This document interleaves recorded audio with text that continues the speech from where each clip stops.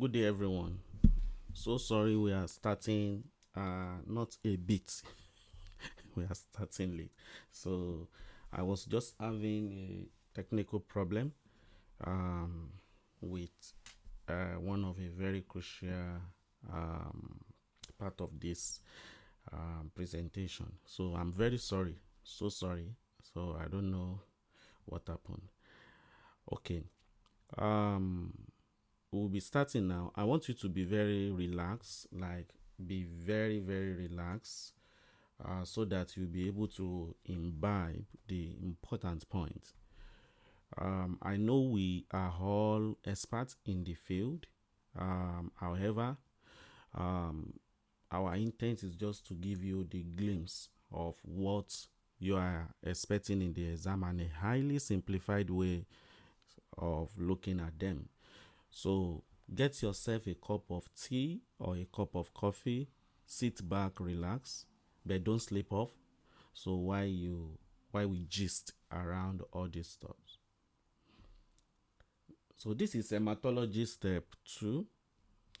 I opened beside it hematology step 1. Then I'm also going to open immunology step 1. So because you actually need to combine them in a way for you to be able to get the gist of what is happening and what they are going to be setting in one area or the other. The first aspect here, this is actually what we are supposed to cover, but just since this is just a webinar, we won't be solving questions. So by God's grace, when we start our program by January, you will solve questions till you are tired. So you will solve and you will enjoy solving those questions because all of them will make a lot of sense to you. So this is actually coagulation disorder. This is first aid, the latest edition. As I used to say, this is the best material to prepare because all the information you are actually looking for, you will see here and there. Everything is actually in it. And it's just a very small book, though it may look a bit voluminous, but it's small. So you can easily go through it over and over again, mark the point.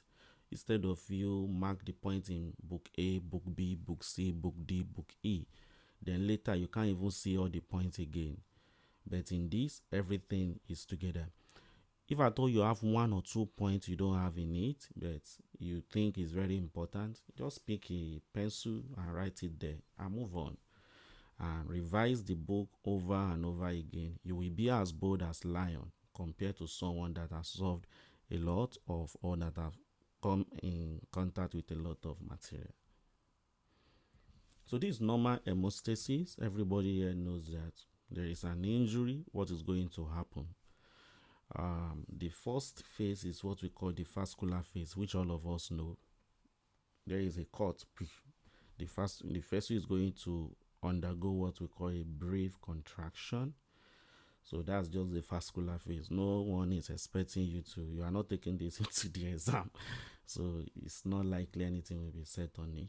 But the two they are going to set a lot of questions on will be the platelet phase and the coagulation phase. All right. So we'll look at the platelet phase. We'll also look at the coagulation phase for you to understand this better. Permit me to bring you closer to the step 1 aspect of it.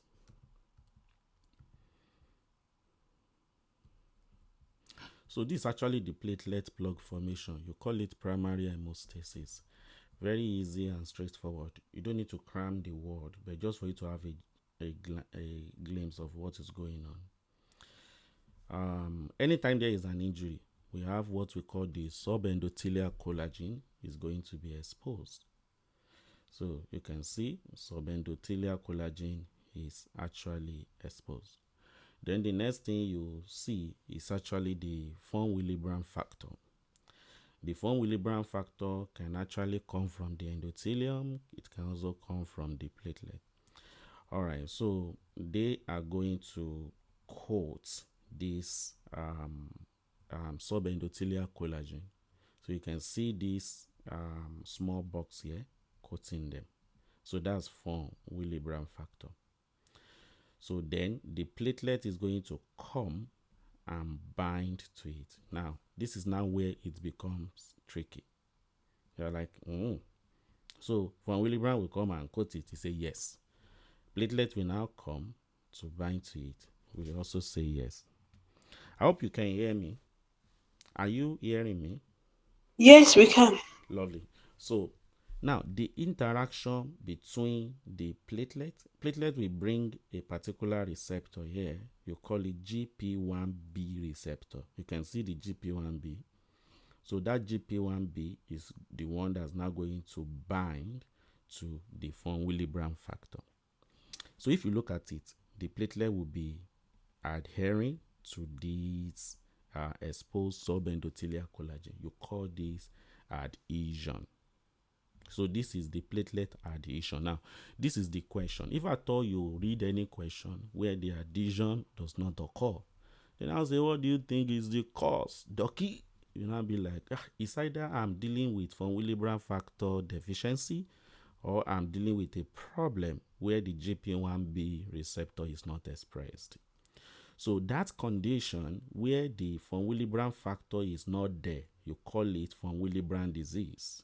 And the condition where the GP1B is not expressed, you call it Bernard-Soulier syndrome. Very easy.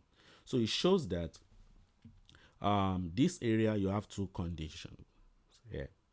So now there is anytime they say they do they see a patient and they are suspecting that okay, it seems as if the platelets they are not actually adhering to the or attaching themselves to the exposed subendothelial collagen. That what do you think is going on? Dr. A is shouting von Willebrand disease. So Dr. B is shouting Bernard-Soulier. And they are like, you can just imagine, it's Bernard-Soulier, it's von Willebrand, it's Bernard-Soulier, it's von Willebrand. Now come and be like, don't fight, don't fight. We will know which one it is. Oh yeah. Bring the restore setting. So now there is now what we call restore setting. Can you see? So restore setting is actually supposed to activate what do you call it? It's actually supposed to activate the interaction that should actually occur here. All right. If I thought there is any disease that is affecting any of these two, the restore setting is going to be abnormal. So they are still like, the problem is not solved. The problem is not solved. That's okay. We'll know which one is which now. Or yeah, bring desmopressin. So when they bring desmopressin will actually facilitate release of von Willebrand factor. So von Willebrand deficiency that Dr. A was shouting will no more be. So because we've given a drug that has made von Willebrand factor to be pushed into the system. So if they now repeat the restore setting and they still realize that the adhesion that is supposed to occur is still not occurring, or the aggregation that's supposed to occur is not occurring. I will tell you the reason why I use the word interchangeably very soon. They realize that despite the presence of von Willebrand factor, this is still not occurring, then you are most likely dealing with Bernard-Soulier syndrome. So they will be playing around these two guys in the exam. So the first thing about this restore setting they will give is just to show you that this adhesion is not occurring. If at all it's occurring, the restore setting assay is going to be normal. So once it's abnormal, you start suspecting that there is a problem here. So which can be from GP1B or von Willebrand factor. So, and that's just the desmopressin they are giving is to push von Willebrand factor into the system so that the doctor that is shouting is von Willebrand factor deficiency will now be like, okay, now that we've pushed von Willebrand factor into the system with the help of desmopressin, but the addition/aggregation is still not occurring. What do you now think is going on? And I'll be like, okay, I agree with Dr. B. This is actually Bernard-Soulier. All right, so that's how you are going to be separating them. We're still going to look at them better in our subsequent study. So when this occur, when the adhesion occur, the next thing you see we normally talk about is that the platelet, we say that the platelet is actually going to undergo a conformational change. Can you see? Once that addition occurs, the platelet is going to undergo a conformational change. For those that watch Yoruba movie, you feel like the platelet magbonra jigi. See, me, the platelet is now going to let the cat out of the bag. All right. So what is the cat? It's just like a saying, but the cat is just the CAT. So we used to say C. Sorry. So we used to say C A T. So you can come back here. That C is the calcium, the A is the ADP, the T is the thrombosin A2. So it's just going to let the cat CAT out of its bag. You can look at it like that. So if you wish. So what will the ADP going to do? ADP that is released is going to come to this receptor. You call it P2YB. P2Y12 receptor is going to come here. So once it's binding to this receptor, the next thing that is going to occur is that platelet will start moving some other receptor, which you call GP2B, 3A, moving them towards the membrane. Another name for this GP2B3A is what we call the fibrinogen receptor. So let me bring it closer to you again. So once the platelet becomes, it's attaching, its adhesion has occurred, it's going to let the cat out of the bag, calcium, ADP, thrombosin A2. The ADP will come to this ADP receptor, which you also call P2Y12 receptor, is going to bind to it. So when it binds to it, the binding is going to activate, it's going to make the platelet to move this GP2B3 receptor towards the membrane. They will now be inserted here. All right. So when it's inserted there, fibrinogen will come. You know, this one is expressing GP2B3A. This also is expressing GP2B3A. The fibrinogen will now be in between them, more or less like a sandwich. And the next thing is that aggregation. You say aggregation start occurring. Oh, first off, see, this story is too much. What happened? Yeah, this is actually what happened, because they are going to be dancing around these guys here in some questions. They will be dancing around these drugs. Can you see these drugs? The drug that can block the ADP receptor. So what are these drugs? You can call them proximal convoluted tubular. Sorry, don't mind me. So it's just the prasugrel, clopidogrel, ticagrelor, ticlopidine, prasugrel, clopidogrel, ticagrelor, ticlopidine. So if you look at it, they are just these guys. So anytime you read the question, it might even be with respect to one condition, they will mention clopidogrel. What is the mechanism of action? There are some of those questions that you will see in the exam. So what of in a situation where the maybe we have some drugs that can actually block this fibrinogen receptor? You call them ET or EAT, ATE, ET or EAT, abscizumab, tirofiban, eptifibatide. These are just the three they will be dancing around. So they won't dance around any other one. And a situation where this receptor is actually deficient, you call it glanzma thromboasthenia. Glanzma thromboasthenia. So if you look at it, they are quite specific and few that you just need to revise. This is just the revision you just need to do. All right. The other aspect of this area, I will leave it for now. So you come down to the coagulation and alkaline pathway. So what is happening here basically, where your analysis is going, you don't need to you are not cramming it the way they've written it. All you want to do is to understand what is going on, and I'm going to show it to you. So the way you look at it is you just you start with what we have common pathway, we have the extrinsic pathway, we have the intrinsic pathway. Common pathway, you just have the factors you have there is just factor 10, factor 5, factor 2, factor 1, and someone is shouting there, they are all factors of 10, factors of 10. We say, relax, relax, relax. You are right. They are actually all factors of 10. So if I say the factors of 10, let us list them in mathematics. Everybody here, don't let me assume, but at least a significant number of people will say, okay, 10 itself, 5, 2, and 1. So these are the factors you see in the common pathway. All right. Now, so how does this now play out? Just the way I've arranged them, that's how they are also going to be arranged, because you do not just want to look at the factors like that. So 10 will be converted to coming. So 10 is going to be converted. 10 is going to be converted to activated 10.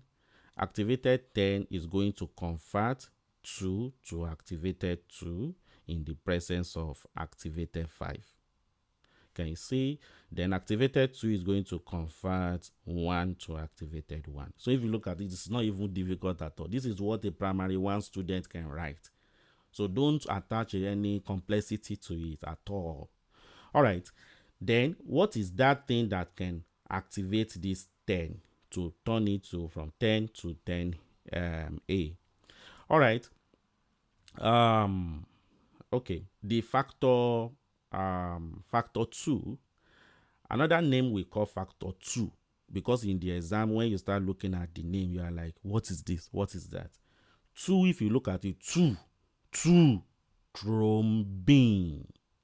So activated factor 2 is what you hear as thrombin. If at all that is activated, what will you have named the inactive form of it? Won't you call it prothrombin? Well, that's what I will have called it. So the 2 here is going to be prothrombin. So when you see prothrombin, it's just like inactive form of thrombin, while the activated factor 2 itself is thrombin. All right. So how are we going to activate factor 10? You can activate it through extrinsic pathway. You can activate it through what we call extrinsic pathway. You can also activate it through what we call intrinsic pathway. So extrinsic pathway activation, you can activate it through extrinsic. We can activate it through intrinsic. All right. So what are the factors you will see with respect to extrinsic pathway? So you just have this factor 7. Can you see? Factor 7 is involved here. We also have factor 3, if I'm not mistaken, or you call it tissue factor anyways.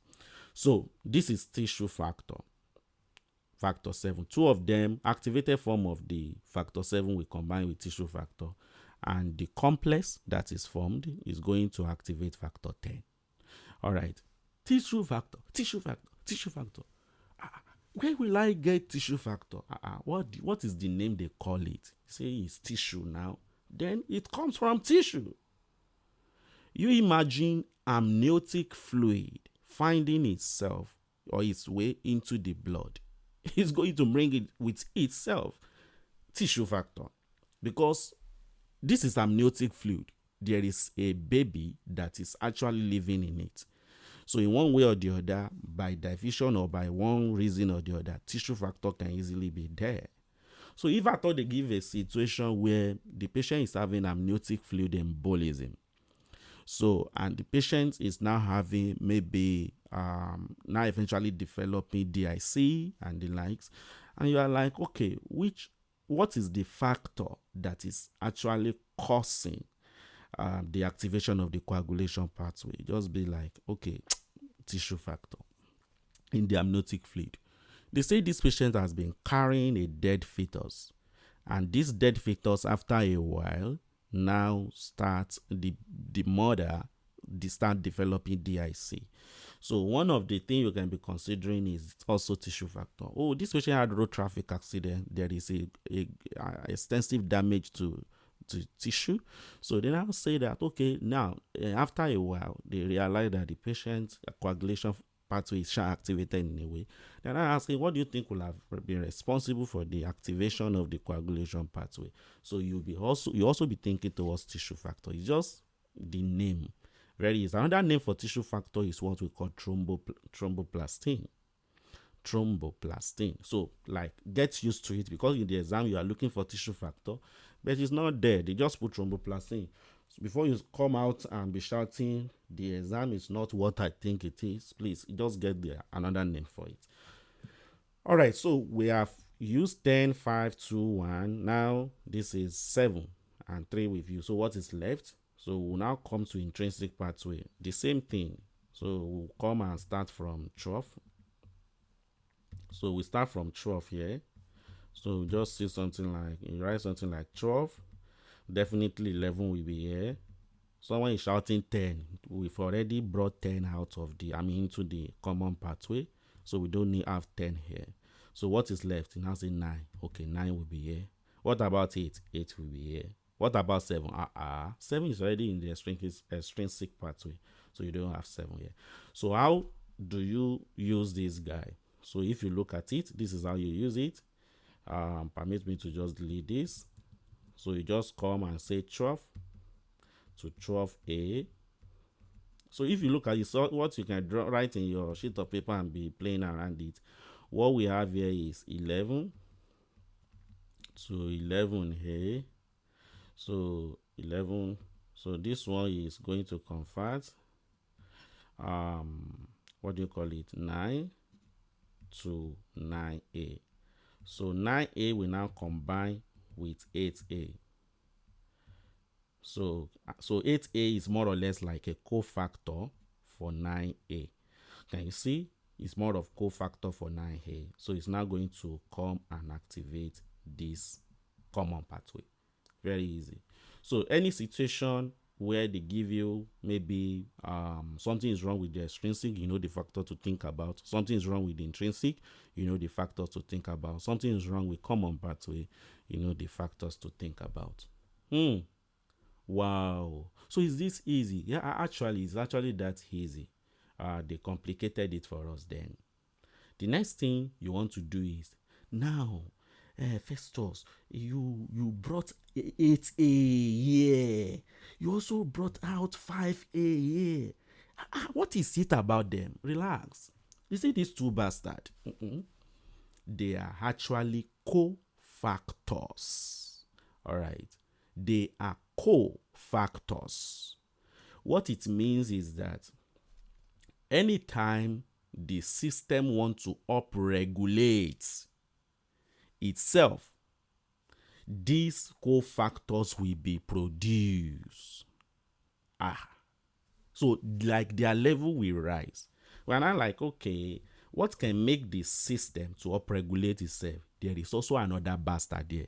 In fact, they call it the mafia of the coagulation pathway. They're like, who is that guy? It's actually the thrombin. You chop ogbono and eba. You now enter the exam. You say the factor that is left for you to forget is thrombin. You must be joking. Thrombin?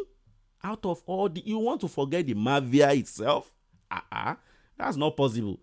So this is the thrombin. Thrombin is the one. Anytime thrombin is produced, it has a positive feedback effect of increasing its own personal production. How is it going to do so? It's going to increase the production of activated factor 5. It's also going to increase the production of activated factor 8.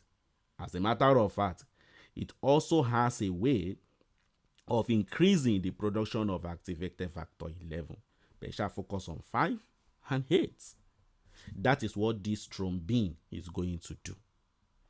All right, let me clean this before it becomes messy. So now you understand, you have an idea of this factor, and you already know the mafia of them all, which is the thrombin. All right, look at this table. again. You just see something like this. Can you see? So look at this thrombin. So this is the thrombin. You can see it increasing the production of activated factor 5, activated factor 8, also increasing the production of activated factor 11. So it's the legend. All right. And God is so wonderful. God just look at the whole system and God is just like, if we leave this thrombin alone, thrombin is going to be doing a lot of bad things. Because he activated factor 5 very high, activated factor 8 very high. Okay, it's all right. Let us first of all put a system in place that is going to more or less increases the breakdown or inactivate this activated factor 5 and 8 that are produced by this thrombin. So that protein that is going to inactivate the activated factor 5 and 8 is actually what you call the protein C. Protein C.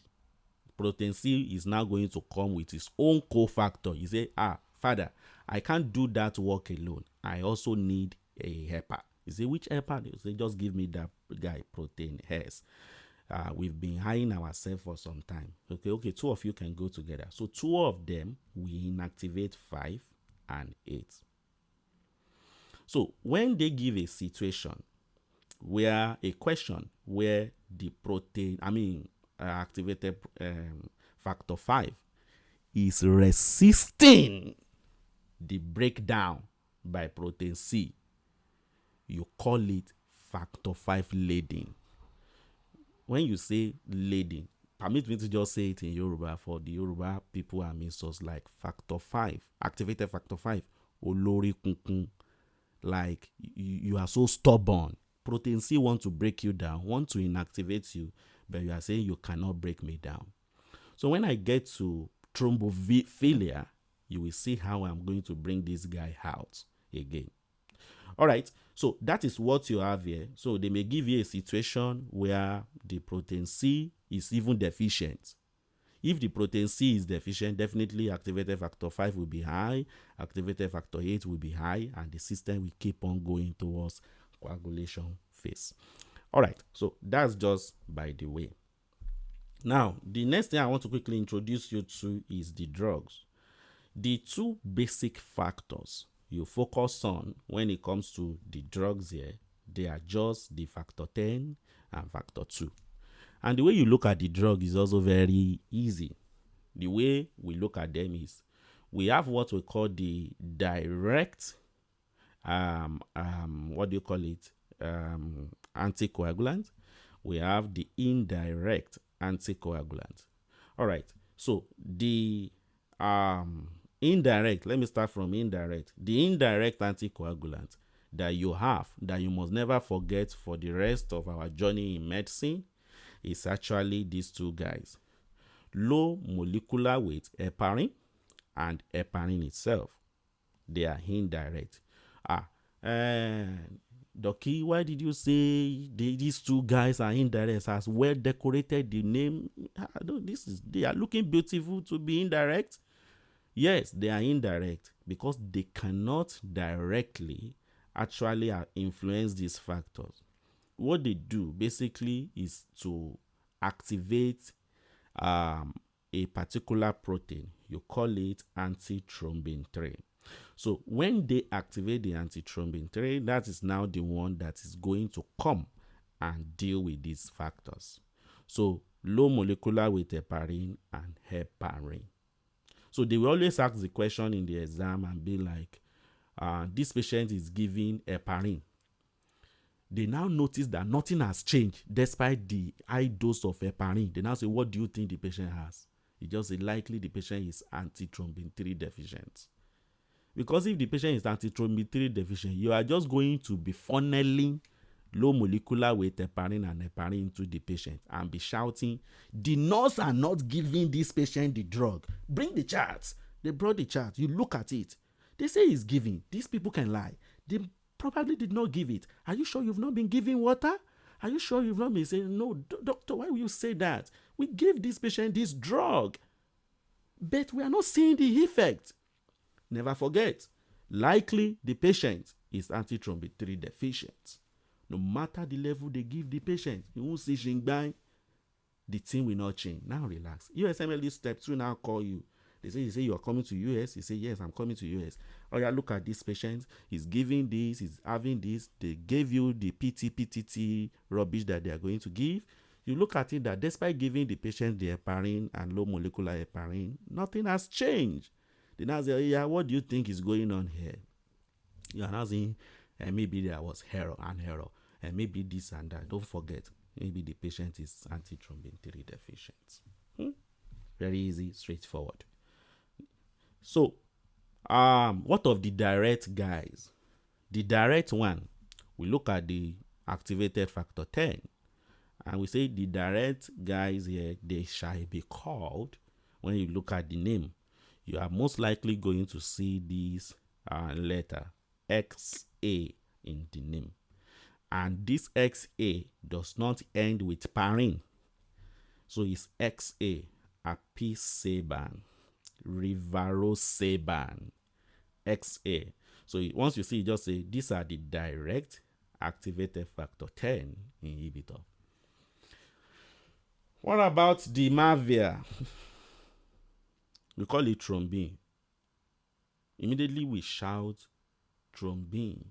Who are those that will inhibit thrombin? All I can hear, I was there actually. They were like, who will go? Say, I can't go. That guy is too bad. He's a bad guy. So 3 guys now crawl out. When those 3 guys crawl out, all of us were just shouting, bad guy, bad guy. You are the one that wants to go and tackle thrombin. They say, yes, we will go. They are actually bad. And bad is a mnemonic you can use to remember them. Bifalirudin, agatroban, dabigatran. All right. Let me be sure that we are awake, because sometimes in hematology like this, we just sleep off when we start hearing agatroban. Some people even draw chair to themselves. When you hear aga, they'll be like, okay, bring the chair closer.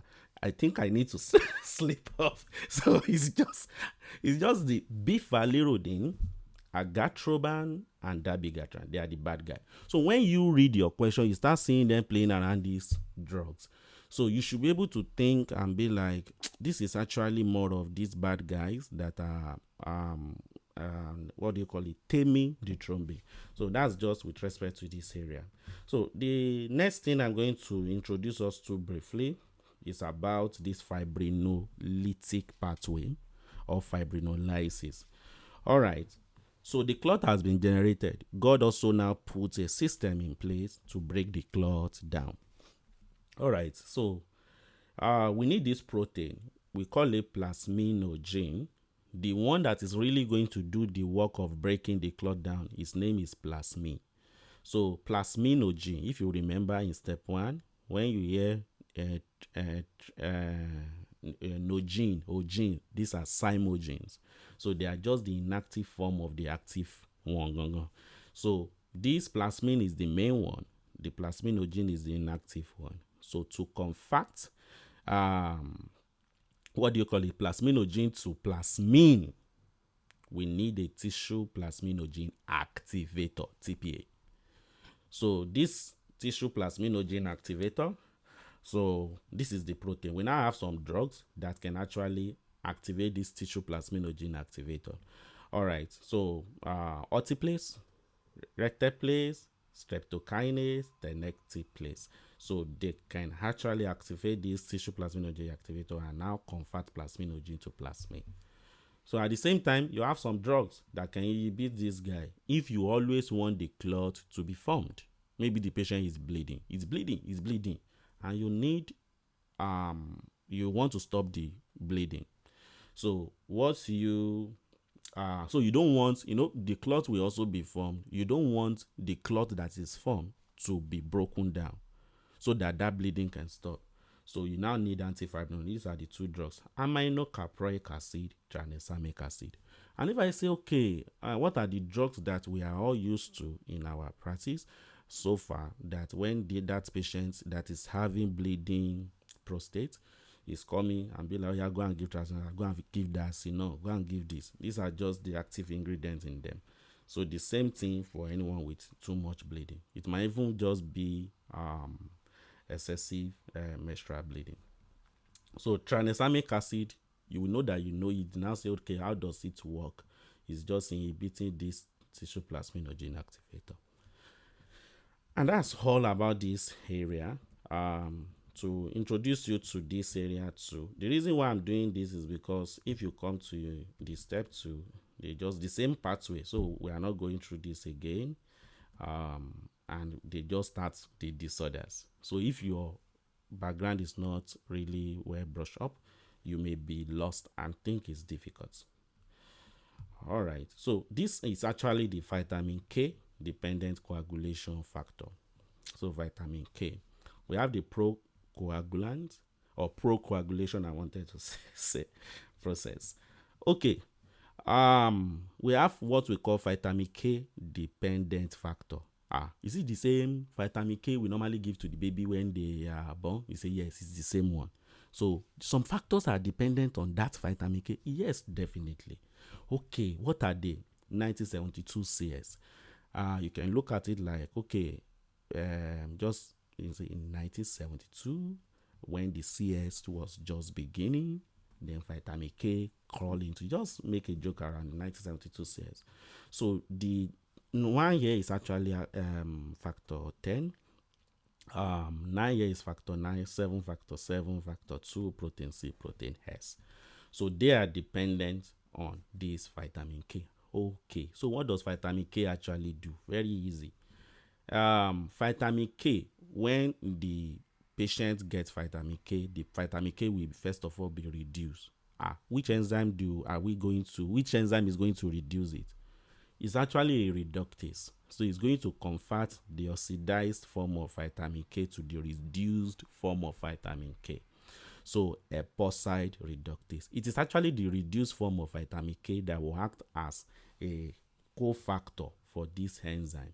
That enzyme is carboxylase. You might not remember the full name, gamma glutamic carboxylase. If the gamma is going to give you a headache, you shall remember carboxylase. So reduced vitamin K is a cofactor for this carboxylase. When this carboxylase is now very active, it's now going to convert this inactive 1972 CS to the active form of 1972 CS. If you look at them, these guys are mature, they are carboxylated. All right, let me predict a question here for us. So they just give a scenario and just shall talk about now. Say, okay, what do you think is going to happen to the level of? Let me assume that the patient is vitamin K deficient by one reason or the other that I will show us. Then I say, okay, we shall list the options. The correct answer is going to be there will be reduced level of carboxylated factor. You now see that kind of option. You are like, this can't be true. I don't think this can be true. As a matter of fact, that's actually the correct answer, because they might not list the factors, but they are actually, there will be reduced level of carboxylated factors. All because the patient is vitamin K deficient. All right. So now look at these factors. 1972 CS. If I mention protein C, protein S now, some people will remember that those guys that can actually inactivate or break down the activated factor 5 and activated factor 8 that are produced by thrombin. So if you look at them, they are anticoagulants, natural anticoagulants in our body, while the 1972 themselves, they are clotting factor. All right, so these are the two sets of carboxylated factors that are produced. Okay, so one set is anticoagulant. We'll be looking at that later. Then these are the coagulants one. All right, so the next thing is that they are going to take the inactive factor 1 to activated factor 1, and that is that. Fibrinogen to fibrin. All right, so that's going to be the end result of this guy. So there is something, a particular drug, we call it warfarin. Warfarin, we'll look at warfarin a lot, so that when you get into the exam, you should be able to say, I'm not going to give this patient warfarin based on this. You just look at the question, just see this patient will not benefit from warfarin. And when we are bringing out the fact under the warfarin in step 2, it will make a lot of sense to you. So warfarin will inhibit this vitamin K epoxide reductase. Can you see it comes here and inhibit it? If it's inhibiting it, the reduced form of vitamin K will not be produced. So this carboxylase will not really be that active. It shows that carboxylated form of these factors 1972CS will not be produced. So by warfarin. All right. Now, there is now a question. This patient has been on warfarin.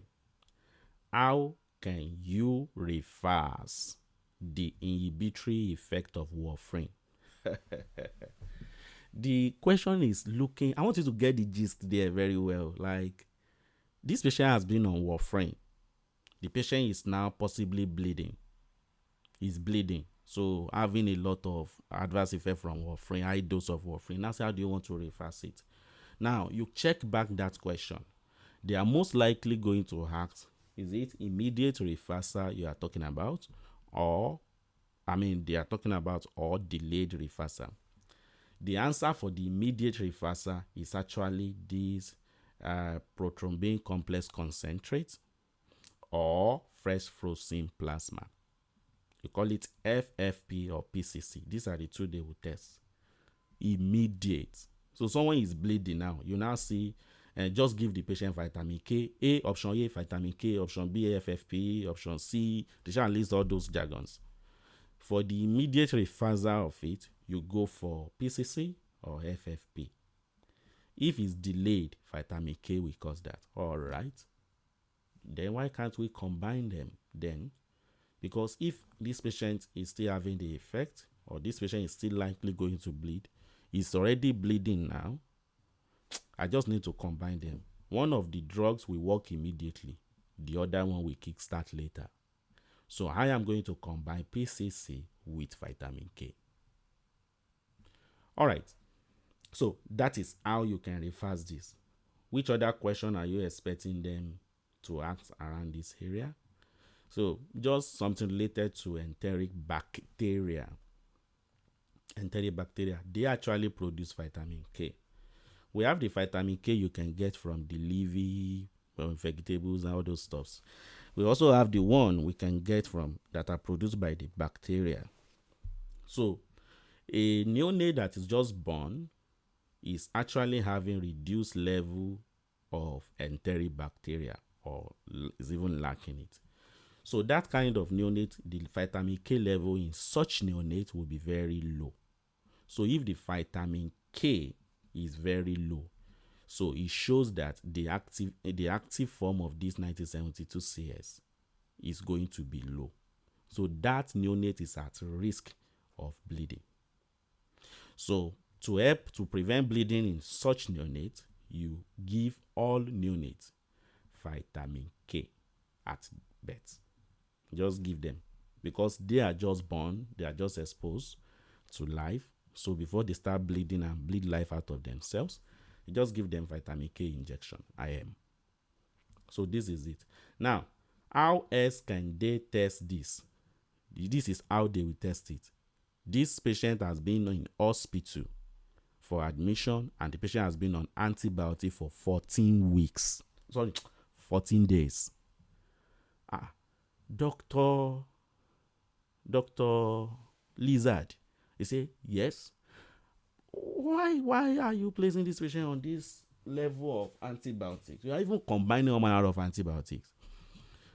What they now say later, maybe during the course of that admission, the patient start bleeding, and they maybe during morbidity, mortality, now say, doctor, why do you think this patient is actually bleeding? Why do you think this patient is bleeding? Please, 1 minute. 1 minute, please. Sorry. So that patient that was placed on prolonged antibiotic will have killed most of those bacteria, and the next thing, they can't produce vitamin K as such again. So the vitamin K level has dropped. The carboxylated form of these factors will also drop. So the patient is most likely now going to start bleeding. So can you see? Very easy and straightforward. So that's just how they can test. They will relate it to antibiotic use during admission. So that's how this one will be tested. There is no any other thing they usually do. Just prolonged antibiotic use, killing most of these bacteria. You also have this factor 7, factor 2. Which of them is having long half-life, which one is having short half-life? That's fine. So I just want to relate this factor 7 to this protein C. Protein C is also having short half-life. In fact, amidst the 6 of them, the one that is having the shortest half-life is actually the protein C. So which means that any patient you place on warfarin is actually first of all, because if the one that is having the shortest, amidst all of them, is protein C, it means that when you place the patient on warfarin, just within few days, I don't know what the half-life is like anyways, but maybe day or so, the protein C has already dropped, while these others will still be relatively high. The ones that were still produced, that were produced before the warfarin was commenced, they will still be high because the protein C will be the first one that will fall. What does that one mean? You are indirectly eliminating anticoagulants, and you are now having a relatively high level of procoagulants. Oh, so this patient will be forming clots. We say yes. And that is one of the bases for what we call warfarin-induced skin necrosis. To now top it off, you are now like, but it's not all patients we place on warfarin that develop warfarin-induced skin necrosis. Yeah, to top it off, So you now imagine the patient having or being deficient of protein C. So a patient that has been deficient of protein C ab initio, you are now still placing the patient on warfarin. Whichever little level of protein C that is there, it will be eliminated. So the patient is going to develop warfarin-induced skin necrosis by all means. So that's just how this, I'm just reminding you because these are step 1 stuff. So what do I want to remind you with respect to anticoagulants here? So you see, everybody knows, both on earth and in heaven, they know that thrombin is a bad guy. They know that thrombin is a bad guy. So something now happened. God is now like, if we leave thrombin to continue doing all those rubbish he's doing, that thrombin is going to cause a problem in the body of woman. They are now like, okay, I was there. Just say, you come, go there into the woman body and ensure that you control thrombin. That protein is just coming. You just look back and just be like, wait, sir, when I get into the woman body, what are they going to call me? They now say, since you are going to actually modulate the thrombin, you are going to ensure thrombin does not become overactive and the like. Let them call you thrombomodulin. You now be okay, thank you. So when that protein comes in, you call it thrombomodulin. Now relax. You get into the exam, you now say thrombomodulin. You think it's a big name? It's just modulating, regulating, ensuring thrombin does not do its worst. So thrombomodulin will come in, bind to the thrombin, and now form a complex. What is thrombin supposed to do normally without thrombomodulin? Thrombin is supposed to create activated factor 5, activated factor 8. You remember those guys? So when the thrombomodulin now comes, bind to the thrombin, the destiny of thrombin change. They just say, we used to see you in church before, but nowadays it's beer parlor. We are seeing you. You say, because something is binding to it. That's the same thing that's happening to the thrombin. Thrombomodulin is binding to it and now change everything about it. So instead of activating factor 5, activating factor 8, it will now be activating protein C. So this is how activated protein C is produced. So activated protein C in the presence of protein S we now start breaking down and also inactivating activated 5 and activated 8. And that is how this area is in total. So if you look at it, that's just a summary of what we want to take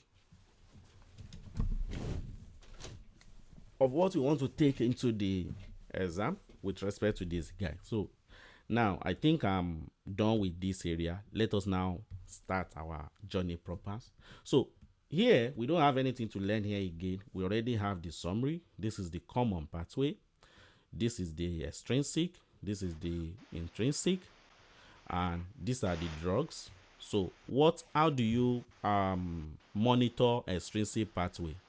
We monitor extrinsic pathway with PT. Please let us mute our mics because it's going to be creating echo and also noise.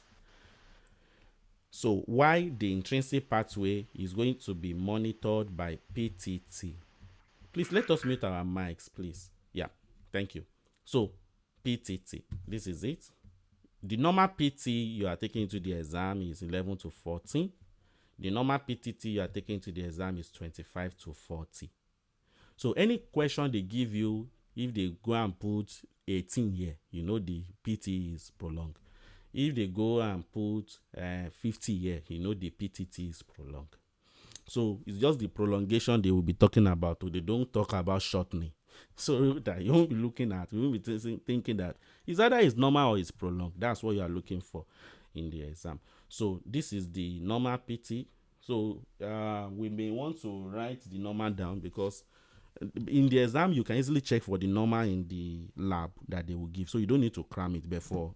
The sake of analysis, when you are solving questions, you may want to write them somewhere so that your practice will make sense. So that's that with respect to this page. So look at this tissue plasminogen activator. In which set of people don't you want to give it? So you do not want to give it because you know tissue plasminogen activator is actually going to break down clots. So someone that has been bleeding, you now want to go and give it. So that's contraindicated in it because the patient will bleed more. Someone with a known intracranial lesion, so you don't want to give it. Recent trauma or surgery to the spine or brain, you don't want to give it. So history of hemorrhagic stroke, you don't want. So these are actually common things you can think of by yourself. So in the exam, you can't be confused around this. And it's a key fact because it has been tested before. All right. So these are the vascular injury. So you can see tissue factor is released. Von Willebrand factor is also released. Can you see von Willebrand factor will facilitate adhesion and aggregation of platelets, while the tissue factor will trigger the what? Coagulation cascade. Through what?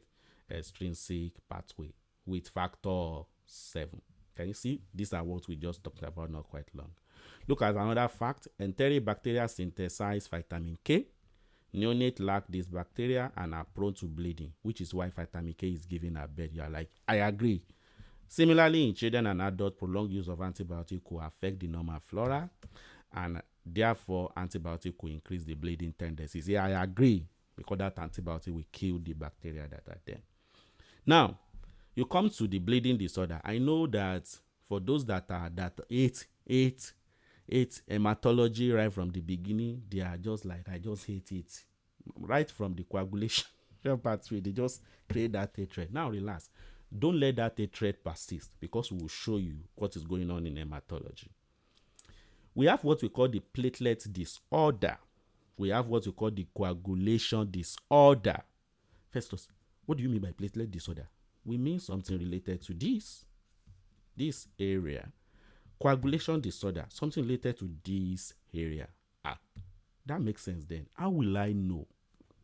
This is how you are going to know. Both of them, the patient will be bleeding.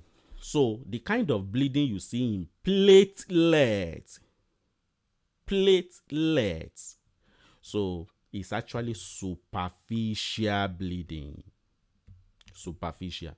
What do you mean by superficial? They can talk about bleeding on the skin, mucous membrane, petechiae, ecchymosis. All those stuff, they can talk and make reference to them.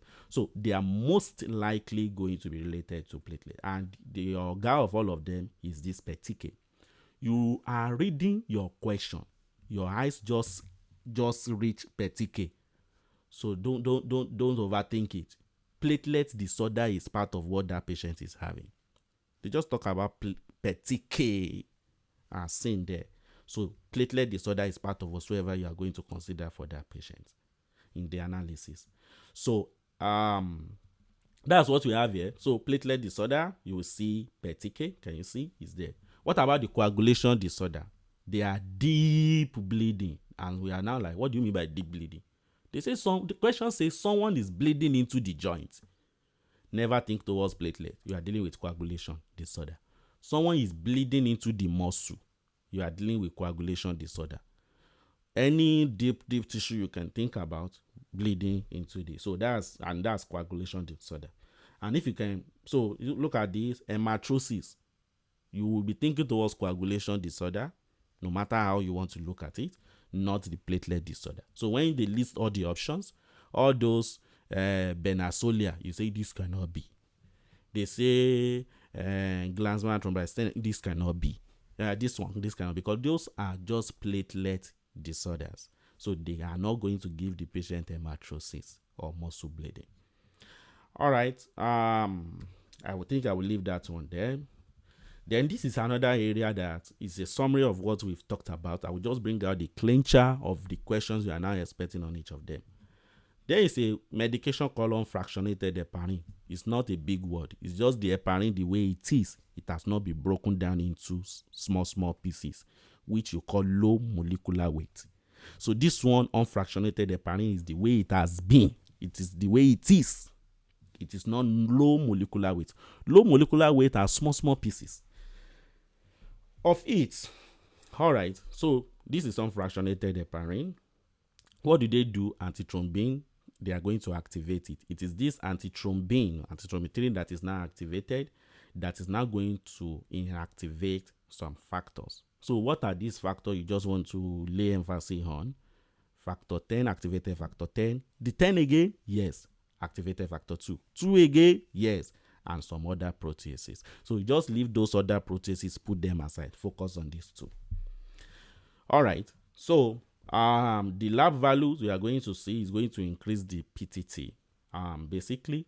So even though, because it's affecting activated factor 10, activated factor 2, definitely you know that PTT and PT should actually be prolonged in the patient. That's because if these two factors, you see them in common pathway. You remember? This is where you see them, common pathway. So in this common pathway, you will see PTT will be prolonged, PT also will be prolonged. All right. Because it's a common pathway. So it will combine the PT here and combine the PTT it's going to combine with the PTT related to this. So you will see the two of them normally increase there. All right. So PTT will be prolonged. So if you thought you see PT and PT also giving, so don't. The antidote to it, they will ask it. In fact, this arrow here is so big because they tested it. So antidote to it is actually the protamine sulfate. So can you see? Protamine sulfate. So if they say someone is giving excessive heparin, so the patient is now bleeding. They now say, okay, what's the antidote to it and the likes? Just know that, okay, the antidote to it is protamine sulfate. Is it safe in pregnancy? Yes, it's actually safe in pregnancy. All right. How do you use it? You can use it for long. You can use this unfractionated heparin. You can use it for long. The same thing for low molecular weight heparin. You can really use them for a very long time like that because of the risk of what we call HIT. Heparin induce thrombocythemia. What do you call it? Thrombocythemia. I hope I'm not missing it. Just the platelet levels are going to drop. So that's that. That's for the heparin and the unfractionated heparin. All right. It's even here. So heparin induced thrombocytopenia. I wanted to say cytopenia. So the level of platelet is going to drop. We'll also get there and look at it in a deeper way. so that you'll be able to know how to differentiate HIT1 from HIT2, which I know you know already in the exam. So it's safe in pregnancy. You see, this warfarin is a warrior. Don't go and use it in pregnancy. You don't want to use it in pregnancy. So you do not want to use it. It's not used in pregnancy. So in any condition that you know that warfarin is a very good choice for this patient, once you come to pregnant woman, you do not give the warfarin. You would rather give another drug, which may be low molecular weight heparin, something like that, or unfractionated heparin. But you did see this warfarin, don't go there. So you don't give it in pregnant woman. All right, so that's just by the way. It can cause HIT. Let us quickly look at the low molecular weight version of it. Low molecular weight version of it mainly inhibits activated factor 10, while the unfractionated is going to inhibit 2, 10, and some other proteases. So, what do you have here? If at all the patient is given overdose for it, you can also use the protamine sulfate to actually reverse it.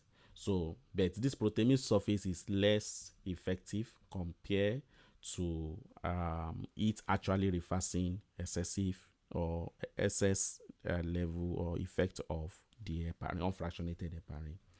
All right. Can it cause HIT? It can also cause HIT. However, the HIT frequency here is lower. So the complication they are most likely going to test in the exam, more than 99.99% on this low molecular weight heparin and unfractionated heparin, is actually the HIT until proven otherwise. So that's HIT. So that's just by the way, just for us to have an idea of that. So let us look at warfarin. Maybe we were shouting warfarin, warfarin, warfarin. You already know how warfarin works. So it's going to inhibit the synthesis of vitamin K dependent factor. So you remember. So it blocks the vitamin K epoxide reductase. So reduced form of vitamin K cannot be produced. That reduced form, which is important, which is supposed to serve as cofactor for the carboxylase enzyme. So it's not there. All right. What are the factors that are affected? So 1972 CS. So amidst the 1972, the one with shortest half-life that we first of all drop is actually the 7.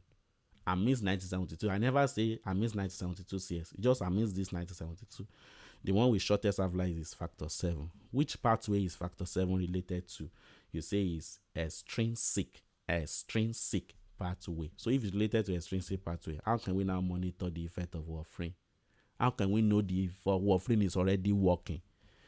So when the level of factor 7 drops, how will I know the level of factor 7 has dropped? Which pathway is factor 7 related to? You now say, okay, extrinsic. Okay, that makes sense. Then we are going to monitor it with PT. PT or INR. So that's how they monitor it. So how can you now reverse it? We've talked about immediate reversal, PCC, prothrombin complex concentrate or FFP. Then delayed reversal with vitamin K. Is it good in pregnancy? Don't go and give it in pregnancy. It's actually teratogenic. You rather want to give something like low molecular weight heparin and the likes. All right, so that's just about the warfarin. Then this is tissue plasminogen activator, which we've talked about. So if at all a patient is given this and is breaking down the clot, plasmin is going to be generated, and that plasmin will be breaking down the clot and some coagulation factor like fibrinogen. Fibrin is going to keep on breaking them down. Fibrinogen will be broken down. Fibrin will be broken down. What do we call it? Then the clot will be broken down. So what it means is that this patient is not going to form clot as such. So if the fibrinogen is affected, which is actually in common pathway, fibrin is also affected, which is also in common pathway. So it shows that PT-PTT is going to rise. So you can see the two of them rising here. So is there any change in platelet? In the platelet pathway we looked at, we didn't see anything that is related to tissue plasminogen activator. So no change in platelet, nothing affecting the platelet count. All right. So if I thought the patient is giving overdose of these guys, how can we reverse it? You can treat it with those other two guys, aminocaproic acid, tranexamic acid. You can also give the patient fresh fluorescent plasma. These are the activated factor 10 inhibitor. These are direct one. Api seba. Refaro seban. They are direct inhibitor of factor 10. So they are oral drugs. Oral. They are oral drugs, direct oral anticoagulants. So you see they call them DOAC. They are the one they call DOAC. This one direct one for the activated factor 10 and the direct one for the thrombin.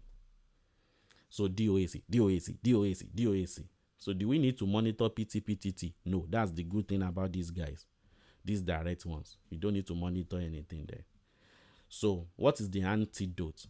Antidote also has XA in its name. So antidote andesanet alpha. Andesanet alpha. So when you see it, just see XA there. Say, this is the antidote for this overdose of activated factor 10 inhibitor. What about the one for thrombin? Direct thrombin inhibitor. Dabigatran. You remember bad guy? Bifalirudin agatroban. Dabigatran. So do you need to monitor PT? You don't need to. So what about the antidote? The only one of them that has antidote is this one that is dabigatran. Dabigatran. Idarosizumab. That is actually the antidote. Idarosizumab. Idarosizumab. In Yoruba language, don't mind me. We used to say something. Adabi, mada, Adabi. I'm not your brother. Adabi is more or less like they are bringing one Ida. Adabi. So dabigatran, idarosizumab. So that's just a joke anyway. For the others, agatroban, we don't have any antidote for those ones. So don't forget, no antidotes for this or that. But dabigatran, we have idarosizumab for it, MAB for it. It's just an antibody, monoclonal antibody. You now want to forget something? You forget almighty agatroban amidst the three again. Agatroban most of the time in the exam, United States Medical License Examination Step 2 and 3, this agatroban, the way they test it is actually in treating HIT. In treating HIT, or you want to switch a patient that was on HIT, you want to switch them to a drug, agatroban. Agatroban. HIT. Agatroban is used in the case of HIT for anticoagulation instead of what? Heparin. Glycoprotein 2B3A inhibitor, you remember ET. Abscizumab, tirofiban, eptifibatide. All right, so please don't forget, you don't need to monitor anything in them too. Abscizumab is made from monoclonal antibody fragments. So that's the table for us. The next thing I want to show us is just something brief. You call it heparin to warfarin bridge. Now, for those that have seen the hematology separate before, when they place a patient on warfarin, within few days or till the time the therapeutic range of warfarin is going to reach. So they want to commence the patient together on heparin. So because it's going to take a while before you see the effect of the warfarin, during that while the warfarin is gathering its momentum, something needs to be helping the patient to bridge the gap of no anticoagulant in the system. That thing that will bridge that gap is heparin.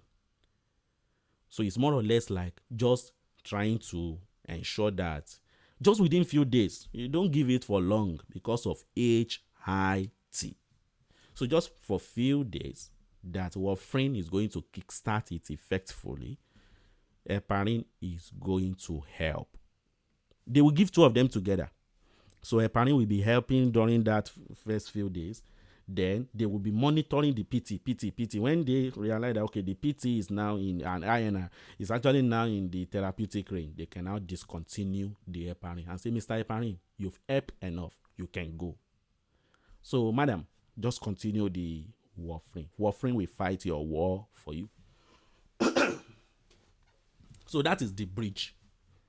And that's the bridge. Now, Hestos, this one you put big arrow here. What does this mean? It just means that when you read the question, you need to, when you see them put the two of them, you need to understand how they are helping. What heparin is doing before the warfarin is going to start. Thank you so much. We've picked that. These other arrows, the first one here is on this therapeutic range. Do not joke with this range. No, that would be a blunder. It would be a big gave for you to, you don't know the therapeutic range for warfarin. That's wrong. It's not acceptable. It's 2 to 3 with respect to INR. INR is going to be 2 to 3. Now, let me show you how they are going to test this. They tell you in the exam, this patient is on warfarin, blah, blah, blah, blah, blah. This one, INR is now given to be 6. This is definitely supra-therapeutic range. This is far above the therapeutic range. That alone has already modified. That's just the only thing in that 10 lines question you are seeing. It has already modified everything for you. There's something is going on here. I hope this question is not about the patient being on excessive dose of warfarin or something making the warfarin to last longer than it should in the patient system. 6, 4, 5 is far above the therapeutic range you are expecting. So you see 6, someone is shouting, the patient is 14 years old, this, that. The person is going to be spending 3-4 minutes on that same question when you have already seen where the question is going to. All by knowing what we call concepts. It modifies everything you are thinking about. So this is the range you are taking into the exam, 2 to 3. Now, they give you a question. The patient is placed on warfarin. They now say the high NR is 1.5. You say this is sub-therapeutic range. Something is making the warfarin to be eliminated in the system. Maybe I'm dealing with cytochrome P450 inducer. You just check the question. You bring out the cytochrome P450 inducer in it.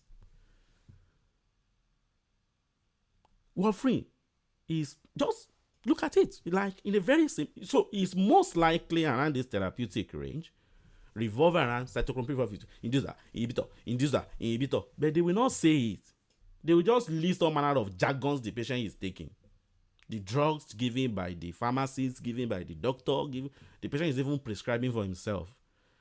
And they now say the patient is tested. They give all manner of story. Don't be carried away by the story. Just see the INR. INR is 5. Just say something is wrong. This is far above the therapeutic range for warfarin. Which drug did you say the patient is placed on? You just list them. You say this is the drug that is causing. Just remove this drug, the patient will be better. Can you see the difference? So that is the advantage of this. So for those that are paying attention, there is no way you will be revising your first aid. You will get to that level. Dr. Adibowale, when you get to that level, you will remember this, what I said there, and be like, I need to note the therapeutic range. So that is the range you are taking into the exam. All right, so look at this. So I've already talked about this one. Can you see? When the patient is placed on warfarin, all these, the one with the shortest half-life, amidst the protein, 1972 CS. So you will see it's actually the protein C. So it will be eliminated faster. So when it's eliminated, the patient is now going to have relatively high level of 1972. So which is going to place the patient on a procoagulation state. So the patient can easily develop warfarin-induced screen necrosis. So it's now going to be worse if the patient is now on top of that protein C deficient. So we are done with that. We now come to this area here, warfarin and these direct oral anticoagulants. These direct oral anticoagulants, they are the bad guys and the ones that are affecting or inhibiting the activated factor 10. So warfarin, you know how it works. PTT, INR, you can monitor for warfarin. You don't do that for DOAC. Antidote, you remember the delayed, the immediate. So idarosizumab for dabigatran, adabi idarosizumab. You know when you bring out ida and I say, adabi, I'm not your father, that you are going to do this to me. You say, Daddy, why are you now bringing out ida? You say, adabi, idarosizumab, dabigatran. Some people used to say that anyway. So for the Yoruba people amidst us, I think that will make sense. So now the thing about the DOAC is this now that you now want to note. I put these guys in box, so but amidst all of them, you want to note this metabolism. It modifies your thinking. Warfarin is hepatically metabolized, while DOAC, they are renally eliminated or metabolized. So any patient that is having renal impairment, you want to be careful placing such patients on this DOAC. So then any patient that is having hepatic impairment, you want to be very careful placing the patient on warfarin. Now say, oh, thank you. So because when the war starts, you will need help. You say, what do you mean? Look at Ukraine. Are they not at war? Are they not looking for help? Warfarin, you need hepatic help. Hepatic effort in metabolizing them. All right. So you can use that if you wish. So that at least you remember 1 or 2 points and be like, okay, when the war starts, I will need help. So if something has damaged the liver, hepatic, the help is nowhere to be found. This war will last longer. So warfarin will last longer if something is wrong with with the liver.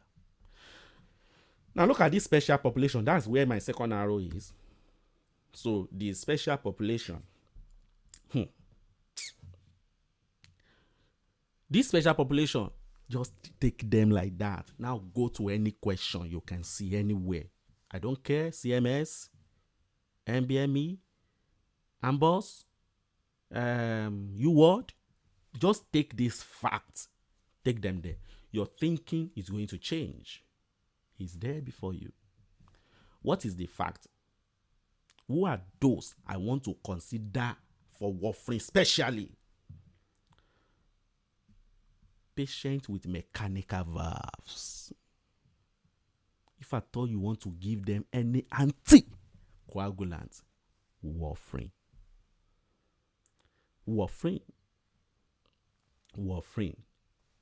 So please never forget this.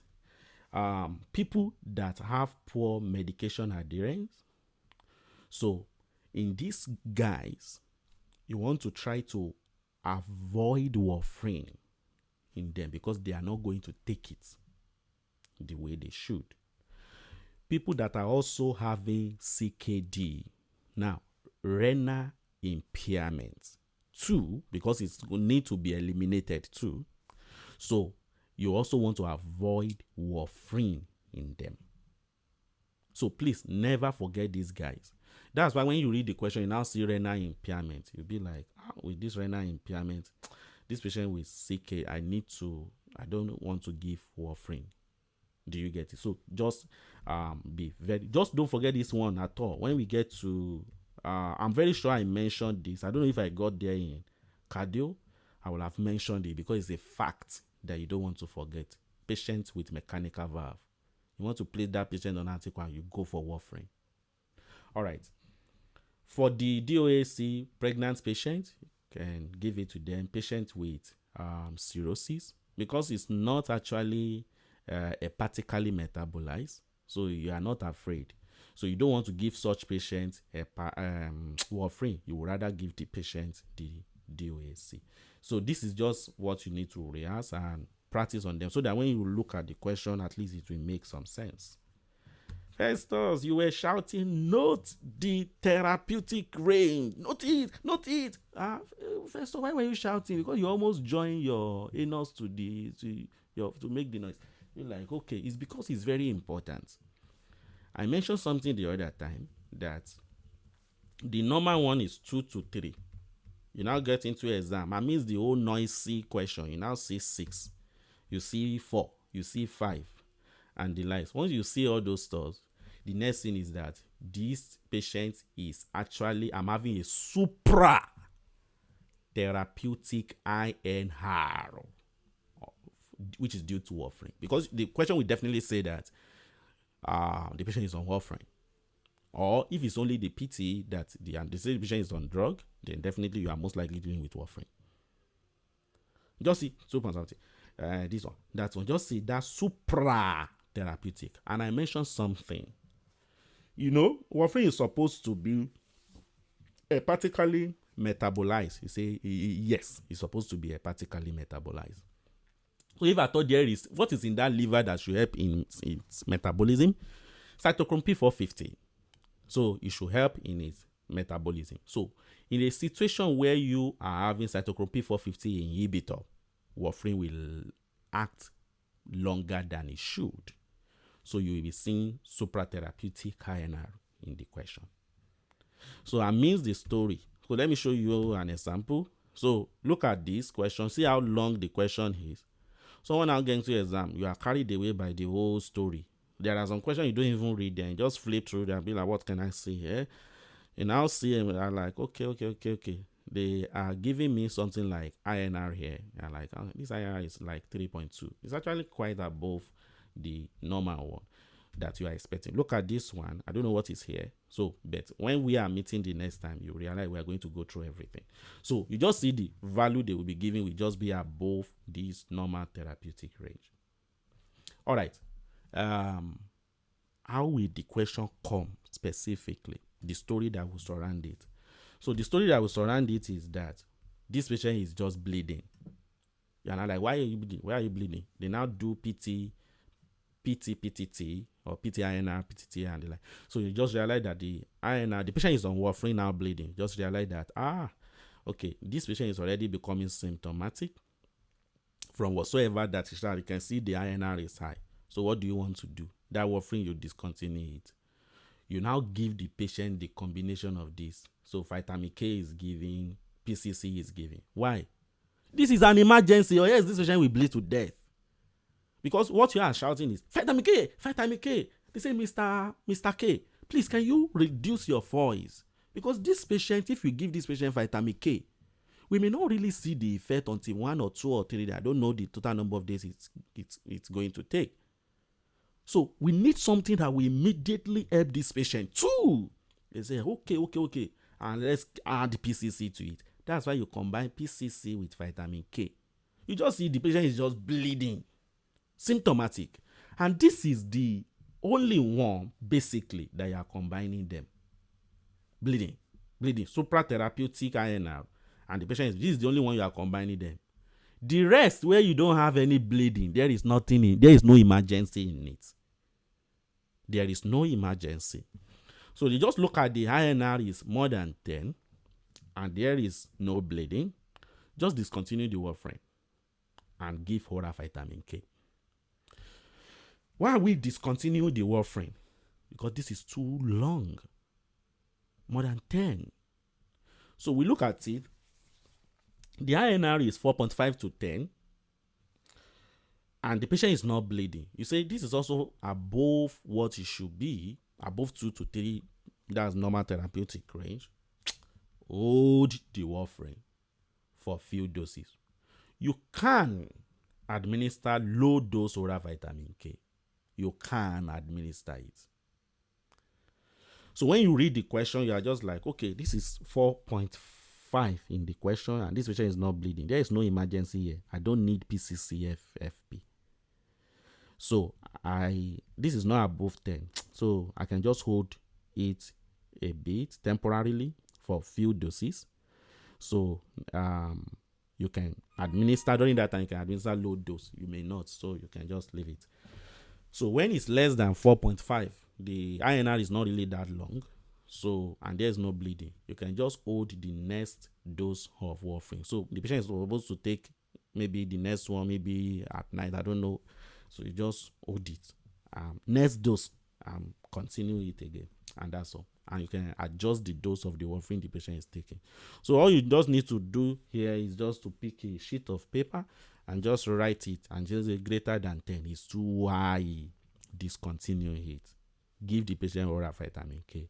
4.5 to 10, and the patient is not bleeding, I can hold it temporarily because it's also high. I can hold it temporarily and give the patient low dose oral vitamin K, or I may not even give it. So when you check the option, it will revolve around this. So it's less than 4.5, there is no bleeding, just be like, okay, less than 4.5, just hold the next dose. Why if the patient is bleeding? Discontinue that bastard and give the patient the combination of these two. That's what they will test. All right.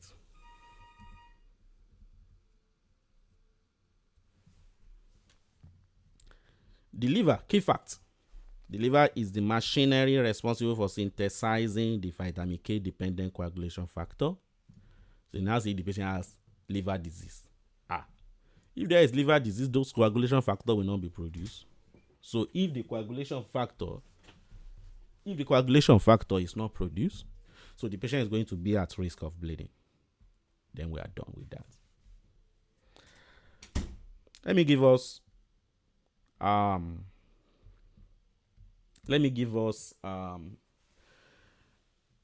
15 minutes to just stretch our leg around, then we continue.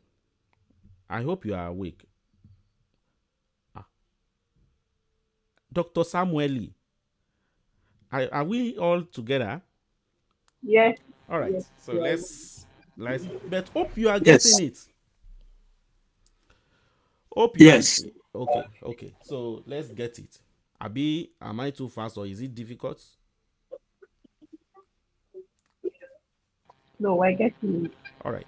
So that's fine. So it's more or less like a feedback so that we'll know whether we've been talking to ourselves or we've been talking to us. So let's go walk around. I think we should just come, according to my screen here, we should just come, we should come back. We should come back by 1 o'clock, according to my screen here. So 1 o'clock. Yeah, it should be 1 o'clock now. So it's 1 o'clock, according to my screen here. All right, so thank you. All right, so we'll continue our journey.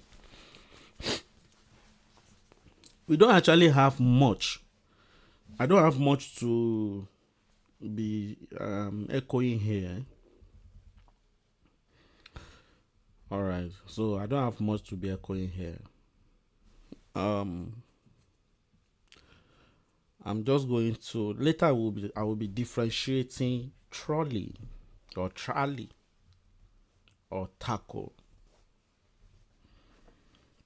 So for us, so then the others cryoprecipitate. That's high level of factor 8 from Willebrand and factor and fibrinogen. All right, so I won't dig deep into. We don't have much to be looking at here. Let's look at hemophilia. So there is no one here that would say that I don't know hemophilia is a lie. It's a lie, like a complete lie. Everybody has an idea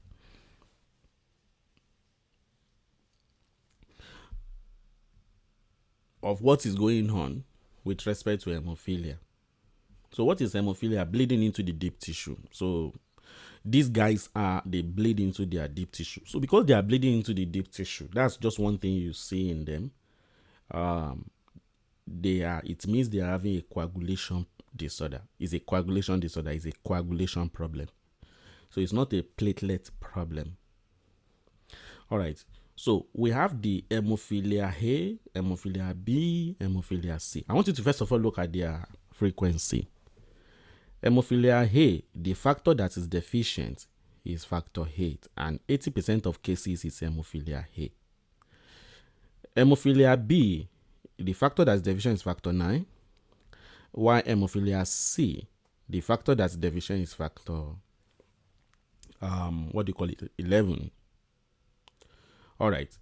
So A and B, they are X-linked recessive. A and B, X-linked recessive. What does this now mean? C is actually autosomal recessive. A and B, X-linked recessive. What does this mean? The way you interpret this is this. This patient is bleeding into the deep tissue, and there is a similar case of this in maternal uncle. Being X-linked recessive means it's going to manifest more in males. It's going to manifest more in males. So you just see this patient is having hematrosis.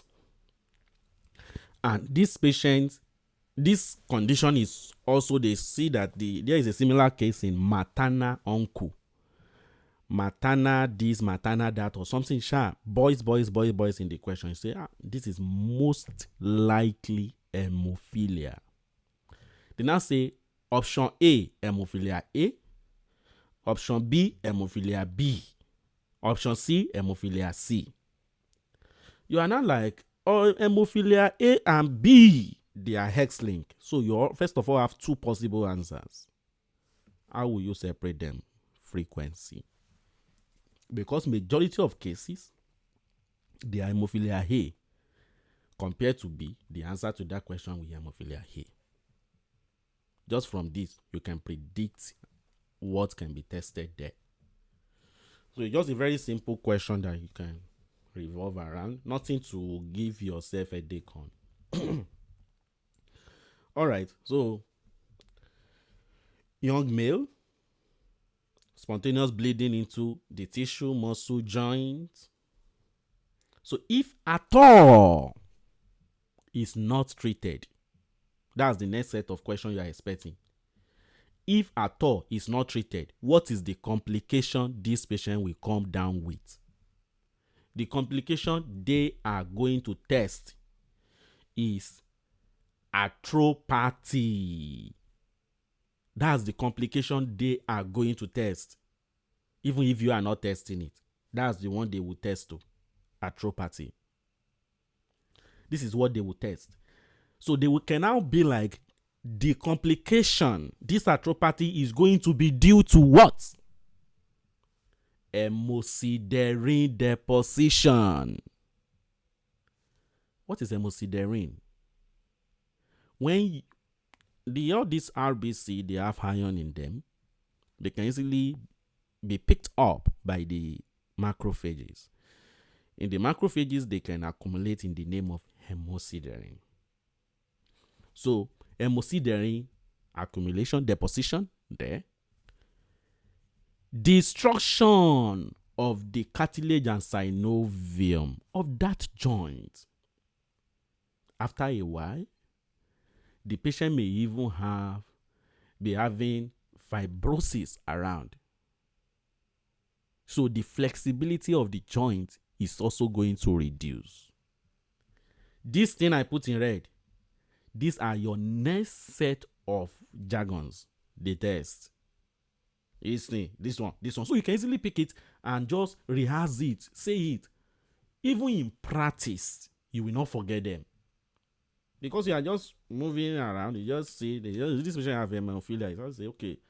You now say, these are the medical students, tell them something about it. You just say, okay, well, I don't have much to tell you. But this is how you first of all know that this patient is having hemophilia. Bleeding into the deep tissue. Saga. Is it A, B, or C? A and B X-linked recessive. C, autosomal recessive. Being X-linked recessive for A and B is commoner in boys. So they bleed there. Then as they bleed in the joint, deep tissue, and the likes, they can you start having hemophilia in the position there, destruction of the cartilage synovium, then fibrosis. So it may reduce the joint flexibility, because that might even be what the patient will be presenting with at that time. So you now be like, oh, that makes sense. So these are the things they test. Like, you want to rehearse it over and over again to the point that they are now at your spinal level. You don't need to know everything about the hemophilia. Oh yeah, how do we make the diagnosis? I mentioned something the last time we met. USMLE2 is all about order, not about just knowing it. It's not just about knowing it. It's about order. When you do this, what do you do next? So when you read that question, you already have that orderliness in your head. The next thing is, then ask, what's the best next step? That's why it is best next step question. What is the best next step? So you want to check what they've done for you to be able to answer what they want, what they are trying to check. Help us to mute your mic, Doctor. All right, thank you. So you want to check what they've done for you to know what they are looking for. All right. So I just put this thing there. The first thing they will have mentioned in the question for you is actually this, what do you call it? This bleeding workup. You call it bleeding workup or profile or something like that. All right. So they will have mentioned it, or if they do not mention it, this will be the first thing you will be going for. You just read the question. They never mention anything about the PT, PTT, and anything. They never mention it. So you won't go for this next one. So you want to first of all see that, okay, this patient is actually having something that look like hemophilia. After that, then I'll say, what's the best next step? The best next step will now be to go and do the mixing study. So you now go and do mixing study. So what do we mean by the mixing study now? Mixing study is just for us to know that we have seen prolonged PTT in this patient. Why prolonged PTT? Factor 8, factor 9, factor 11, all of them, you see them in the intrinsic pathway. Because you see them in the intrinsic pathway, if I thought they are deficient, any of them is deficient, PTT will be prolonged. So that's what you will see. So when you see prolonged PTT, it doesn't tell you which one is which. You don't know which one is which. You don't even know what is causing it here. You just know that, okay, maybe you may be thinking it's 8 and it's actually 9. That the frequency for the 8 is high does not mean all the patient you see must definitely be 8. What if it's 8, but the thing is, you are thinking it's 8, but it's actually 9 that is deficient. So you yourself think about it. So once you see prolonged PTT, you now first of all want to establish that, is it that this factor is deficient, any of those factors, 8, 9, and 11, or there is an inhibitor? That's what you want to establish. Or there is an inhibitor. Inhibitor means that the factors are there, but that inhibitor is inhibiting any of them.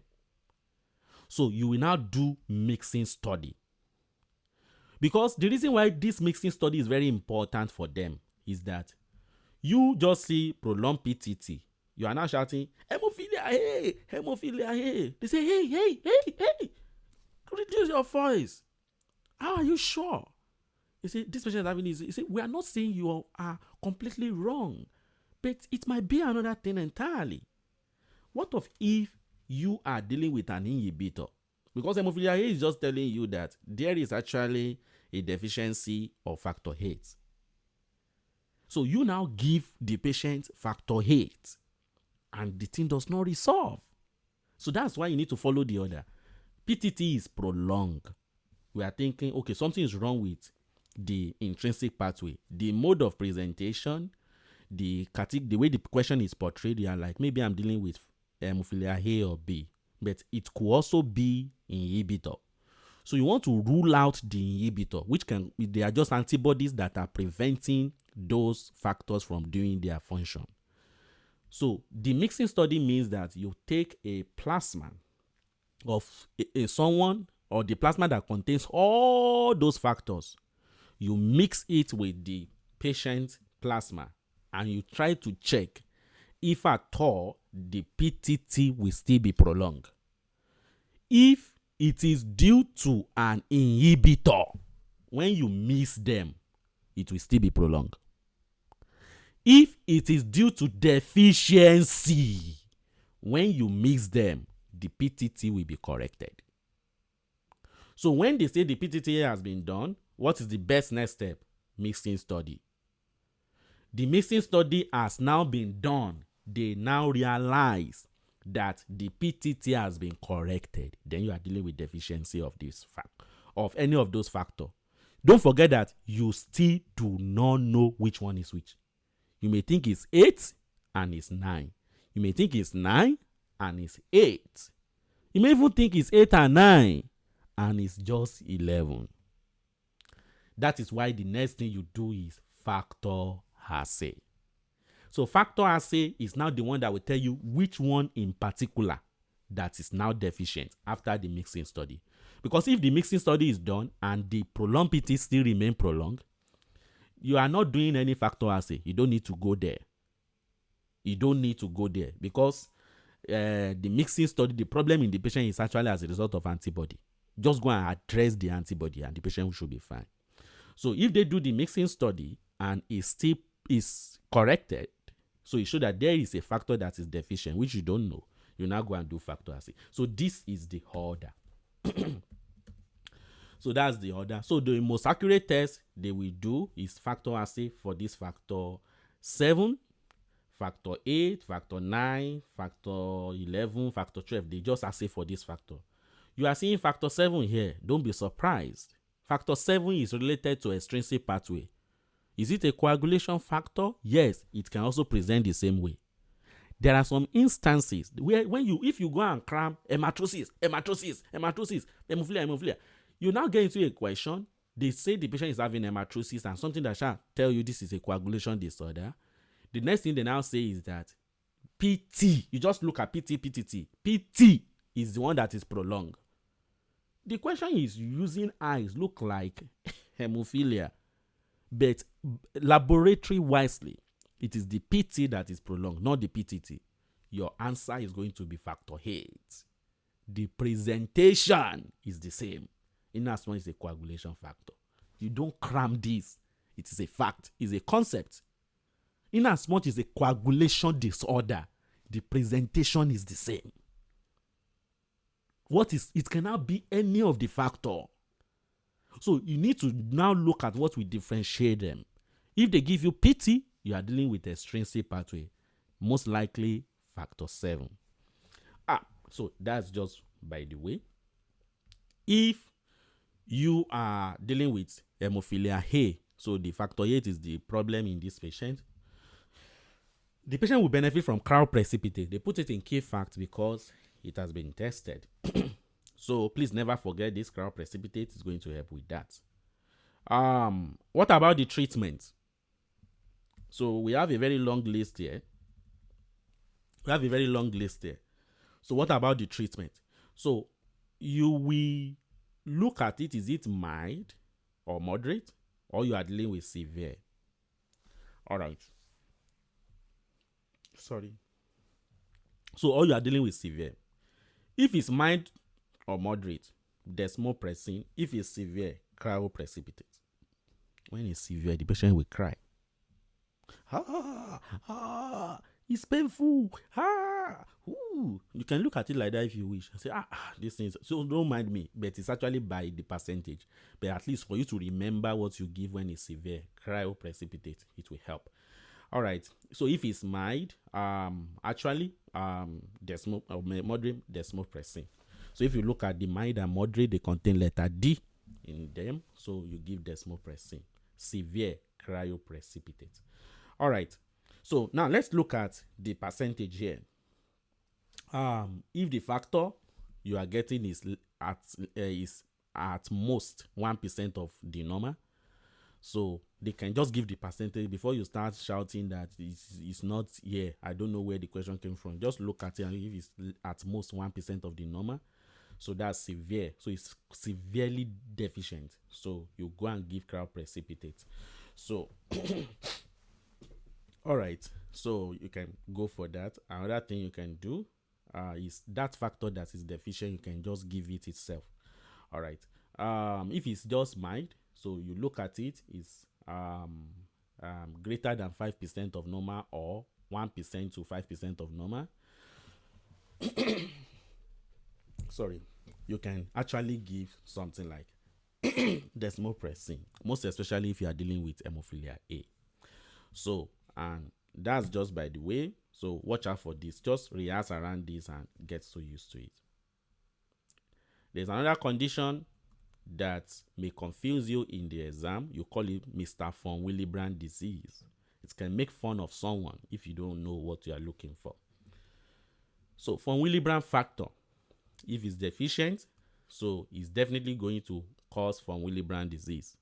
So if you look at von Willebrand factor, it has something to do with the platelet pathway, which is related to primary hemostasis. Then the von Willebrand factor also carries factor 8. So if it's carrying factor 8, that's a way of prolonging the half-life of factor 8. So if it's deficient, factor 8 will be there, but they clear up easily. So this patient is going to manifest with something related to platelet disorder. It's also going to manifest with something related to coagulation factor pathway. So von Willebrand disease is more or less in between the two of them. So when you look at the question, you will see that there will be a prolonged mucosal bleeding, which is making reference to the platelet disorder. Don't forget mucosal bleeding is superficial bleeding for platelet disorder. So prolonged mucosal bleeding, they may even make reference to petechiae. So then when you look at the question again, you are seeing prolonged PTT. So you are not like intrinsic factor is one of them is deficient. Then intrinsic pathway coagulation factor, one of them is deficient. Then extrinsic is also, I'm seeing something, platelet pathway. I'm seeing something related to the platelet disorder here. You just be like, what could this be? Most likely you are dealing with von Willebrand disease. So that is your first clincher. The second clincher is about this family history. For von Willebrand disease, it's actually autosomal disorder problem. So it's an autosomal dominant problem. So you are most likely going to see some other family members also having similar stuff. Once you see it, you say von Willebrand disease. So family history, prolonged mucosal bleeding, increased PTT with normal platelet. Because immediately you see prolonged mucosal bleeding, you're like, platelet disorder. You now check for the total number of platelets, you realize that it's normal. So not likely I'm dealing with maybe quantitative problem with respect to platelet. So most likely I'm dealing with von Willebrand disease. All right. So that's just by the way. The other stuff they put here, I've already explained them, so I don't go back again. There are types of von Willebrand disease USMLE we test. We have type 1, we have type 2, we have type 3. They will test them. So type 1 is actually quantitative deficiency. So is the von Willebrand factor is actually quite low in quantity. So it's quantitative. While type 2 is actually qualitative. When you check for the von Willebrand factor level, it is most likely going to be normal. However, they are useless. So that is qualitative. I sat myself down and was like, how do I pass this information across? But I could not get it. If I thought you have a way, use it. Type 2, qualitative. Type 1, quantitative. Type 3 is complete quantitative loss. You don't even have von Willebrand factor at all. Maybe type 1 is still reduced. Type 2, they are there, but they are useless. Type 3, complete loss. So now, in the exam, they will ask you, is it type 1? Is it type 2? Is it type 3? There will be some clinchers they are going to put in the question that you can use. Please use it. All you need to know is that with respect to these types, I think I should be able to find my way around it. And that's that. All right, type 1, quantitative. Type 2, qualitative. Type 3, complete quantitative loss of von Willebrand factor. So, all right. The von Willebrand disease again, it can be inherited. We just mentioned autosomal dominant. It can also be acquired. Now, if the question is saying this is someone, maybe it's inherited from the nature of the question, you are seeing family history, you are seeing the and the likes there. So, the treatment for it is desmopressin. If you are dealing with acquired, as you have in what we call this Hyde syndrome, so in this Hyde syndrome, you just have this triad of aortic stenosis, GI bleeding, and they have von Willebrand syndrome, acquired von Willebrand syndrome. So when you see them, see, like, let me say an adult that does not have any family issue and is now coming down with something that looks like von Willebrand disease, so you may be thinking towards this, and in the question you are saying aortic stenosis or something related to that, maybe from the nature of the what do you call it, maybe momo, the way it's radiating and the like they put in the question, the patient also having maybe melena and the likes, you are like, this patient is having GI bleeding, this patient is having aortic stenosis, and they now give you PT, they give you PTT, you realize that the PTT is prolonged, and you see that bleeding time is also prolonged. You are like, something is wrong with von Willebrand. I'm seeing aortic stenosis, GI bleeding. This is just Hyde syndrome. So that kind of von Willebrand disease is acquired. They now say, what is the treatment or best next step? And you now check the option. You realize that it's related to treatment. You go for this intravenous immunoglobulin. So we put something here. Key fact. Von Willebrand disease often present with a positive family history of bleeding tendency. Either they always have prolonged menstrual bleeding, they bleed a lot, normal platelet count. When you check the question, the platelet count will be normal. When you and you are going to see the clinical manifestation of platelet dysfunction like epistasis, menorrhagia, as I just mentioned, and the likes. Family history is very important. Is there anything you don't want to give them? Von Willebrand disease. You now forget the fact that you don't give them aspirin. You don't want to give them NSAID. Don't forget it. You don't want to give them NSAID. You want to avoid it in them. You want to avoid aspirin in them. You want to avoid platelet function inhibitor. Because they already have something that's related to platelets. So you don't want to give them anything that will worsen it. All right, so you avoid these guys. So if at all a patient with von Willebrand disease is now coming to you with menorrhagia, they now say, this patient is having menorrhagia, excessive bleeding. You're like, what can I give? Even having even dysmenorrhea and the likes. Menorrhagia with dysmenorrhea and the likes. You do not want to give them any of these guys. Go and use painkiller. Go and use this. Don't give them.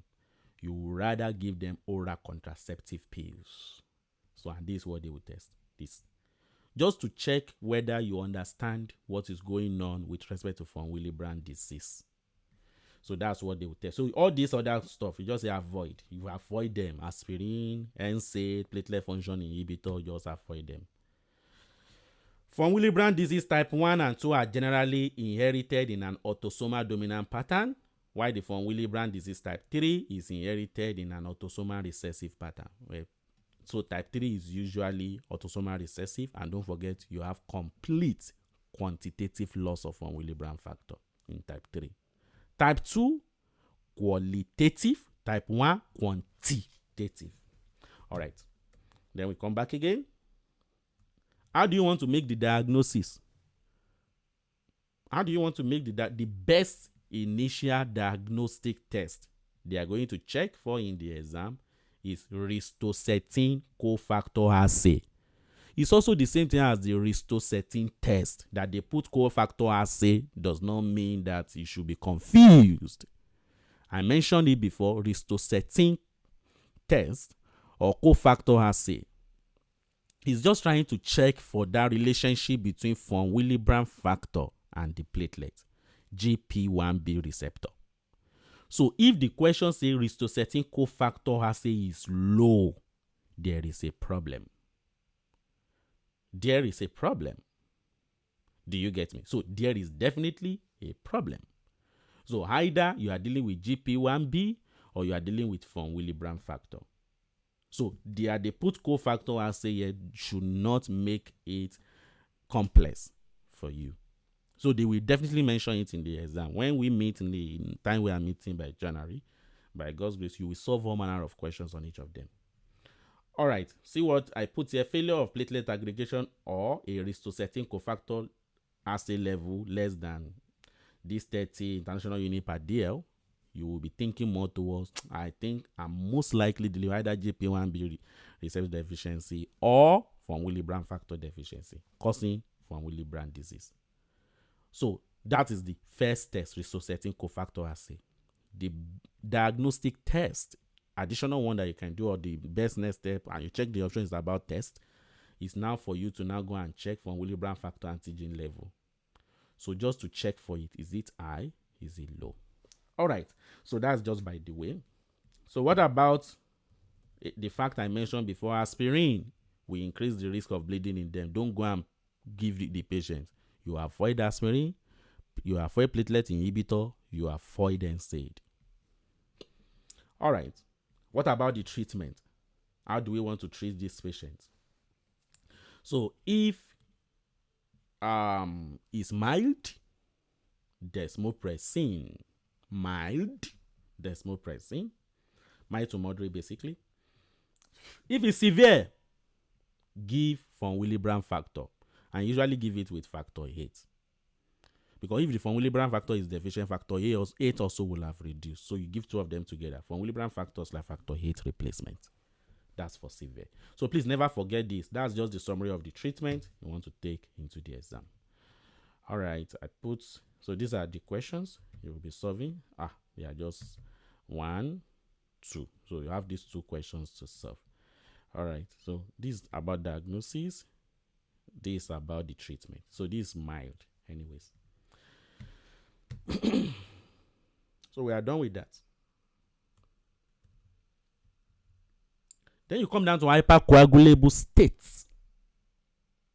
These patients, they can easily form clots easily.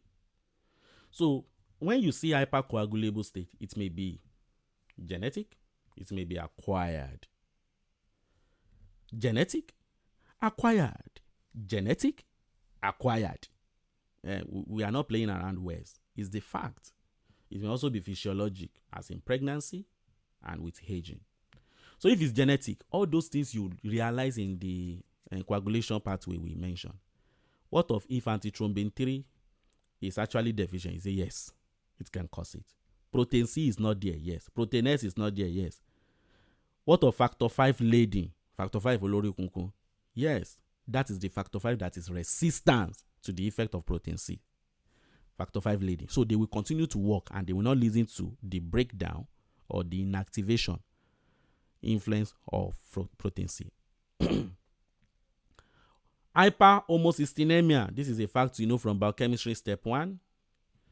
So this fibrinogenemia, plasminogen deficiency. Plasminogen is supposed to be converted to plasmin. Plasmin is supposed to break down those clots. So if the plasminogen is not there, plasmin will not be formed, clots will not be broken down. So the patient continues to form clots. Prothrombin mutation.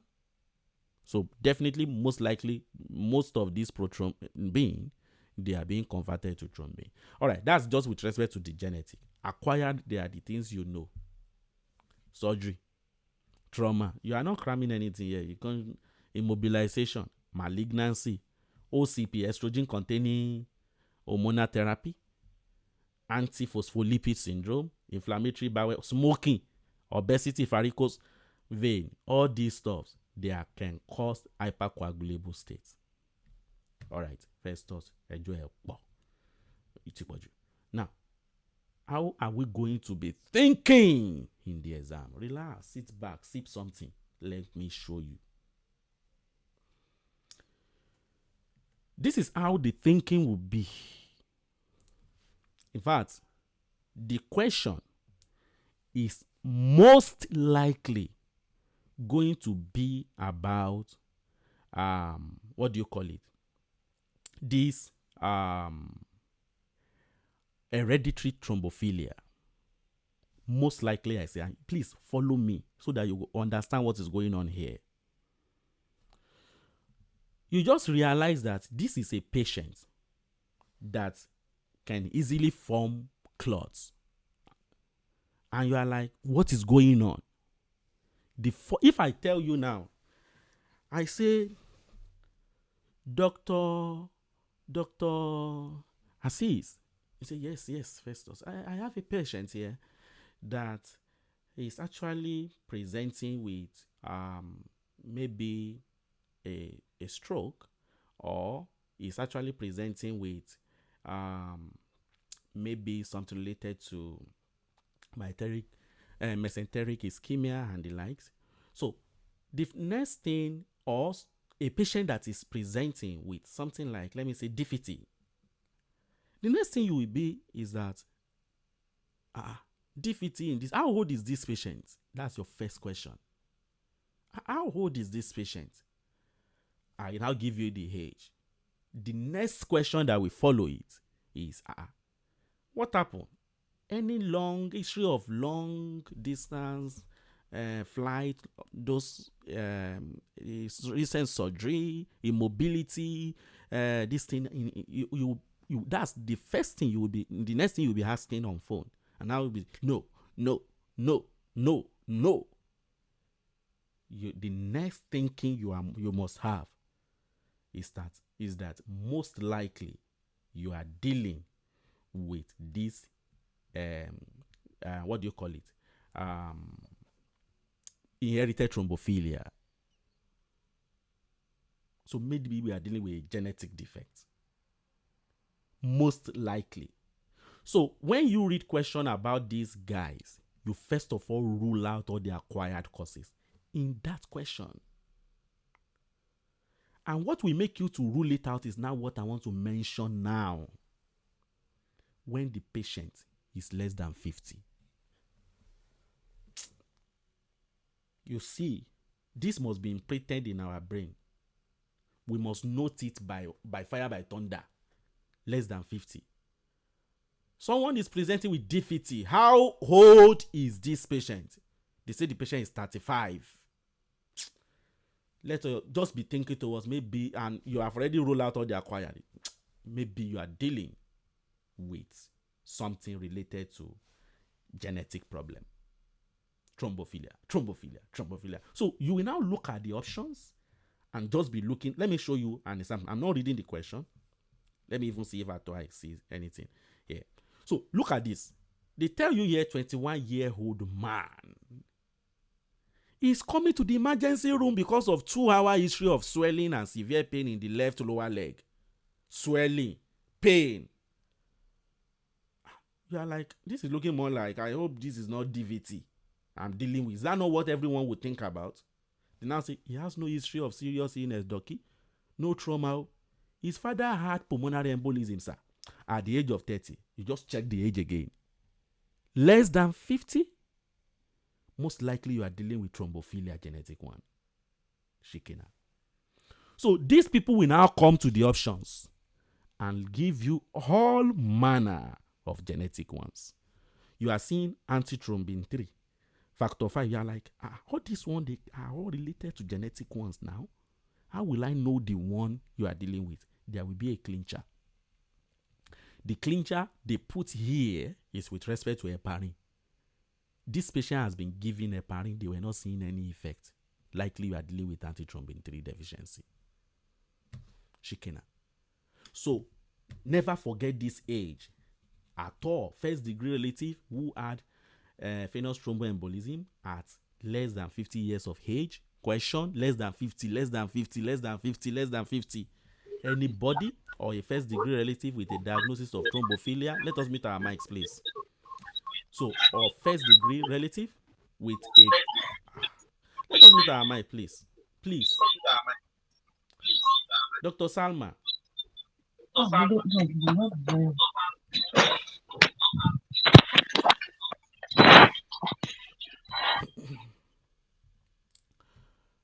All right. So, this 50 is what you hold into your left hand. So, so that when you see someone like the question say 45-year-old developing this, 30-year-old, 35, you won't be looking for a story. You already know where, and you look at it, you are like, this is a problem, a thrombotic problem. The next thing is this age, most likely you are dealing with genetic. But for you to be sure, quickly rule out the acquired. So, are you on OCP? Are you any recent surgery, immobilization, hormonal therapy? You just quickly remove them and be sure that the patient is not on any of them. Then you will not be like, most likely you are dealing with thrombophilia, the genetic one. All right. So that's just by the way. So what is the treatment? The lab test you have here, you do the complete blood count, PT, PTT, and the likes. You'll be able to do all those stuff for you to have an idea of what is going on. Then the treatment. If at all there is no contraindication, you can give the patient heparin. Don't forget that it also depends on what is causing it. Low molecular weight, all those things you shall know. These are all anticoagulants. If at all there are contraindications to these drugs, you can give the patient inferior vena cava filter. So because I can't give anticoagulants here, so I would rather go and put inferior vena cava so that the patient will not develop pulmonary embolism. Now let us pick them one by one. This is activated protein C resistance, or you call it factor 5 leading. Protein C is supposed to break down factor 5, activated factor 5, activated factor 8. So if at all factor 5 is resistant to the breakdown by the protein C, you call it factor 5 leading. Factor 5 leading. All right. So the way the story is going to be, the same story for all of them. And the question will definitely mention something related to factor 5. So how do you make the diagnosis? Factor 5 leading functional assay. So all the genetic testing. So they will be able to mention that, okay, there is something wrong with factor 5. I will show you a question just for you to have an idea of how it comes. So the question for all of them is similar, is roughly the same. The presentation is roughly the same. Never forget that. All right. What about the treatment? Factor 5 leading mutation. So you can give them direct oral anticoagulant, anticoagulation without the need of monitoring the INR. So you can also use warfarin for 6 months with target INR 2 to 3. So in those who trigger concern about compliance with medication. All right, so that's just by the way. You can give them warfarin. You can also give them this. So direct oral anticoagulant is the main thing you do not want to forget. So direct thrombin inhibitor or the direct activated factor 10 inhibitor. So that's for them. That's with respect to the treatment. You need to avoid OCP in them, even all the others too. You need to avoid OCP in them. This is the only one they bring out here that you should note amidst all of them towards the exam. So this is the way the question can come. Look at this. 27-year-old woman comes to the office for advice regarding contraception. And I say the patient has been using condom consistently but now wants something more reliable. She has regular monthly menses, typically with 6 days of bleeding that require wearing both a pad and a tampon simultaneously to prevent blood from getting on her clothing. Last year, the patient mother was diagnosed with pulmonary embolism and was found to be heterogeneous factor 5 leading carrier. That is the mother. At that time, the patient also underwent screening and was also found to be heterogeneous factor 5 leading carrier. Both heterogeneous and homogeneous, they are at increased risk. However, you have more risk with respect to homogeneous. So now say she has no personal history of venous thromboembolism and no other medication. The patient does not use tobacco, alcohol, or illicit drug. Blood pressure is 120/76.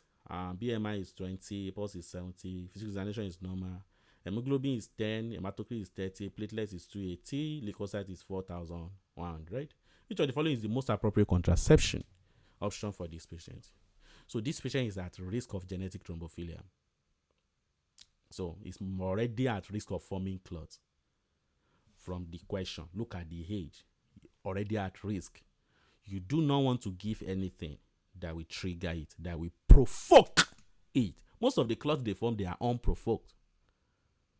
What do we mean by provoke and unprovoked? Someone that is immobilized and now develop clot, something provoke it. So this is someone that is going on and just develop clot. They just develop the clot. And when you look at the age, so you don't even want to provoke them because they are already at risk of forming it. You don't even provoke them because they can form it unprovoked. So you don't want to give anything that can make them. So if at all you are going to give this patient contraception, you want to give the patient contraception that does not contain estrogen. You now look at the option. Which of them is having estrogen? Now go for progestin releasing intrauterine device. You are like, oh, okay, that's fine. But what about this diaphragm and spermicide?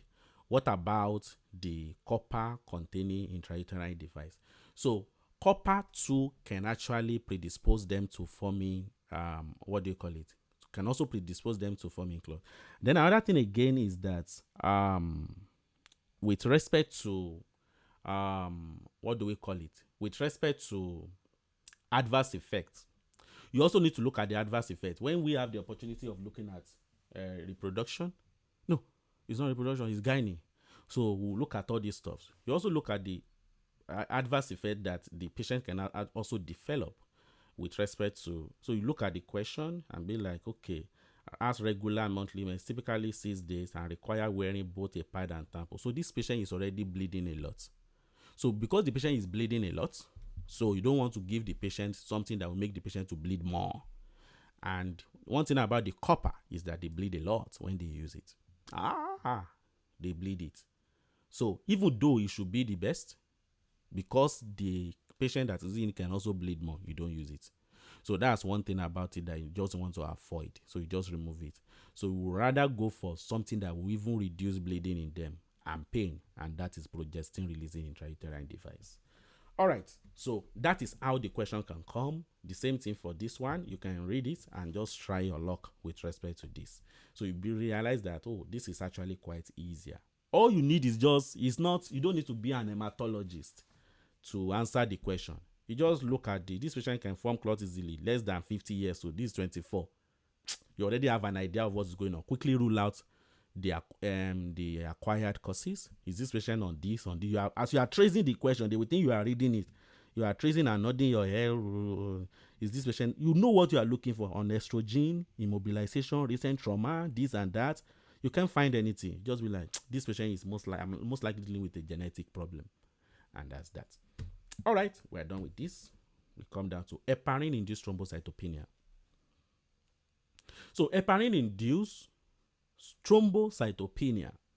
So what you will see is that this patient is actually placed on heparin drug, usually unfractionated heparin. Low molecular weight heparin can also cause it, but to a lesser extent. So you will now see the drop in the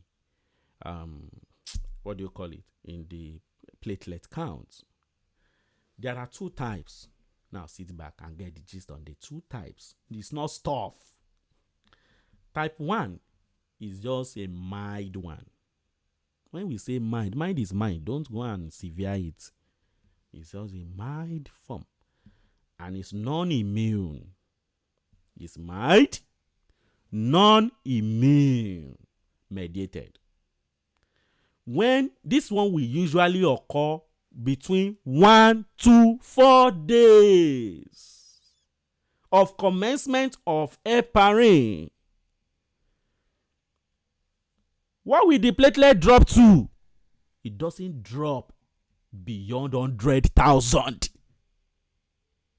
It doesn't drop beyond 100,000. They give you a question. The patient is commenced on heparin. They now say on day 3, day 4, the platelet has dropped. You now look at the platelet, it is 50,000. All because it's occurring on day 3. You are shouting, HIT type 1, HIT type 1. That is wrong until proven otherwise. It doesn't drop beyond 100,000. Then when you want to check the drop, it is usually less than 30% drop. If they give you 200,000 before the commencement of heparin, 30% of 200,000 is going to take 60,000 out of the 200. It shows that the drop should only drop to something like 140,000. That is type 1. Yeah. Doctor, Chief, you say, yes, why are you disturbing my sleep? The patient will commence on heparin 3 days ago. We notice now when we just repeat the full blood count, we notice that the platelet has dropped. Right from your sleep, just ask, what is now the value? What is the value? Can you hear me? Hello? You say, yeah, it's now 150,000. You say, don't worry, just continue. That's what they want to test. No heparin interruption is required, even though the call was a panic call. All you'll be like, okay, what's now the value? Say 150,000. Don't worry, just continue. They're not around. They say maybe something eventually happened to the patient. Why didn't you discontinue the heparin? You say the thing only dropped by less than 30%. There is no need. That is HIT type 1. This is what they will test. This is it. Do you want to stop that heparin or you want to continue it? So look at a question like this. You just get here. You already quickly trace the this one was crazy. Yeah, you just check. Okay, do you want to? You check the option. I think this is most likely to be about HIT. This is 230. This is 170.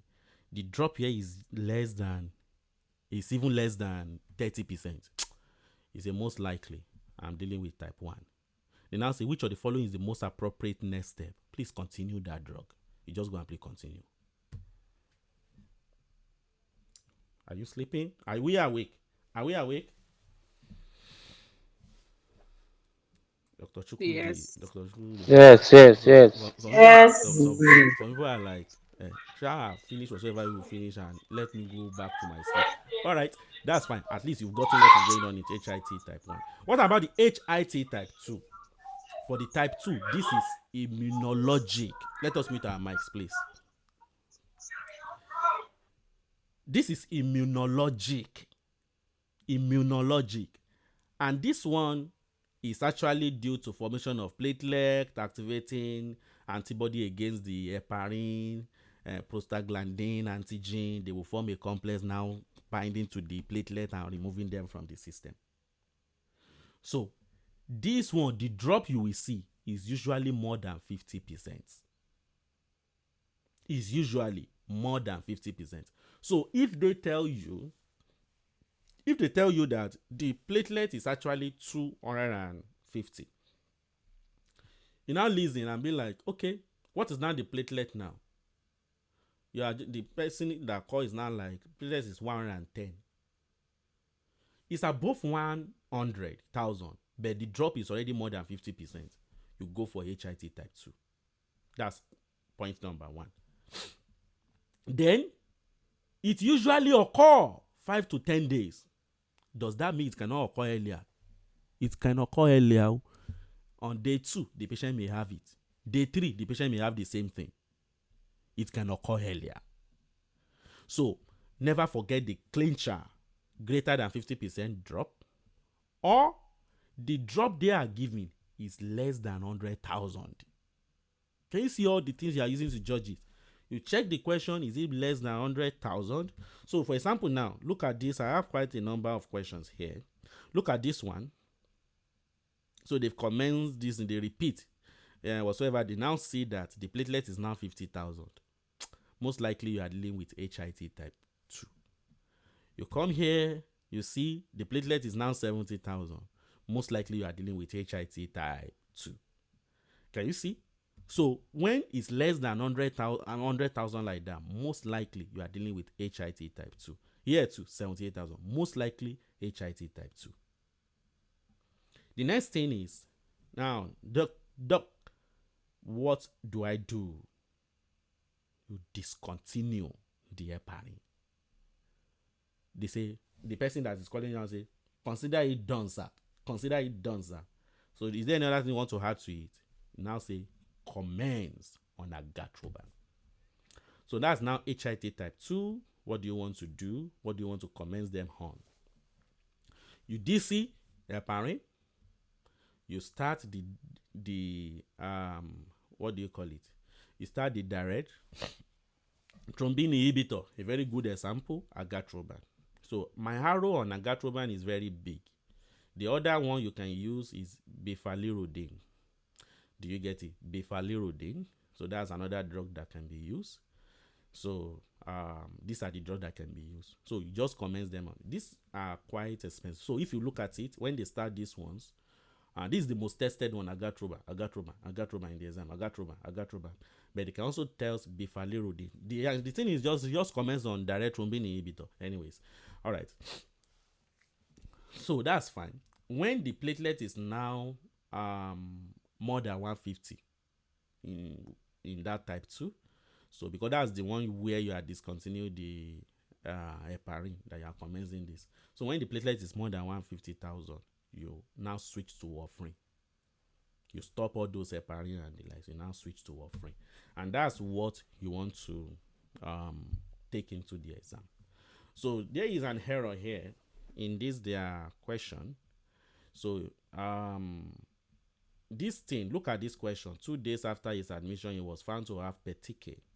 Laboratory testing identified a drop in platelet count from 180,000 to 50,000.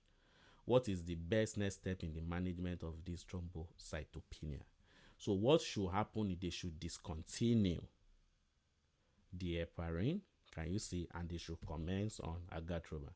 Let me even see what they put there, because I think they put one rubbish stuff. So they now say this patient has HIT type 1. That is wrong. So it's an error. So it's an error. That's not type 1. That's type 2. Even though they are looking at the number of days, it's already more than 50%. It's also less than, what it dropped to is less than 100,000.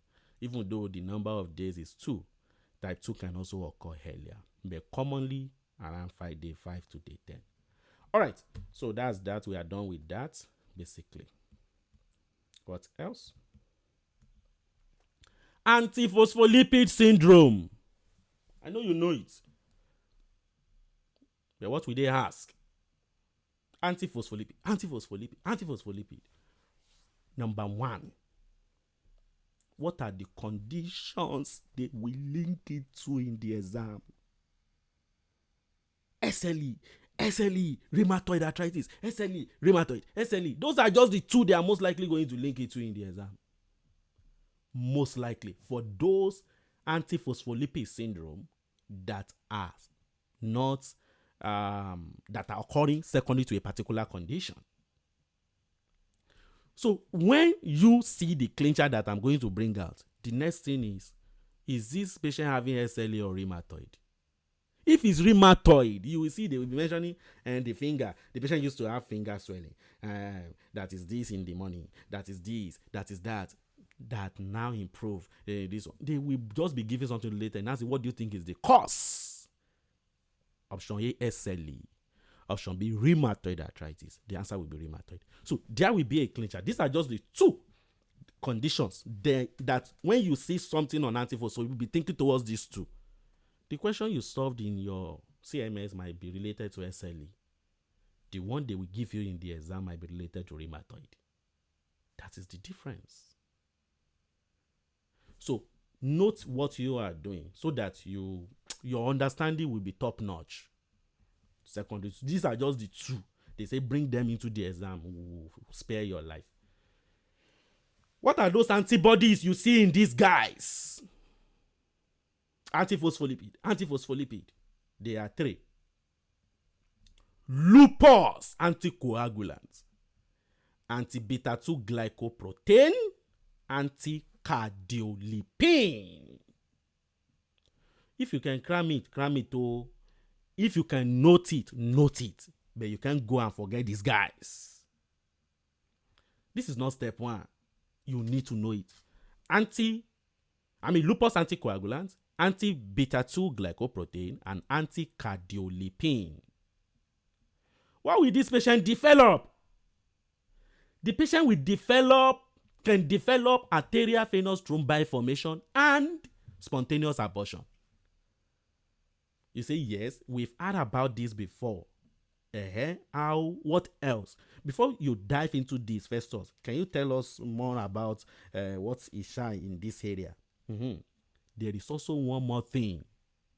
You will see them testing all the time. Paradoxically prolonged PTT. This is the only thrombophilia. All those ones we mentioned, this is the only one with prolonged PTT.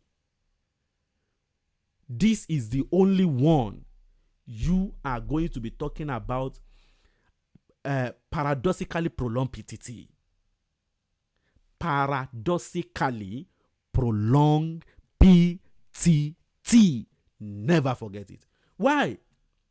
What this means, this patient is forming thrombus, and you are seeing something like prolonged PTT.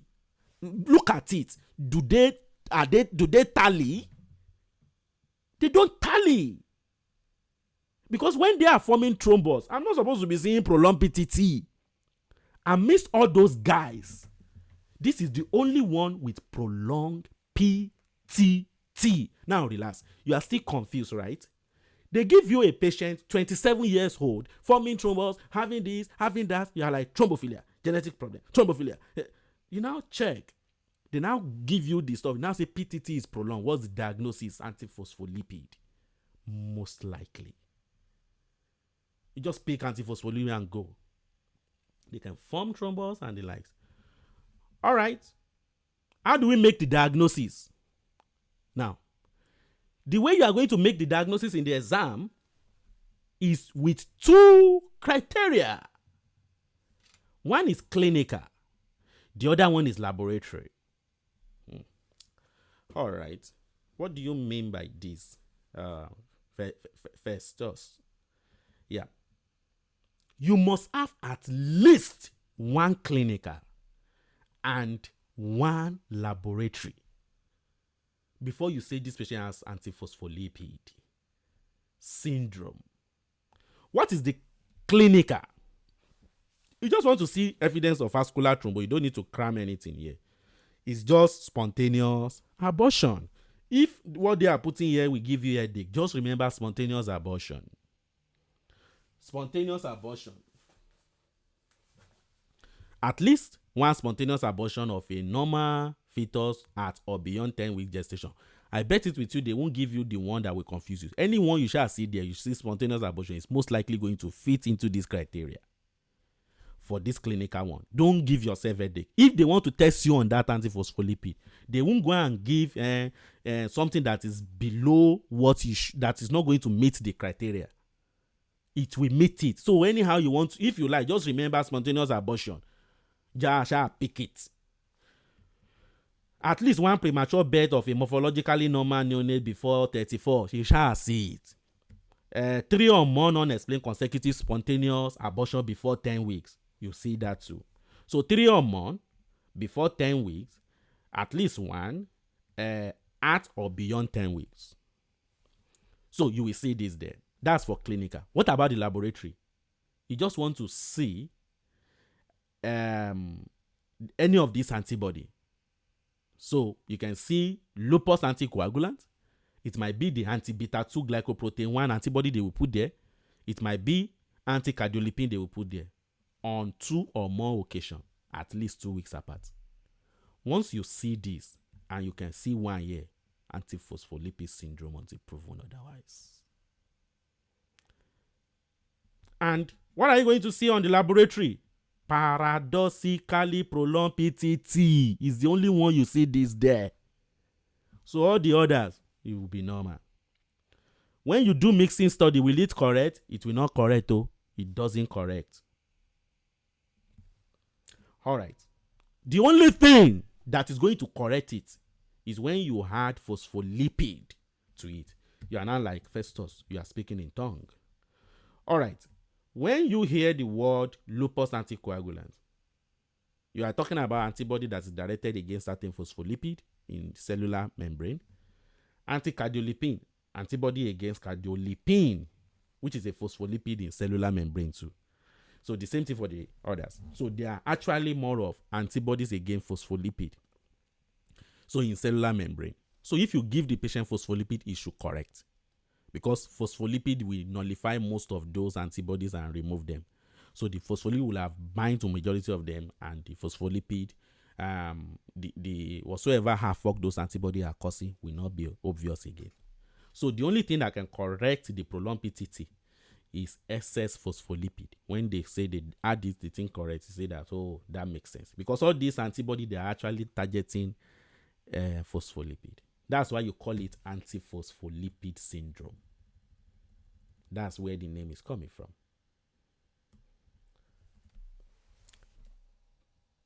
Which of the antibody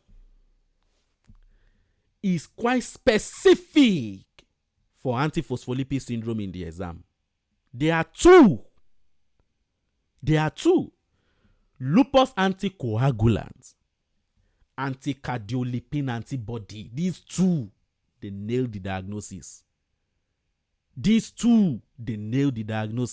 Once you see just the antiphospholipid. Then another point I need to make is this about this lupus anticoagulant. When it is present, it is associated with highest risk of thrombosis. When it is present. All right, Festus. Well done. Please move on. You've done well there. What about the treatment? Now, I want you to get the gist around this treatment, because no matter how they twist the question, you'll be able to think it out independently. All right. We have what we call primary thromboprophylaxis. We have what we call the secondary thromboprophylaxis. Primary means that even though this patient has antiphospholipid antibody, the patient has not developed thrombosis. So primarily, right from the beginning, we want to prevent this patient from coming down with thrombosis. What is the drug you want to give to the patient? Your answer is low-dose aspirin. Secondary thromboprophylaxis. This patient has antiphospholipid antibody, and we are already seeing thrombosis. The thrombosis have been formed. What is the drug you want to give to the patient? Warfarin, low molecular weight heparin, or unfractionated heparin. Any of them, not low-dose aspirin. Low-dose aspirin is when the patient has not developed the thrombus, but has the antibody. All right, this patient is now pregnant. The patient has previous history of miscarriage. You are already seeing something related to thrombus. You are also seeing the positive antibodies likely in the patient. They now ask you that, which drug do you want to give to the patient? You are now like, it should be warfarin, low molecular weight heparin, unfractionated heparin. They say, that makes sense. A patient with antiphospholipid is also at risk of preeclampsia. So you need to also place them on low-dose aspirin. But, Doki, you mentioned warfarin. Do you give warfarin to pregnant women? You say no. It's teratogenic. So your final answer there will be either low molecular weight heparin or unfractionated heparin. Just look at the question and you're like, oh, this makes sense. So instead, they will give you low-dose aspirin. Let me try to show you an example for you to have a way so that you have an idea of how the question will come in the exam. So you see something like this. So these are the questions. All of them, you solve all of them from beginning to the end. So if you know you are in hurry for, don't bother to come and join us. So please just move on. I'm talking about January by God's grace. Like, move on. But people that are like, okay, let's see how all this thing goes. Because medicine is just beyond, yeah, I'm there, I'm already there, let's be practicing. If you don't know what you are practicing, it becomes tormenting. You'll start enjoying it when you understand it very well. Anywhere someone is, and you write paper, it makes sense. You are talking in conference, it makes sense because you can easily justify most of what is going on. And anyhow they twist the question, you can easily reason them out. If at all you miss any question, it makes a lot of sense. That's why I salute those people that actually just take a step backward before they shoot themselves forward many times. So because they practice for the journey ahead very well. And it's not how fast, it's actually how well. Very well. I'm not in any way discouraging anyone to go and write exam. Please go and write exam. Like, two people are pursuing two different things. But medicine, someone used to say something that those people that write common entrance in primary 4, where are they now? And those that waited till primary 6. So where this life is just quite funny. And sometimes we might have taken some steps before we just regret it and be like, this thing does not make sense. So continue your reading. At the same time, write your examination on time. The choice is yours. So look at this question. Not this one. So all this one, you can answer them. So in this question now, you just see the clinical criteria, laboratory one. You put them together. But the one I want to show us is the one that's related to. So you can look at this one.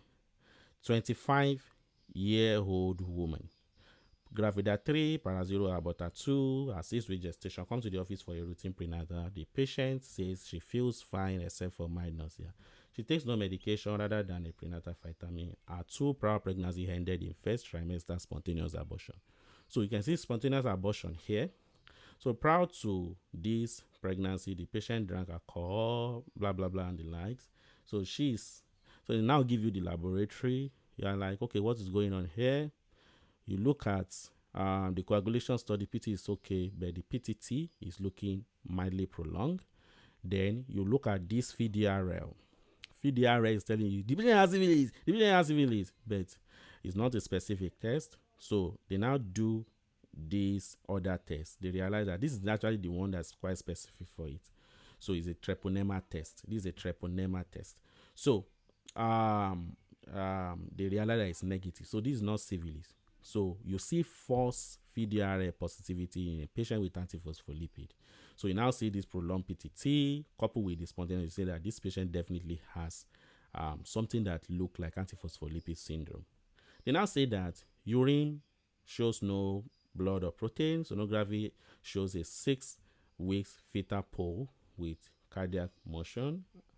Which of the following is the best next step here? Now check the drugs. Which drug do you want to give? So your answer is going to be low molecular weight heparin. If you see here, option E is also warfarin. Warfarin is there, low molecular weight heparin. You now need to remember that I don't need to give this woman warfarin. It's teratogenic. You rather go for low molecular weight heparin. So the same concept is here in all these ones. You'll be able to look at them. You see they are testing that prolonged PTT here. The clinical picture they will have given will justify it. Thrombosis is what they are testing here. So autoantibodies against phospholipid, antiphospholipid, that's what they are testing here. I'm looking for the drugs. So this is another one. So look at this is also a pregnant woman.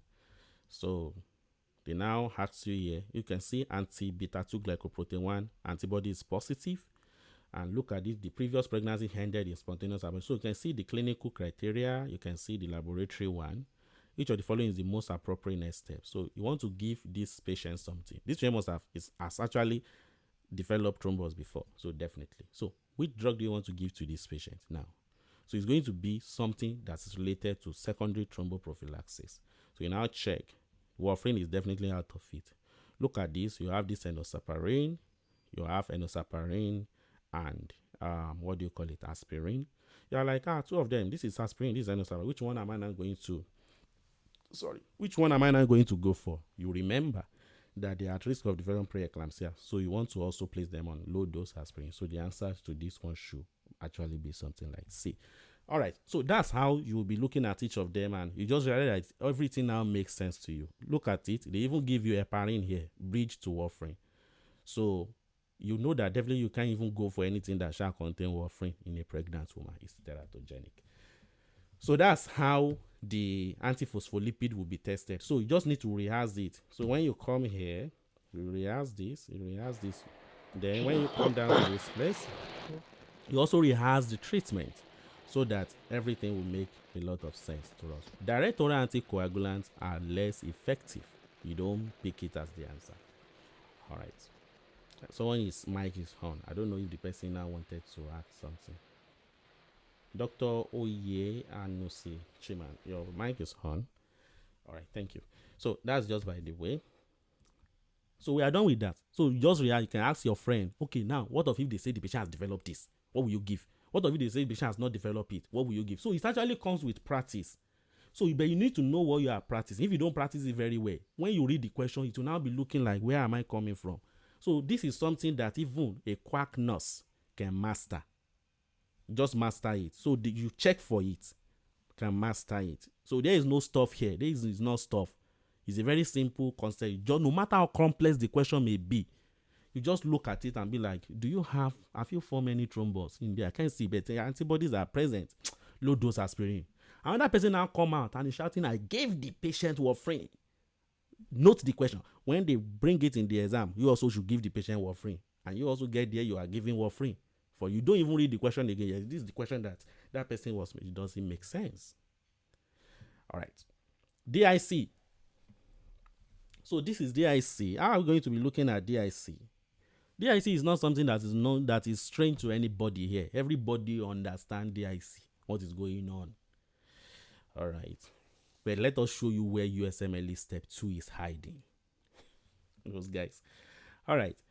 Here, it's actually acquired coagulopathy, where you are seeing fibrin deposited in small vessel. You are now seeing thrombosis. You are seeing hemorrhage, thrombosis, and it's just the mixture. The patient will be bleeding everywhere. Usually from their venipuncture site. So when you check for the clotting factors to reduce, like they've been consumed. In fact, they call it consumption coagulopathy. You consume all of them. They will now be low. All right. Key fact. DIC is characterized by both thrombosis and hemorrhage. It's a mixture. So now, I put something here. What we give it out in the exam first is bleeding from venipuncture site. Usually bleeding from bleeding from. I hope this will not having DIC. So now, what are the causes? I put something here. Remember thromboplastin, tissue factor. Yeah, like, doctor, tissue factor. Lower your voice. So tissue factor. Maybe obstetric complication, amniotic fluid embolism, abruptio placentae, tissue factor. Malignancy, acute promyelocytic leukemia, pancreatic cancer. Just see them. They can all lead to it. Acute respiratory distress, they can all lead to it. So, but you don't need to cram them. They will paint the scenario. They hardly ask what is causing it anyways. Now, look at the clinical presentation. Now, this is where you understand. You need to pay attention to what's going on here. We have acute. We have chronic. With respect to acute, it is sudden. Within short period, the patient develop it. You now sit yourself down. What are those things that can cause it? You can list as many as possible. Snake bites. This, that. Something that just occur and the patient develop it. What will you now see? You are seeing bleeding from venipuncture site. This acute is also characterized with excess thrombin formation. When you check for the level of thrombin that is formed, it's actually going to be quite high. Then they are also consumed.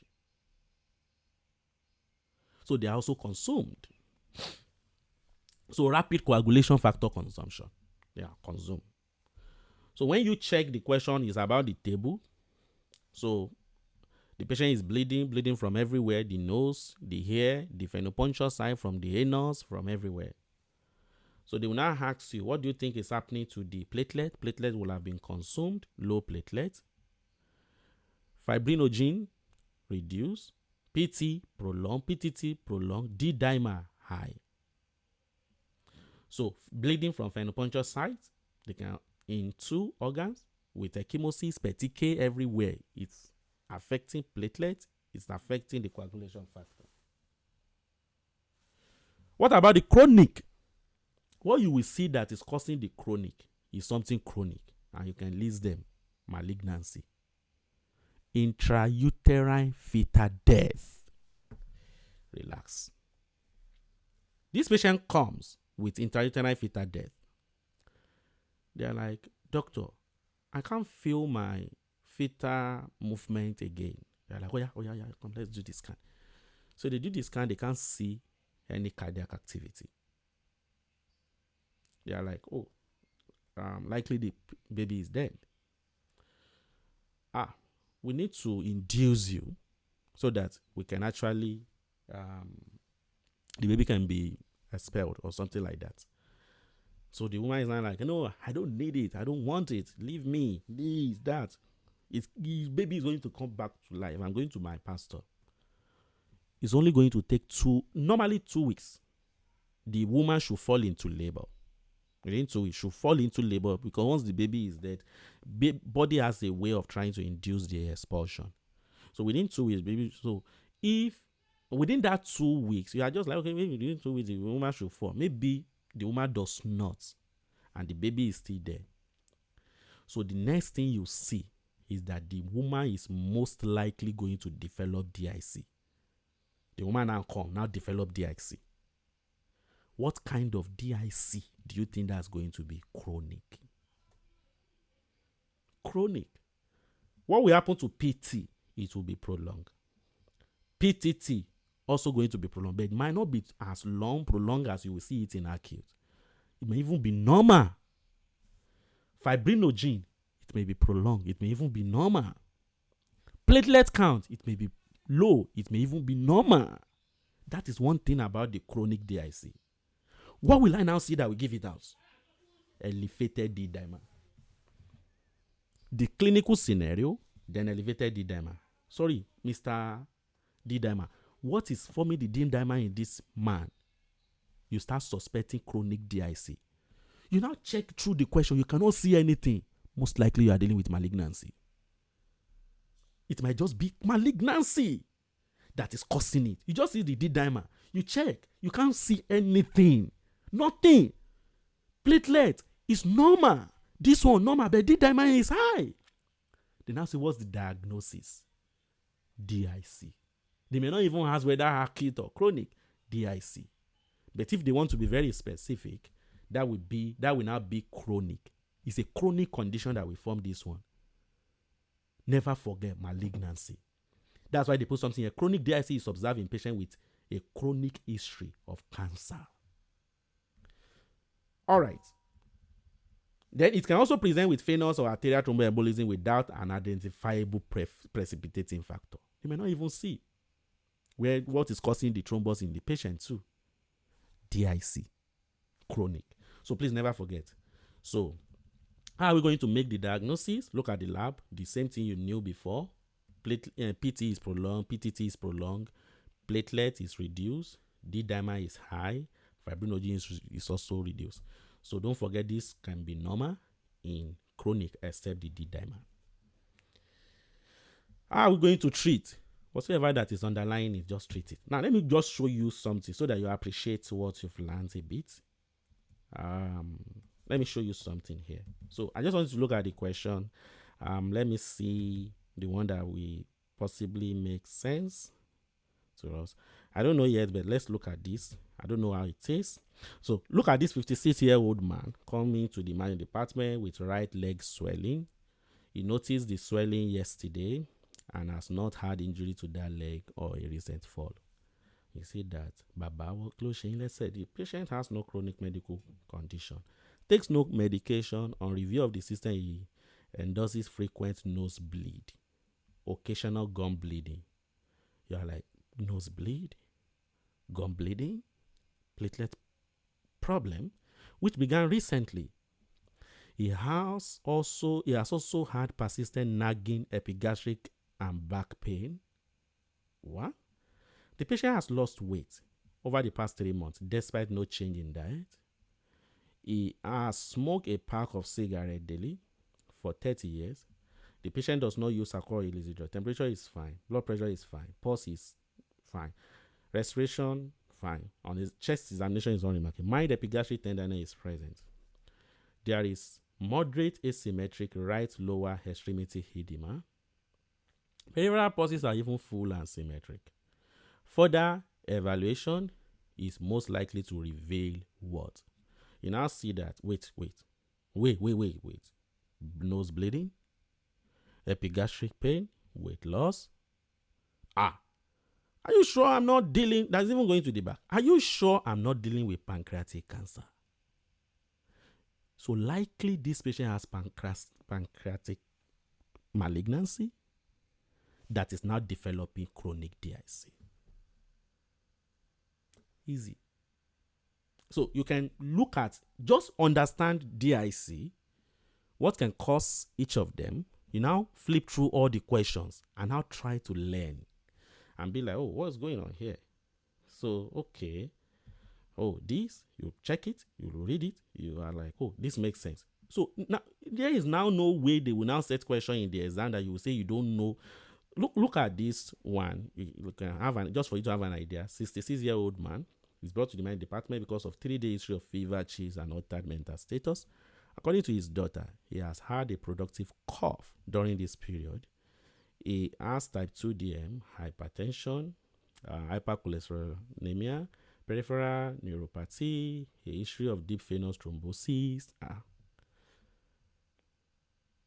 Current medication include insulin, lisinopratovastatin, warfarin, carbamazepine. Is oriented only to self.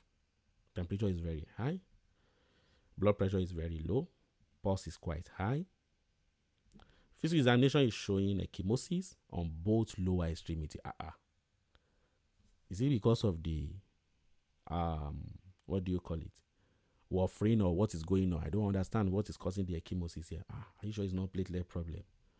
You now check. Platelet count is very low. Platelet is consumed. Look at the PT, prolong. PTT, prolong.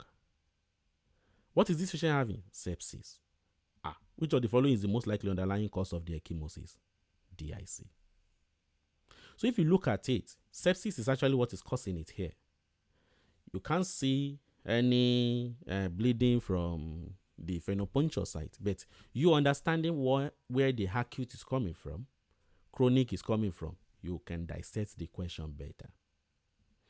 All right, so that when they bring the question like that, you won't be saying that I don't know what is going on there. Maybe it's this and the likes. So some people may even, if you look at the question, just say that ecchymosis. Now say, okay, it's adverse effect of the warfarin. So they might have forgotten that this patient is having sepsis, and sepsis is one of the causes of DIC. Sepsis. In fact, first aid put it here, or sepsis. Sepsis is something you are also expecting them to give in the exam for it. Then we are done with that. Let me give us break. So you can go for another 15 minutes break. We come down and look at platelet disorders.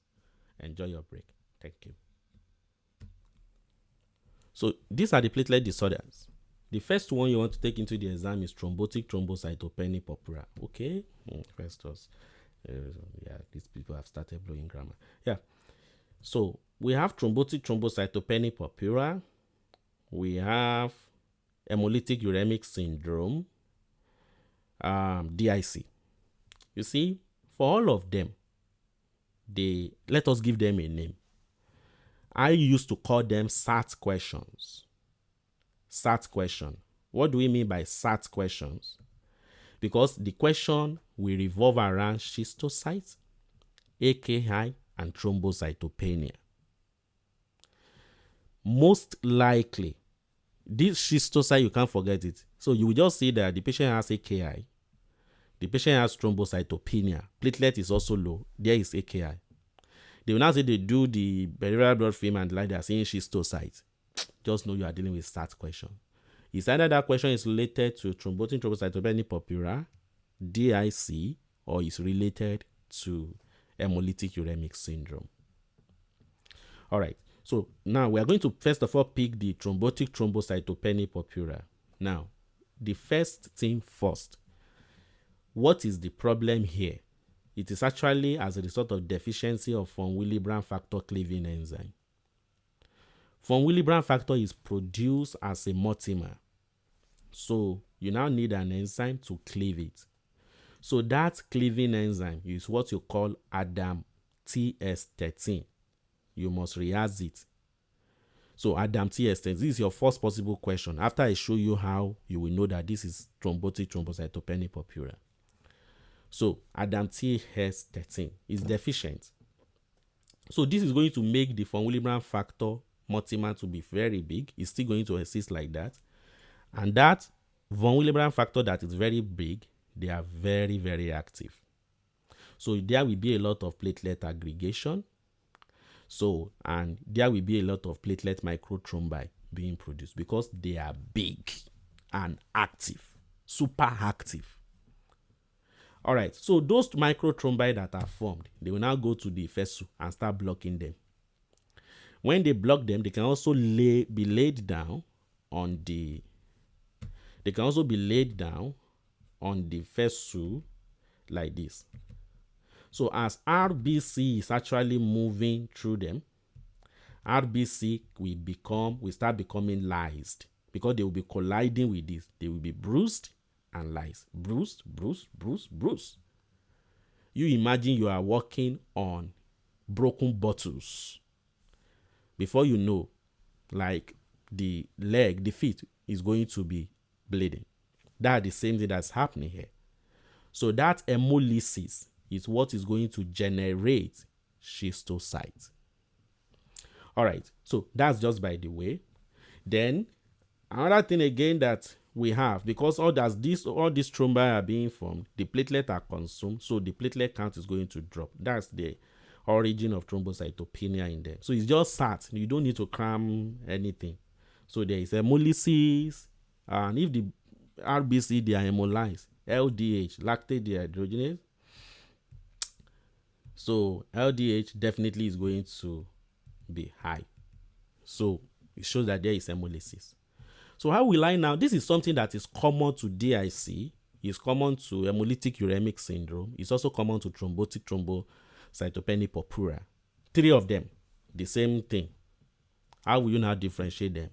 What you will see in question that will tell you that this is thrombotic thrombocytopenic purpura is what you call neurologic changes. So I need to sit down and start cramming neurologic changes. You don't need to. If I mention something now, you will say whether it's neurologic changes or not. They tell you the patient is confused. You already know it's a neurologic change. They tell you the patient is restless. You already know it's a neurologic change. They tell you the patient is having seizure. You say it's neurologic change. They say the patient is having reduced level of consciousness. You already know it's neurologic change. So you don't need to cram it. When you read the question, you see SAT, you now see neurologic change. That's thrombotic thrombocytopenic purpura until proven otherwise. The next thing is, how are we going to make our diagnosis? Definitely, you are going to see the laboratory is going to be giving. So they hardly revolve around this. What they revolve around is blood film. Because if the question does not mention, they just tell you someone is confused, the patient is also having AKI, the platelet is also low. They now say, what do you want to look for? You also want to check for schistocytes. You want to do peripheral blood film and check for schistocytes. Once it's there, you already know what is going on. You must see the schistocytes. It must be there. It is a must. It must be there.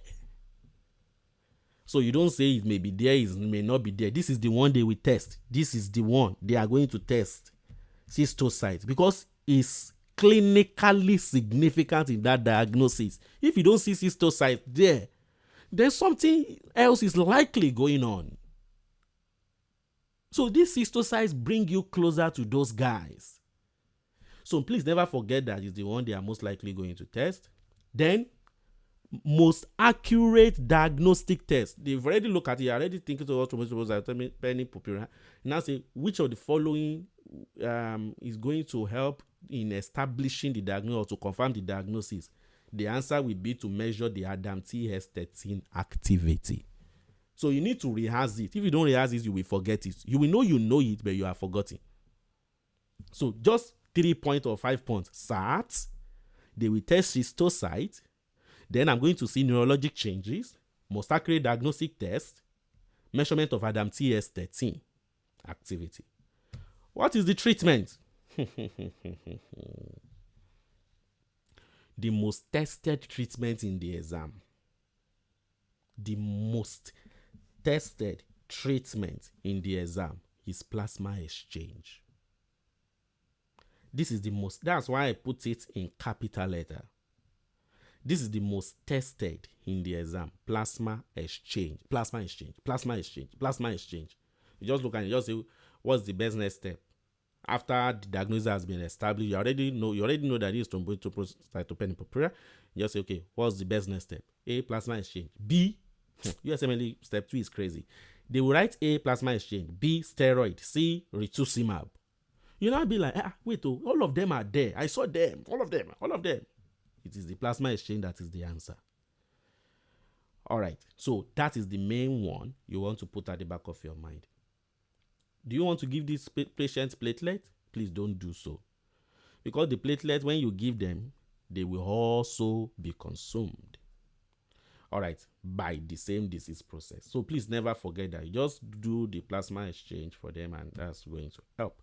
So if you look at it, it looks bulky, but it's quite like 5 or 6 points.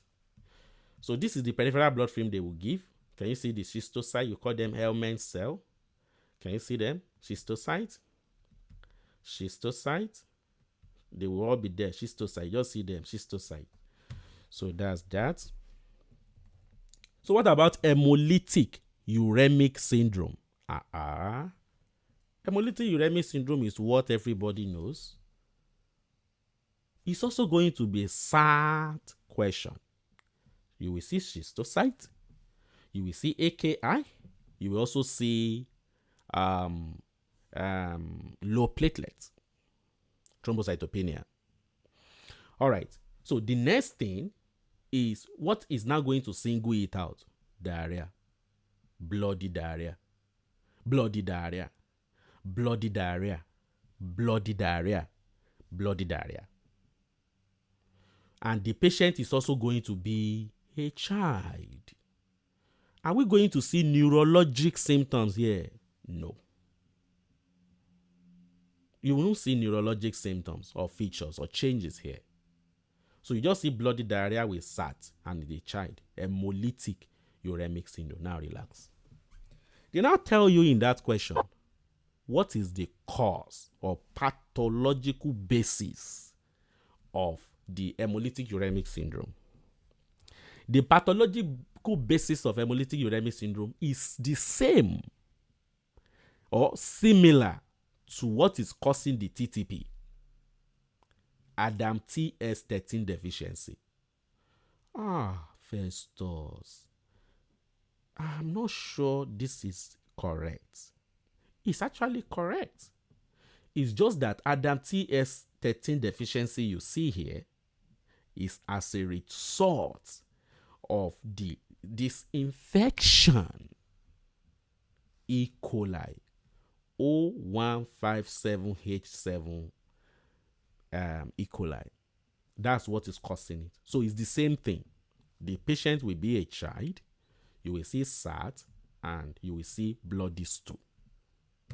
Now, I don't need to be parabolating around here. What is the blood film? Presence of cystocyte. You must see it there. It must also be there. More than 90% of cases are due to E. coli O157H7. So that's another thing we want to note. What about the treatment? What about the treatment? The treatment they are going to test is supportive. This supportive management, just supportive. The patient is having bloody diarrhea. Let's give antibiotic. No, you don't give it. You don't give them antibiotic. It's not needed. So if at all you are going to do anything, they've said, the question say they've been doing supportive, the patient has not really improved very well, and blah, blah, blah, and the like, because of the AKI, what else do you want to do? Dialysis. So it's after all this one have been done, you now be thinking towards it's still bad. The thing is not resolving. You now go for plasma exchange. So if you look at thrombotic, thrombocytopenic purpura, plasma exchange, hemolytic uremic syndrome, supportive. This is what you rehearse. Is the order. Because in the option, you will see supportive, you will see dialysis, you will see plasma exchange. That is actually where the confusion is. All the answers you can think about, all of them are there. You will now be like, which one do I pick? Which one? So you don't just cram this anyhow. The supportive, you need to rehearse it, say it out, write it down, hit your head 3 times and be like, this is what they are most likely going to test. You are just okay with that and move out. You leave the rest in the hand of God. So with the hope, they are not going to go beyond that. And that's all for HUS. So look at this question. I'm not solving the question, but just for you to have an idea. So look at this, something like this. 3-year-old boy is brought to the clinic by his father due to fatigue, pallor. The patient was seen in another clinic a week ago for abdominal pain and diarrhea. A medication was prescribed to help slow the diarrhea, antimotility, so which resolved, but the patient has been much less playful over the days. Temperature is looking good, blood pressure is fine, pulse is high, respiration 20. Examination shows an uncomfortable appearing child with scleral icterus cardiac. Examination shows mild tachycardia. A few ecchymosis are noted. When you say platelet problem, there is pitting edema along bilateral lower extremity edema. Is patient having AKI or patient having heart failure? The remainder of examination is unremarkable. And this cardiac examination shows only tachycardia. This is not likely heart failure. So likely AKI. So you can see AKI, something related to AKI. You can see ecchymosis, something related to platelet. You now quickly check. Platelet is also low. Platelet is low. There is AKI. They now tell you that peripheral blood smear is given. On this peripheral blood smear, what do you think they are most likely going to be showing? Anyone? Schistocytes.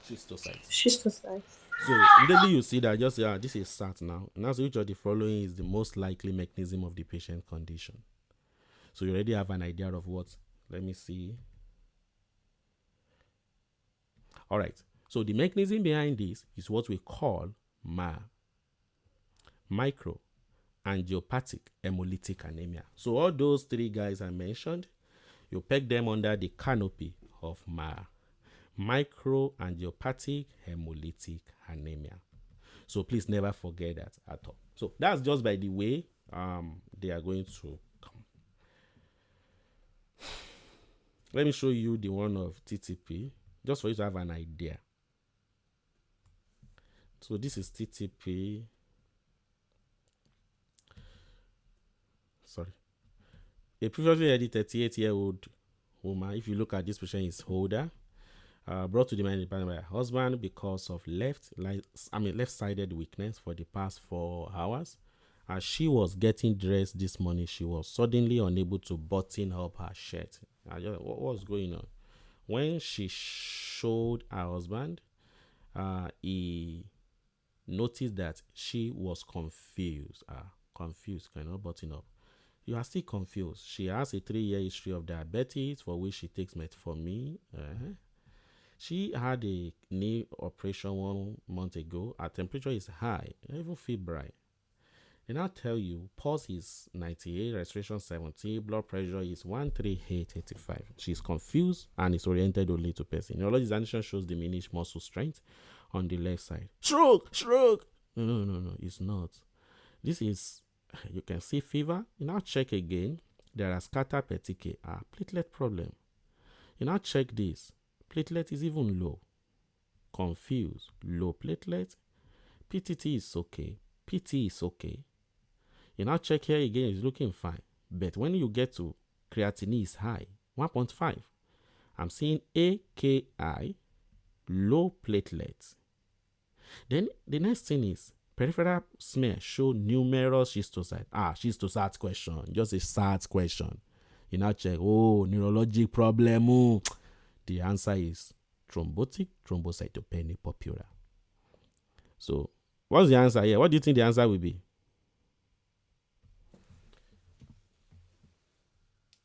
F. F. Decreased Adam TS13 activity in cell. So, something like that. So, you can see. Very easy. So, and that's how the question will come. So, you just need to look at them lightly. And never forget this supportive treatment.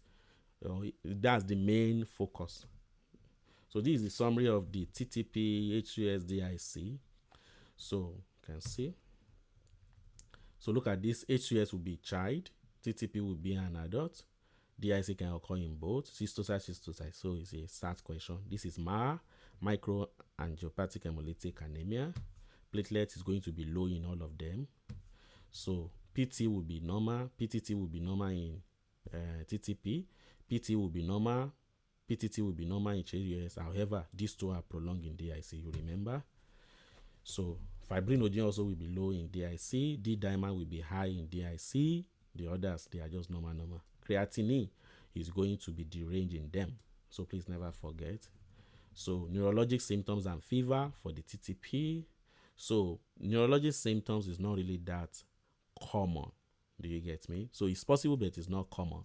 So you won't see it. In fact, that's just the summary of it. You are not supposed to see it in HS anyways. So what's the main management for the what do you call it? TTP, plasma exchange, never forget it, plus or minus steroid rituximab. Then for the HUS, supportive, never forget.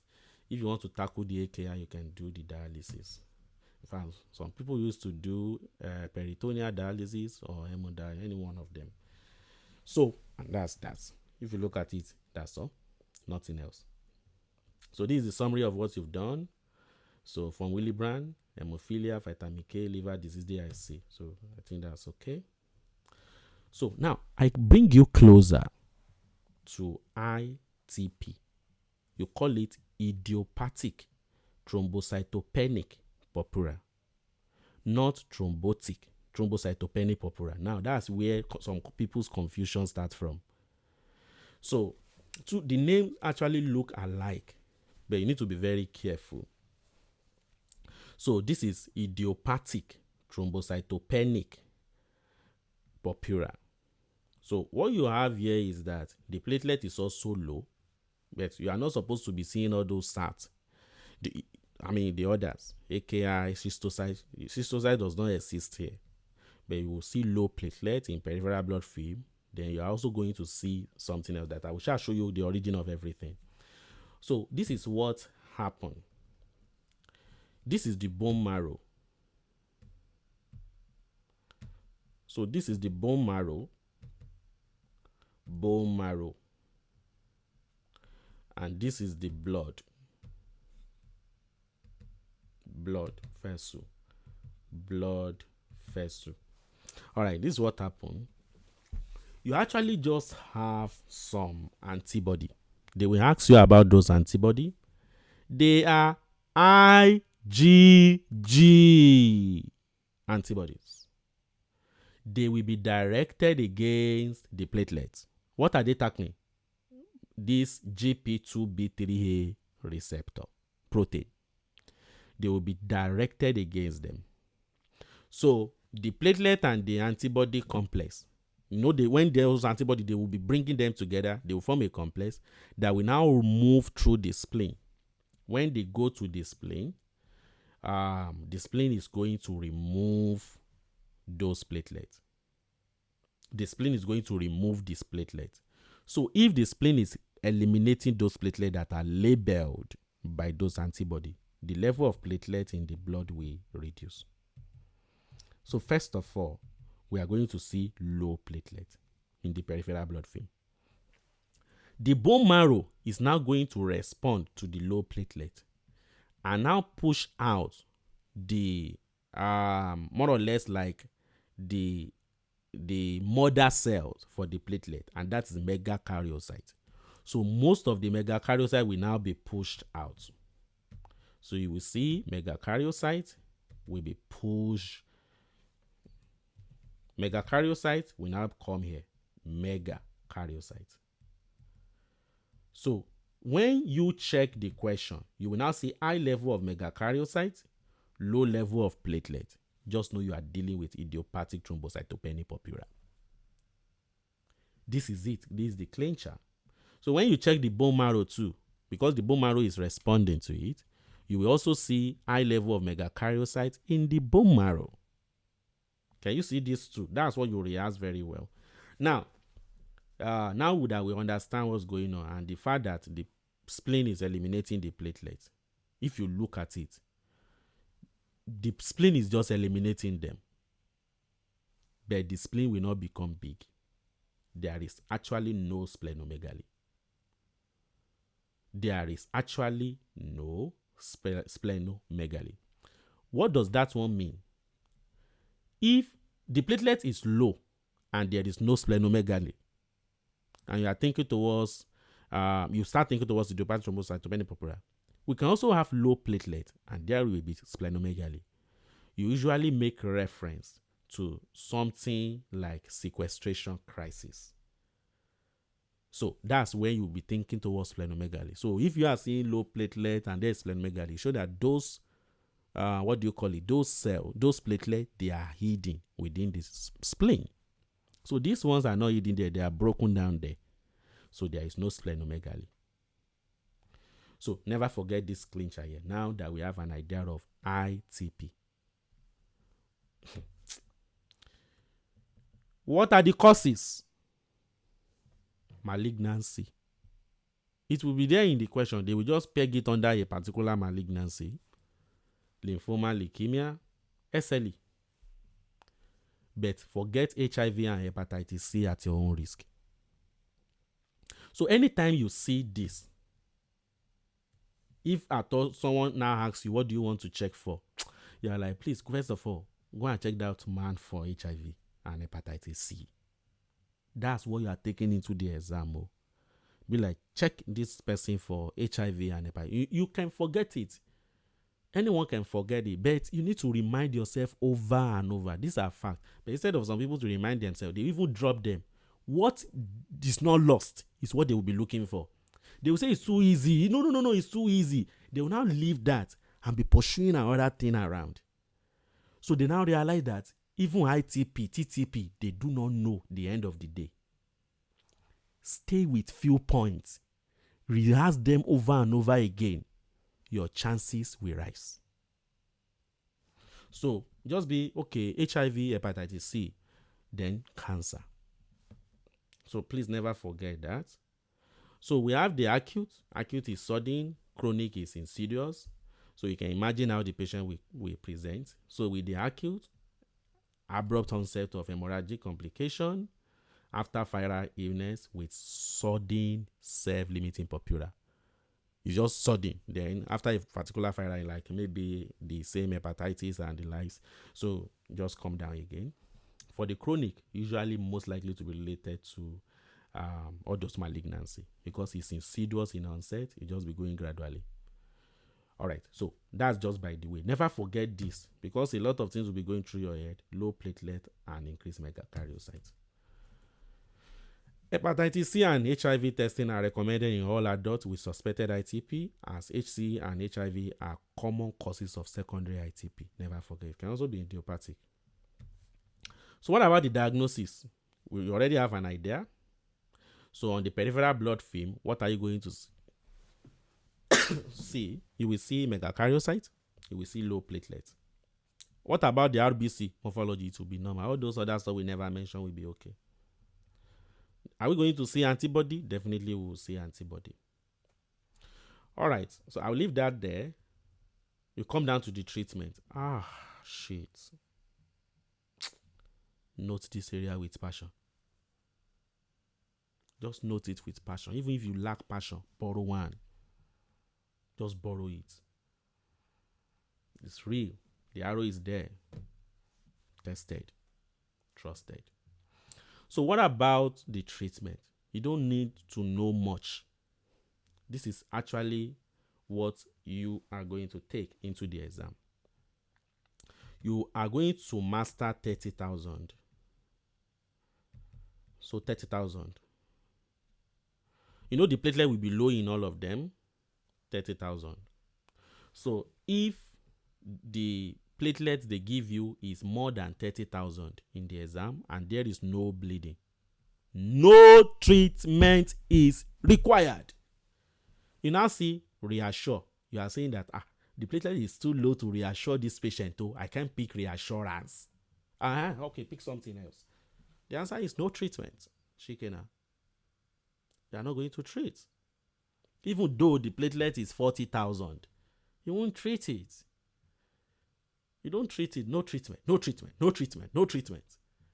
You now see they give you platelet of 20,000 D. You need to treat it. Or the patient is bleeding. You need to treat it.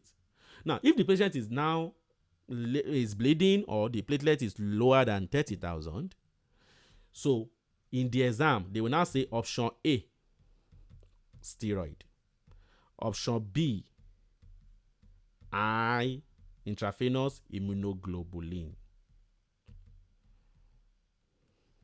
Some people have come out and they're like, Festus, you never mention that they are going to pack the two there. Option A, steroid. Option B, IVIG. And people were like, which one? First, they'd only say corticosteroid or IV, intravenous immunoglobulin. Is the first thing first? The answer is steroid. It's steroid until proven otherwise. You just pick it, and that's all this area. So if they've now done all these and the patient does not improve, they will now say, what do you want to do? Splenectomy.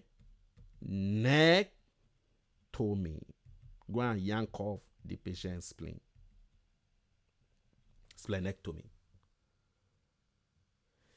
If they are going to do splenectomy for this patient, which vaccine is this patient supposed to receive?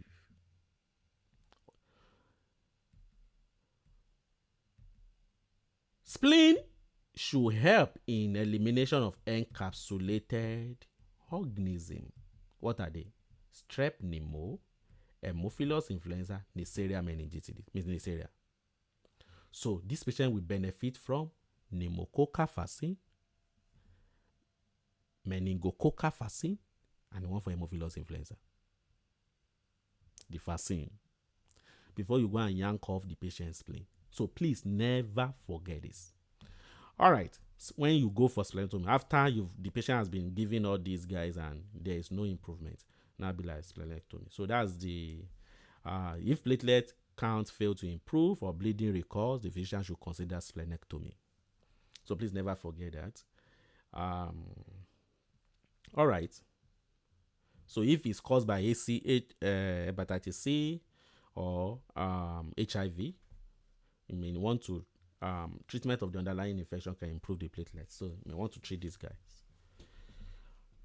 In pregnant patients, it may also occur. So just for you to have an idea of what is going on. Please never forget this. So let me just show you what is the fact here. Steroid sparing therapy are generally agents used as alternative to avoid steroid-related adverse effects, such as high blood pressure, osteoporosis, and the likes.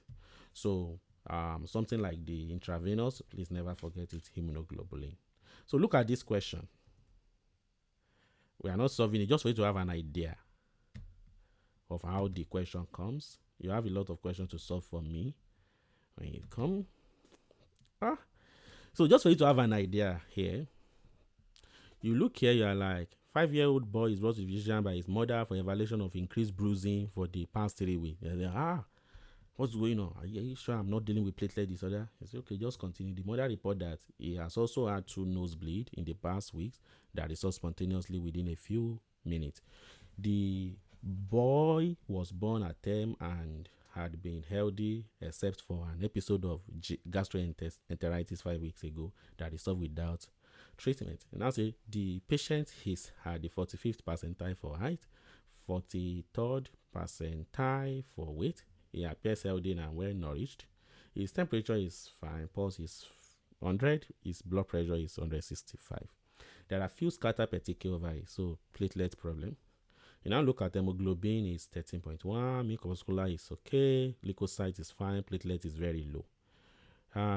Red cell distribution width is normal. Now a blood smear shows no abnormality. And now which of the following is the most appropriate next step here? The only thing I'm saying here is that the platelet is low. That's the only thing that you are seeing. And you are seeing the manifestation of the low platelet. And you realize that the patient has been having it. It will come, it will go, it will come, it will go, it will come, it will go.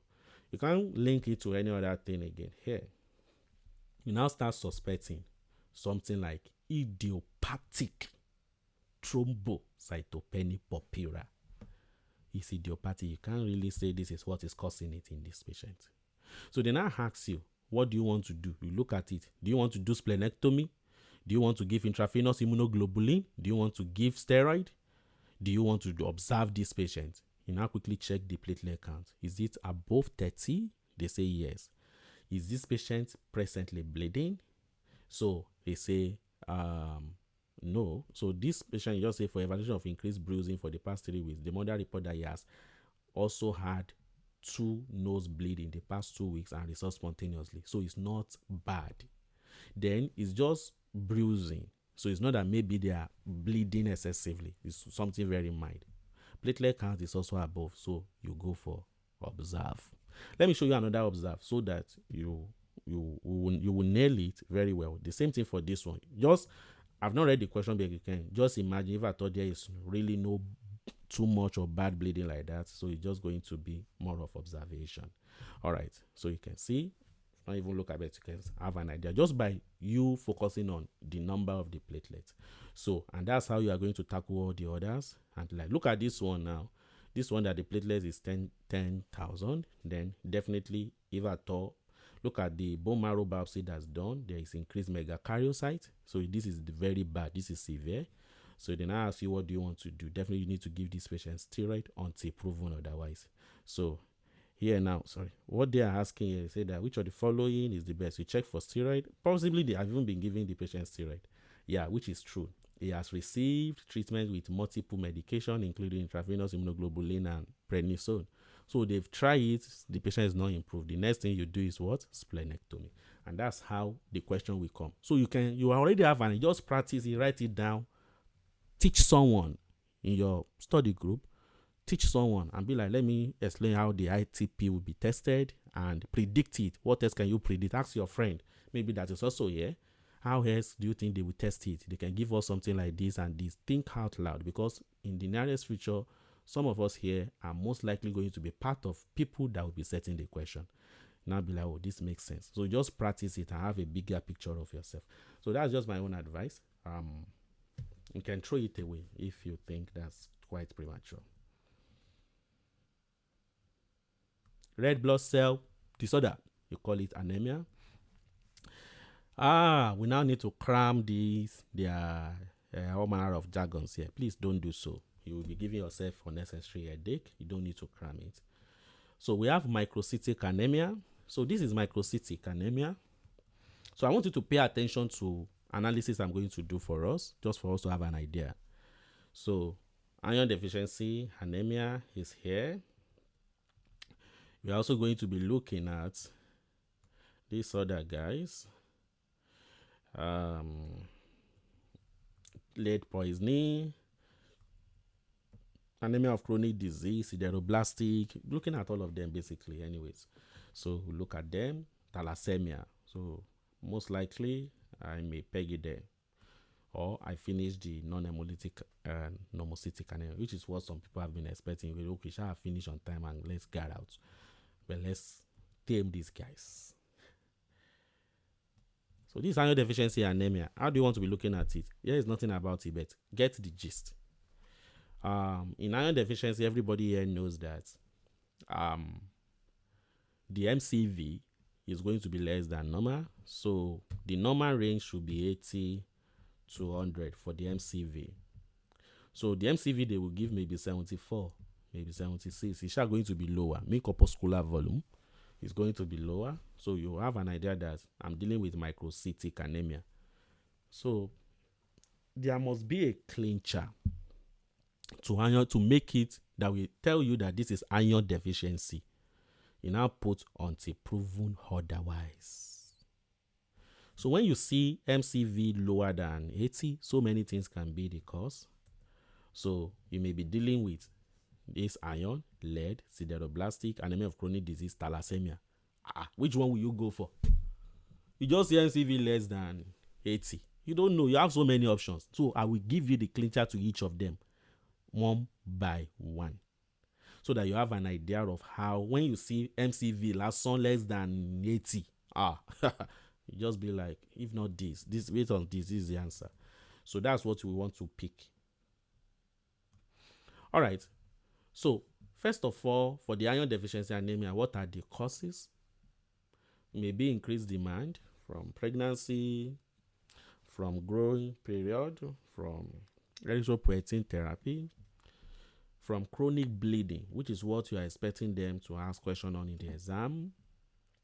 Maybe the man has colon cancer or ulcer that is bleeding gradually. So you just notice one chronic bleeding and the patient will just become iron deficient.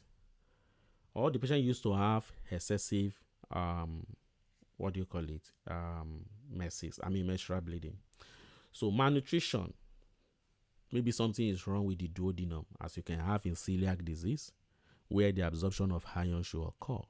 So if something happens to it, then iron cannot be absorbed. The patient will be having problem with iron in the body, so iron deficiency. Maybe you are giving, the patient is consuming a lot of cow milk. If you look at all these things they've put here, they know you know them. But the one they are most likely going to test is cow milk for those that are less than 1 year.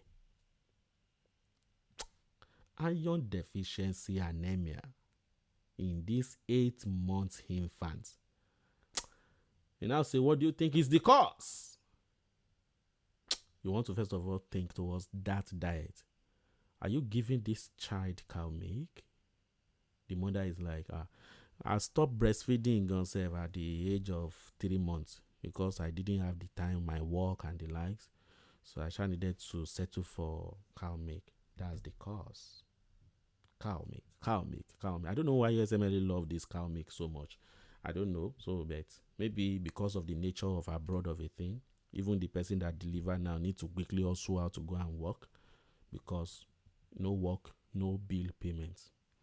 So I think it's quite important to note it. So what are we going to say? The symptoms: fatigue, dyspnea, tachycardia, just the symptoms of anemia. But there is one more thing that we will see that will give it out. Pica. You will see pica. All these fatigue, dyspnea, you see it in all anemia. But pica is quite specific. So someone craving for a non-food substance, it might just be, you just realize that someone that is pregnant is just shouting, I want to eat ice there. Go and buy ice for me in London or in anywhere. Be like, why should I? Is that one I love very well? Something is wrong somewhere. So most likely that pregnant woman is already becoming iron deficient, but does not know. So it might actually be a clincher that you should note very well. Pica. Some people might even say that is the hair on top of their husband that they want to eat. You are wondering, why do you want to eat my hair? Feel like because it looks delicious to me. So physical findings you will see, they are glossitis, cheilosis, koilonychia. Let me show you cheilosis. So sorry, you will forgive me. I love to show a lot of pictures so that, because the way we learn medicine is by reading stuff that we can't even identify most of the time. So sometimes I just prefer to show it so that in real life when we see it, we just be like, this makes sense. Another name for cheilosis is something we call angular stomatitis. So angular, they call it. Those that put angular at the back of the name, they mean the angle of the mouth. That's where you see it. So this is cheilitis, this angular stomatitis, you can call it that, or you call it cheilitis. So this is it. So you just see, it just tell you that this patient is actually iron deficient.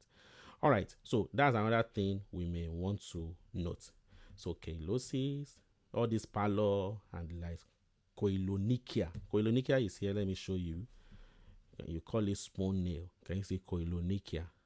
Maybe you think that the picture will change in the exam. So let's see all the koilonychia we can see. Koilonychia. So koilonychia. So let's see all of them. So whether they change or not. Can you see? Can you see? Can you see? Different spoon. Can you see? This is the one they gave us in that picture, in that book. So look at it. They just look alike now. All right, this. So you can see all of them spoon shape. Once you see that, just say that. So USM first aid brought this picture out because that's the most given picture. But it's not the same. But just for you to have an idea, it's the most given in the main exam.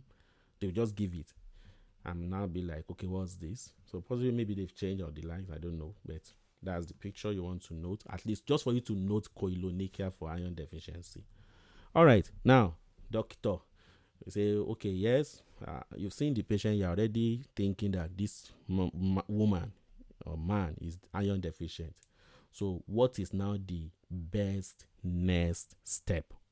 The best next step you are looking for in the exam is actually this complete blood count with iron profile. Now you need to be very careful because sometimes we just rush to iron profile when we are not sure that they've already given us complete blood counts. So the complete blood count needs to have been given for you to be seeing, or the impression of it to be seeing reduced MCV. You can't just see someone that you are suspecting and the next thing is now go and do iron profile. So complete blood count where you will see MCV, all these guys, then iron profile. So and that's that, by the way. Now let me explain this iron profile for us so that you'll be able to understand the table when it's given in the exam. Iron should be in the serum, at least it moves around and the likes. So let us assume that we have what do you call it, a transporter for iron. This is the transporter. This is the transporter. So this is the transporter for iron. So iron will come to it. I want you to follow my explanation and bind to it, bind to it, bind to it, bind to it here. So this transporter should be able to transport iron. So let me call it T. So now in iron deficiency, it's the only one I'm going to analyze for us in this table. So in iron deficiency, what happened is that because the iron that should bind to it, they are deficient. So this transporter, we have very few binding to it. So this one is gone, this one is gone, this one is gone. 4 are supposed to bind to it. It end up having only 1 binding to it. Now tell me, what is the total iron binding capacity of this transporter? Do you think it has increased? Do you think it has reduced? You have a car. The car can carry 4 people. You are now moving. 3 people have dropped. You are the only one in it. They now look at that your car. They say, do you have the capacity of carrying some people for us? Won't you say, I have? So look at this diagram. All because iron is deficient, they are not binding here. The total ion binding capacity has increased because it now has empty spaces that potential ion can bind to. So therefore, TIBC, you will say, is going to increase. What about saturation? This transporter again, how saturated is it? Is half, like 25% saturated, all because nothing is binding to it.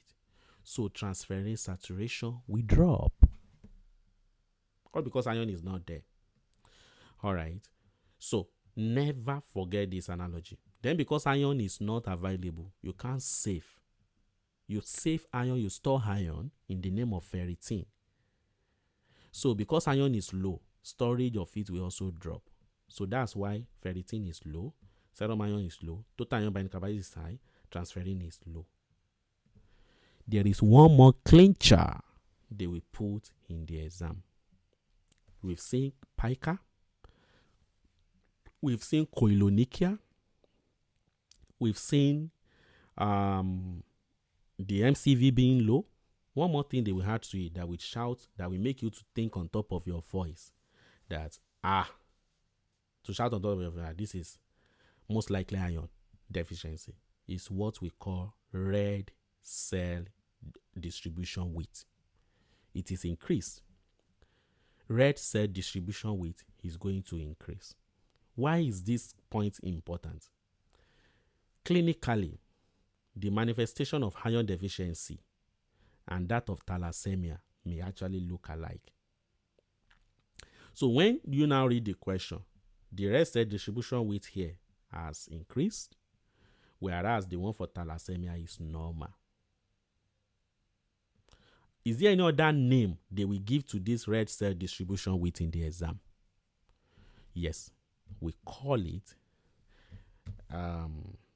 should be there, anisocytosis. You see different sizes. So the distribution of the sizes has increased. So you will see anisocytosis. So now you are like, Festus, I still don't understand the way the question will come. Now let me tie everything together for you now. This patient is coming with fatigue, having this, having that. You look at it, you are not sure. They now say, peripheral blood cell is showing anisocytosis. Just check amidst the options and pick iron. Most likely you are dealing with iron. Most likely you are dealing with iron deficiency. It doesn't mean there are no other ones where you are going to see it. There are others. But that's the commonest one you want to put at the back of your mind. All right. So that's just by the way for the iron deficiency. This table will make sense when we are done with each of them. So we didn't talk about ferritin. Yeah, I talked about it. It's not stored because we don't have enough. It's not stored. Okay. Yeah, so that's why the ferritin level has dropped. Lovely. So please never forget the anisocytosis. Please never forget it. All right. When you give this patient iron, will the patient improve? Yes, the patient will improve. When you give the patient with thalassemia iron, will the patient improve? The patient will not improve. I will show you everything about thalassemia. Just relax. So, but that's just iron for us. Now, the next thing is, what is the most accurate test for it? The most accurate test is actually bone marrow iron stain. And this is it, bone marrow iron stain. That's the most accurate test. So the question will specifically ask you most accurate test, or they say which test do you need to confirm the diagnosis. So never forget that it's bone marrow iron stain. Thank you, Festus. I miss all these jargons you've mentioned. You left one point untold. What is that point? There is also low reticulocyte count. Iron. I'll show you why later. So very soon I'm going to show you low reticulocyte. So if you see it, the patient is having anemia, because normally in response to anemia and the likes, depending on what is causing it anyways, the reticulocyte count should actually increase, most especially from hemolysis. Do you get it? But here, right from the beginning, even the reticulocyte count is low. So please watch out. So can you see hypochromic anemia, microcytic anemia? They are small and they are hypochromic. They have a very wide central pallor. So now, key fact they are going to use to set question in the exam: iron deficiency anemia in an older adult may be caused by colorectal cancer until proven otherwise. Though I didn't tell us about the colorectal cancer, so I didn't get there in the GI. It pained me, but I tried to. But it's actually quite wide. I will have love to show you the nitty-gritty of the colon cancer, colorectal cancer. Like when those patients come, the way you will think about it will be completely different. So because you will understand how the presentation look like, and when you are writing your differential, the way you will itemize them in practice will be completely different from someone that just crams something, because you understand it. But we'll do that one later anyways. So when you are seeing in colorectal, most especially if at all it's affecting rectosigmoid area, they have a lot of bleeding, frank blood, giddy, coming out. So never forget that.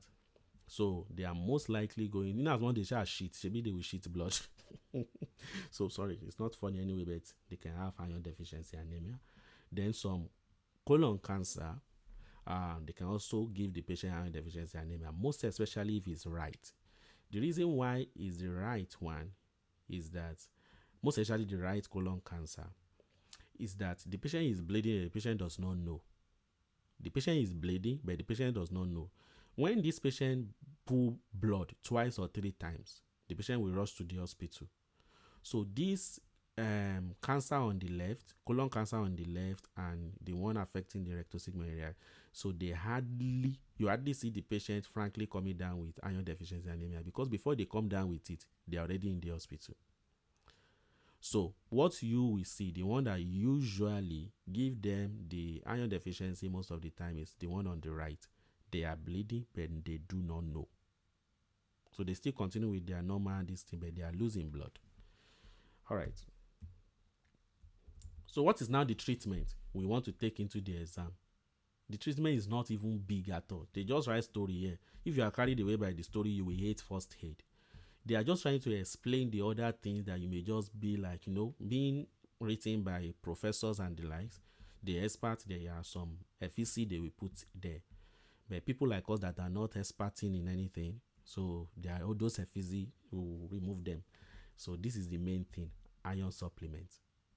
And which one? Oral iron is preferred over the IV until proven otherwise. Under which condition don't you want to give the patient oral iron? Possibly maybe the patient has problem with GI. Maybe you are dealing with celiac disease. If that is the case, you can't be giving the patient oral iron because it won't be absorbed. You would rather give IV. So now this is the preferred one. You will now check the question.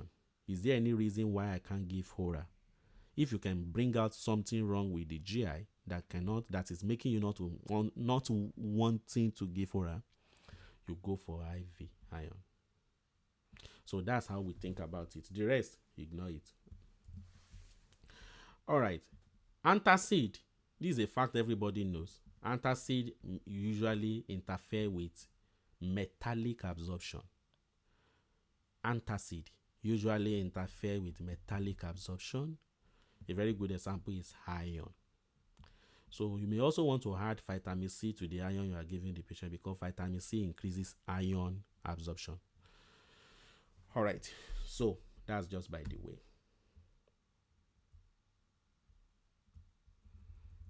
All right. So let me show you one or two things just for you to have an idea.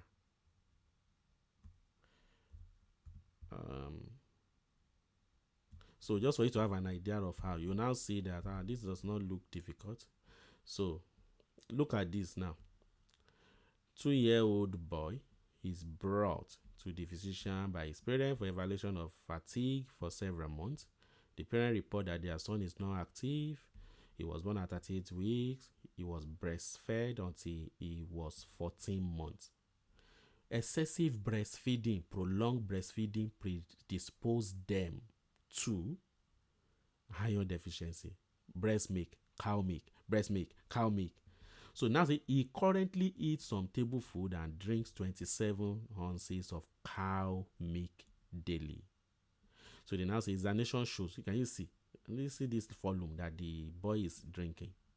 So examination is now showing mild conjunctival. Examination show redness and fissure of the bilateral corner of the mouth. You are seeing angular stomatitis. The now see the remaining examination shows no abnormality. From the premise of the question, you already have an idea that this is iron deficiency. Now say MCV definitely going to be low. What do you think will happen to the RDW, red cell distribution width? Increase. It's going to be increased. So if it's going to be Yeah. increased, so our answer is between option A, E, and F. So what do you think is going to happen to serum ferritin? We To be reduce. low. So low. So most likely we are dealing with F right? So and that's that. So that might even just be the question they will just give. All right. So you can look at this one. This question: 16-year-old boy brought to physician by his parent for evaluation of fatigue for several weeks. The parent reported that their son quit doing sport at school because of low energy. The patient's academic performance has declined recently. He spent most of his time in the basement playing video game and eating bowls of milk and cereals. Bowls of milky and cereals. He reports no other symptoms and has no history of serious illness. His mother has Hashimoto thyroiditis. His father has major depressive disorder. The patient does not smoke or drink alcohol. His vital signs good. Examination shows conjunctival pallor, inflammation and fissuring of the corner of the mouth. Here you see concavity of the fingernail. The remainder is showing this. So now say which of the following is the most appropriate initial step in it. So what do you think this patient is having? Look at the MCV, look at the RDW is high, MCV is low. Iron deficiency anemia. That's not what you are going to write. So sorry. You will say iron deficiency anemia secondary to what? Look at the question. Secondary to what? Dairy To cow consumption. milk. Second, Cow milk consumption. secondary to milk, Excessive cow excessive milk. milk. Exactly. So that's actually how you'll be writing the diagnosis. So sorry, I'm only bringing that to us. So I always encourage those people that did step one with us to write full diagnosis. So don't just say iron deficiency. So anything can cause it, but the ability to say secondary to this, secondary to that, actually exempt someone and miss the crowd. So just say from milk. So if you look at this now, how will you now take history from someone and now forget milk? I like milk. I gbadun milk. I like milk. We are playing with iron deficiency. All right. So which drug do you want to give to this patient? Which drug do you want to give to this patient to help this patient? Can give fesolate. Ferrous. Ferrous. Okay, you want to give ferrous. So why not just say iron? So, but what I'm looking Iron. for Okay. is Raw oral iron or IV Vitamin. iron. Okay. Oral iron or Oral IV? iron. Oral iron. Oral. Oral. So don't forget that if they put oral IV, you first of all think towards oral until proven otherwise. That proven otherwise is for you to check. Is there any reason why this oral iron will not be absorbed? Do you get it? So that's how you will be looking at the questions. So, and that's just by the way. Anyways, so that's iron deficiency anemia.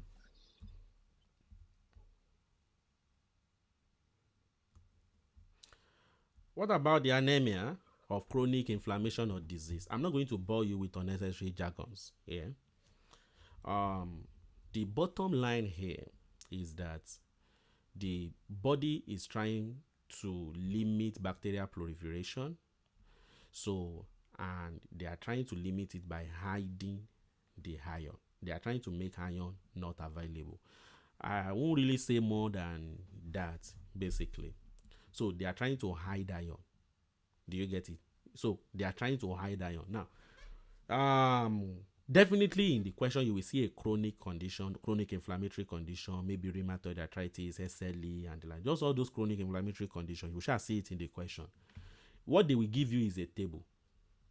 They will give you a table. Now, this is the trick to it. Just remember this statement I wrote here. In heat, the only thing that will be elevated is ferritin.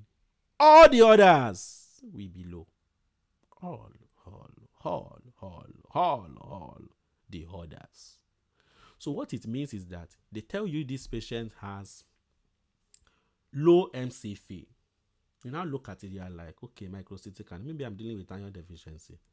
The next thing you check is all the other stuff, ferritin, and this one. You now realize that the only thing that is elevated is ferritin. The others, they are quite low. They now say, what do you think is the cause of this patient microcytic anemia? Just say anemia of chronic disease. This statement will give it out. Let me take you a step backward. You now come back here. Where am I? You now come back here. All right. You now come back here. Serum iron is low. Definitely going to be low in the chronic disease. Total iron binding capacity is reduced. Transferrin, they tell you is reduced. Ferritin is high. Immediately you see this, you just see that the only thing that is elevated here is ferritin. The others are low. You are most likely dealing with anemia of chronic disease. You do not have something like this in iron deficiency because red cell distribution will differentiate it from here. Do you get me? If you look at this one, ferritin is even low in iron deficiency. Can you see? Here, the only thing that is elevated is ferritin. Others are reduced in chronic anemia of chronic disease. If you can remember that statement, you are made for that question. If they give you table, you will get it right. The same thing for the thalassemia. You don't see the same picture in it. It's not there. So anemia of chronic disease is the only one where you see only ferritin high. The others are low. All right. I now bring you closer here. I give you this table. I thought I have a table. Oh, sorry. So no problem. You can look at it. I give you this table, or they give you this table in the exam. You look at it. 59-year-old man coming to the physician because of a painless, progressive enlarging swelling in his neck over the past 6 months. He has also reports feeling more tired than usual. He has a history of hypertension treated with ramipril. He does not smoke or drink alcohol. Physical examination shows not tender rubbery lymphadenopathy in the right supraclavicular region. Abdomen is soft, liver enlarged, and spleen tips are not palpable. Liver edge. Laboratory study is showing they give you all these things. You look at the rest distribution, which is normal. Mean corpuscular volume is actually normal. MCV here is normal. They will now give you the leukocyte count is looking okay. Platelet is okay. Bilirubin is fine. Creatinine is fine. Direct antiglobulin test is also negative. I will show you all those direct peripheral blood smear is showing no abnormalities. Further work is a diagnosis of Hodgkin lymphoma. So this patient actually has Hodgkin lymphoma. So a bone marrow biopsy shows mildly increased iron store within macrophages. So it shows that there is increase in ferritin, MOC, there in all those storage form. So it now tell you that, but no evidence of tumor infiltration, but there is increased iron store. So now this patient is most likely to have which of the following set of laboratory finding. This has already given it out, even though you are not yet seeing the MCV here is actually still normal. So this that they put here is, and you are seeing this chronic condition, you will start thinking that I'm most likely going to be dealing with anemia of chronic disease in these patients. So if that is the case, TIBC will be low, transferrin saturation will be low, serum ferritin will be high. If you start your analysis from here, it will make sense. You just say my answer is going to be between option A and D. Because these are the two I'm seeing serum ferritin being high. You now check the rest. Serum iron is going to be low. It's not going to be high. So the answer is A. So you don't even do too much analysis. Just by remembering, you will see a chronic condition in the question. It's always going to be there. It may be SLE. It may be rheumatoid. It may be one malignancy. It's just going to put something there. So it will just be any chronic condition. So you will see it's going to be there. And that's that about this. So we are going to do Hodgkin lymphoma. You will also get it more clearly. And that's about the anemia of chronic disease. So don't overthink it. Remember this statement, you will be happy. Lead poisoning. So lead is not something anyone here does not know. I'm very sure most people here know what. Sorry, Dr. Festus, can I just ask you something? That question you just showed now, Mm. there are two options there that have elevated serum ferritin. So what else can you use to Oh, I differentiate thought them? I just mentioned it. Look at the serum So iron. I didn't do that. Okay, it should be low. Okay, thank Yeah, exactly. So you can look at the others. This statement will guide you. High ferritin, others low. It will help you. All what we are talking about, they are just related to iron profile. All these TIBC, saturation, serum iron, ferritin. These are the ones we are talking about in this statement. All right. So let's look at lead poisoning. So this is lead poisoning. So I want you to pay attention to what is going on there so that you have an idea in the exam. No stuff. There is no stuff here. So lead is actually going to inhibit two enzymes, basically ferrochelatase, also delta hala dehydratase. Can you see? So this is actually the ferrochelatase, and here you have the delta hala dehydratase. Think about it. The delta hala dehydratase is inhibited. It means the delta hala should accumulate. The ferrochelatase is inhibited. It shows that protoporphyrin, porphobilinogen should actually accumulate. So, meanwhile, in a way, we actually have more inhibition to the ferrochelatase compared to delta hala dehydratase. So, you have a lot of protoporphyrin accumulating that we cannot combine with iron to form heme. All right, so these are the two enzymes. The no one is definitely really going to ask it because it's a step one concept. So inhibiting ferrochelatase and delta hala dehydratase, but you can still note it in case they chop and they drink alcohol and they just want to bring out anything. All right. The is also going to be an inhibition of ribosomal RNA degradation. Basically, these are just the what do you call it? The step one concept. You might just want to maybe remind yourself or just ignore. So if at all the ribosomal RNA degradation is inhibited, you will start seeing a lot of ribosomal RNA accumulating and give the patient basophilic stippling. So what can cause it? So you now need to check that question. Am I dealing with an adult or I'm dealing with a child? If you are dealing with an adult, that adult is most likely working or living in an industry that deals with lead. So maybe where the patient is living, where the patient is working, that's what you'll be thinking about. So that's with respect to the adult. With respect to a child, you will be thinking more in this exam mode that you want to go and write. You'll be thinking more towards exposure to lead paint. Usually, these patients will say they are going to their grandma's place to go and greet them. So when they get there, being a grandma, most likely the paint that is we are going to see in that kind of house will be old paint. So what the question now, I want you to pay attention to what I want to say here. The house you are looking for in the exam is the house that is built before 1978. You look at it, you just ask it, and you are just sorry, you are just like they are the one that know why they are writing 1978. What concerns me? It concerns us. Because USMLE, these guys are crazy. What they will do is that they will give you a house. They will say the patient went to visit the grandma and the house was built in 1980. If you look at it, 1978 is what you need to put at the back of your mind. It's 1980. they are putting in question. So someone that is not careful will fall for that trap. So it's 1978. House that is built before 1978. They will give you the 98. Don't approximate the year. They may even go and give 9088. 9088. You now be like 1988, 1988. I saw it. It's there. Now come and it's before 1978, not 1980.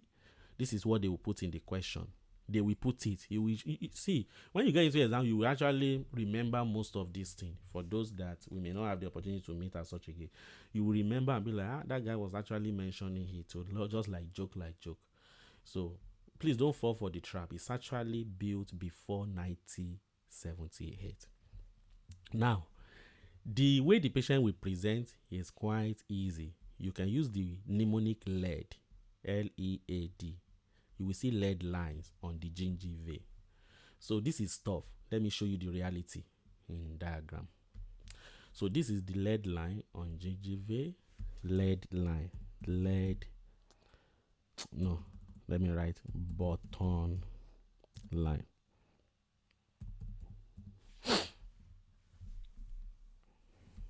So look at it.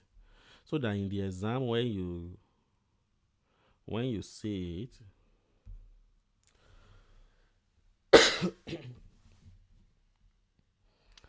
so let's see this, if at all there is anything we can pick there.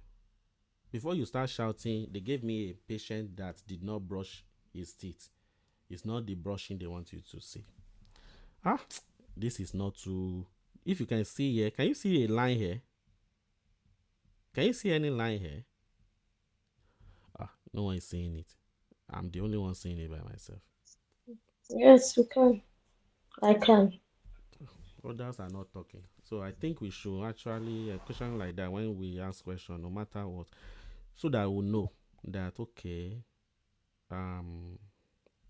we are there. And if I thought you think maybe it doesn't make sense, it's all right.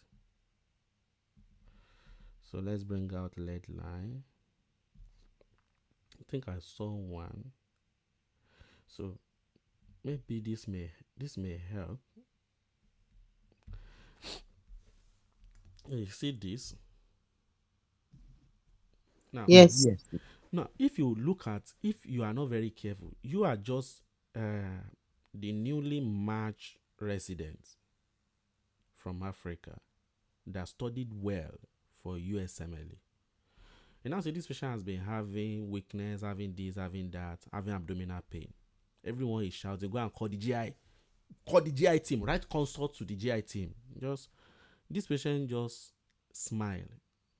Or maybe ignore the teeth and like, You now see this there. The next thing is, most likely, this patient is having lead poisoning. The presentation we actually look at like this lead line. Don't forget that this is the only one you can see. The one on the bone, you won't really see it unless you have X-ray high. So you won't see the one on the bone. So the metaphysics, you may check that one up. So you won't see that one. So you just see, my tummy is paining me. It's paining me. You just see that. You just see, You now see the teeth. You now see that line there. Before you start shouting, where are your relatives to brush your teeth for you? Know that most likely you are dealing with lead line on the gingiva. So that's just by the way for you to remember that. Then the patient may also have drop that may not be too prominent for you to see. Why? They carried the patient to the hospital. The patient did not walk. So you didn't even have the opportunity to assess the drop. Do you get it? So no one is really paying attention to that but in the course of gnashing the teeth in pain, you can see the line, lead line. So don't forget this: encephalopathy, abdominal pain, colicky, they can also have drops. But in the exam, they will put all these drops and the lines. They just say lead poisoning. All right. So please never forget the way the question will come. Laboratory wisely, if you look at it, we need the lead is inhibiting this enzyme. M will not be produced, so hemoglobin will reduce. All right. So you can protoporphyrin will accumulate. So never forget all this, guys. So, and that's that. How do you want to treat? Remove from the exposure, give Susima. This is the one they will test. Chelation with Susima. You just say, what's the best next step? The answer is Susima or EDTA or Dimaca Pro. So just rehearse it and be like, oh yeah, go and remove the iron in your blood. Susima. What about sideroblastic anemia? I know you've heard about it before, but there is a way. We have what we call sideroblast. We have what we call sideroblast. All right. So sideroblastic anemia, I want you to look at the opposite of iron deficiency anemia.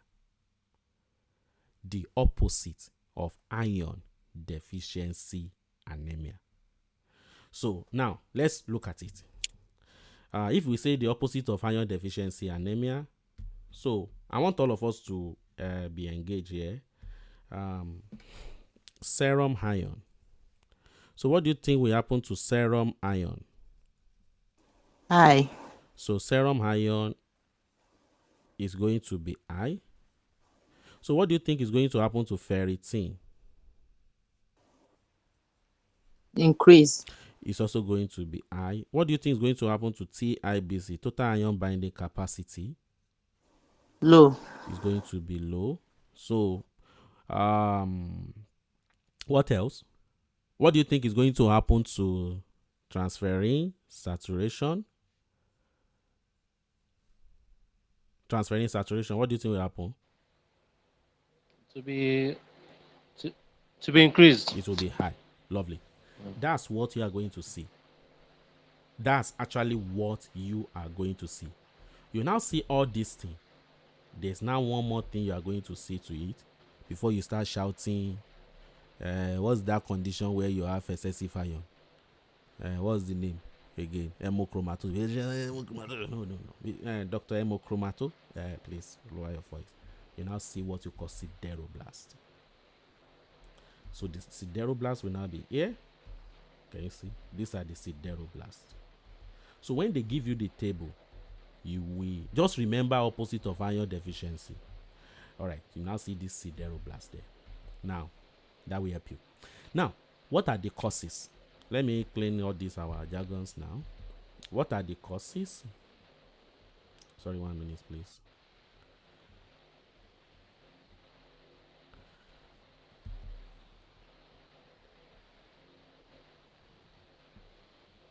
So now, what are the causes? It may be genetic. It may also be genetic cause, reversible cause. So for the genetic cause, is just this X-linked defect in ALA synthase gene. Remember that. So this is ALA synthase, the enzyme that is important in the synthesis of delta ALA. This ALA synthase. All right. So when there is a defect in it, so the patient can have it. So never forget this defect. The next thing is reversible cause. The reversible cause you are expecting in the exam is alcohol. Is the most common cause of this sideroblastic anemia, which is reversible. So never forget this. A patient that is also vitamin B6 deficient, a very good example. Someone that is placed on isoniazid, so can also develop this sideroblastic anemia. So they may just say that they are treating a patient for TB. The patient now develop this. Just start listing them. MCV is low, iron is high. Can you see? You see, MCV is low, okay? Iron is high. This one high. This one just start seeing something like picture of iron overload. When MCV is low, just a sideroblastic anemia until proven otherwise. Until proven otherwise, and that's how you break it down. All right. So now look at this one.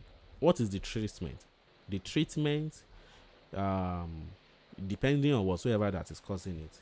So it might just be if it's due to vitamin B6 deficient, the same.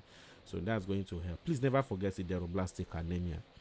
I think this is most likely going to be the first time I'm going to unravel it more clearly for people to see.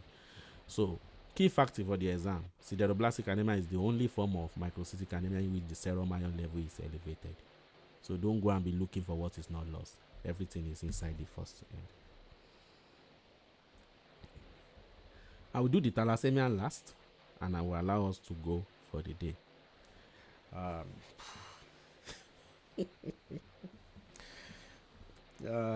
After thalassemia, what do we even have left? Um, let's see, not so much. Very easy concept. If you look at them, there are very many. So that's why you need to be very strategic in the way you look at them. Pick 1 or 2 points and rehearse over and over and over again. So you don't just read the first aid once and say that I've read for the exam. You will know you will forget a lot. All of us forget, like we forget a lot. Like it's because it's not what we are doing every day. So that's why you forget. But once you get into the practice, everything will be at your fingertip. So people around you will now appreciate you better because you understand them very well. And if you carry your book within a day or two for the step 3, you've already mastered the key points you are taking into the exam for the hematology because you really study for it in 2 and 1. Nothing has changed. So porphyria 2 and the like. We'll have loved to get to all this stuff to show you the secret, but it's fine. All right, so let me finish it up so that you can all go because I know majority of us are sleeping already. So this is thalassemia.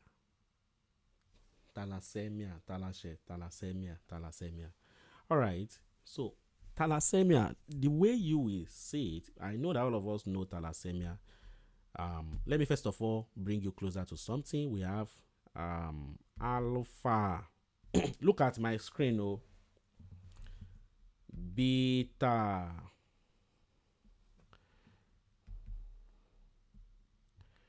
Sincerely speaking, please, everyone, which letter in the alphabet, the way I wrote this beta, which letter do you think it looks like? Anyone? P, letter P. Letter P. All right. So when you talk about beta thalassemia, you talk about point mutation in the beta gene. Whereas when you talk about alpha, some people write their alpha like this. So some people write their alpha like this. You can look at it. So you may look at it. It may look like letter A, anyways. So but you can also look at say, okay, it's looking like letter A. It can also look like letter D or something like that. Anyhow, so this is it's actually looking like letter A or D. You get so. Or let us assume that some people write their alpha like this. Can you see? Maybe you are doing letter D or something. So you can look at it like that. D. So deletion. Alpha is more or less like gene deletion. So because you need to know the difference, which one is deletion, which one is point mutation, or else you just know you've seen it before. You will now be like, which one is it? So before you overthink and you start blinking onto the roof or the ceiling. So that's how we look at it. Okay, so that's just by the way. Which one is deletion? Which one is point? At least once you even see the one that is point mutation, you can find your way with respect to the others. Now, how will the patient present?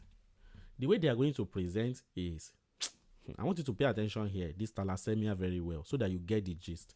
They present like you are dealing with, the way they present, some of them may not have any symptoms, some of them which we are going to see, and some of them may just be having fatigue, just fatigue. You have anemia now. You check their this thing, you are seeing microcytic anemia. You are not shouting.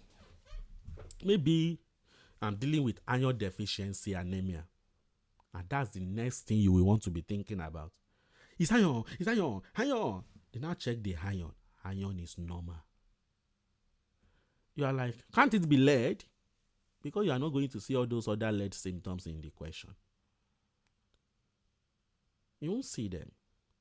Microcytic. Can't it be sideroblastic? Because all those abnormal non-iron study, you will not see them there. You won't see them there. The patient is just having fatigue. You just say, I don't know, I always just get tired. You're like, maybe you are losing blood somewhere. Do you have ulcer? You say, I don't have ulcer. You now say, go and do iron study for me. You do the complete blood count. You are seeing the microcytic fashion of it. You now say, go and do iron study for me. You now do the iron study. You now see that it's normal. You will be confused. You are seeing microcytic anemia, normal iron study. The next thing is, this cannot be lead. This is not sideroblastic. This is not this. This is not that. Are you sure I'm not dealing with? Am I still dealing with iron deficiency in that? It's just evolving. You say, no, maybe you are dealing with thalassemia. And that's how you look at it. You will just look at that patient and look at the result and just say, let's assess this patient for thalassemia. Another doctor is saying that, what did you see in it? Microcytic anemia, normal iron study, RDW, red cell distribution width is normal. I can't see any picture, something pointing towards lead. I'm not seeing anything pointing towards sideroblastic. Are you sure I'm not dealing with thalassemia? You now come down to this place. What are these thalassemia? We have the beta thalassemia. We have the alpha thalassemia. So for the beta thalassemia, the way we are going to be looking at it is it minor, is it major, is it severe, is it mild? Permit me to look at it like that for you. So if at all that does not make sense, you can look at it anyhow you like. All right. So this is beta thalassemia. Now, in our body, when they born us, we have what we call the fetal hemoglobin. The fetal hemoglobin, you have alpha 2. You now see this gamma 2. This is the fetal hemoglobin. So then we have adult hemoglobin. There are two adult hemoglobin, alpha 2, beta 2, alpha 2, delta 2. So these two, they are adult hemoglobin. So look at it very well. You can't forget the alpha 2, beta 2. So this alpha 2, beta 2 is the HbA.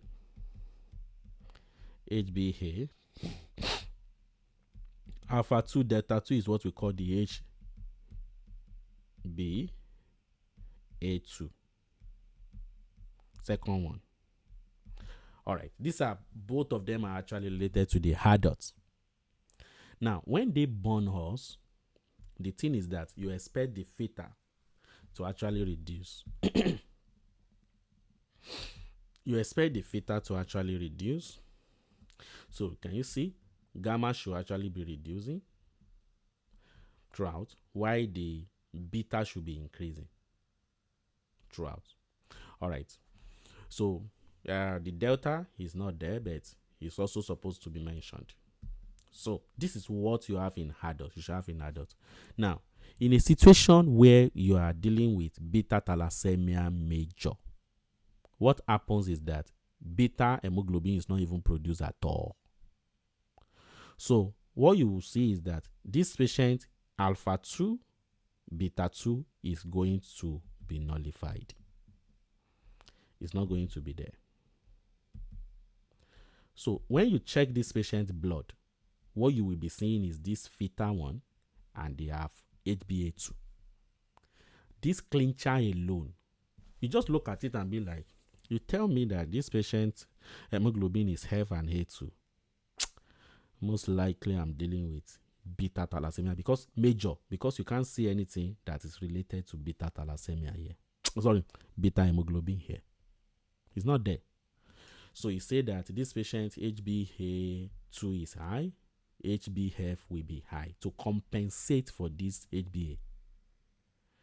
So the other thing you will see in thalassemia generally is actually more of target cells. You will see target cells. For this one being major, so this patient is going to present earlier.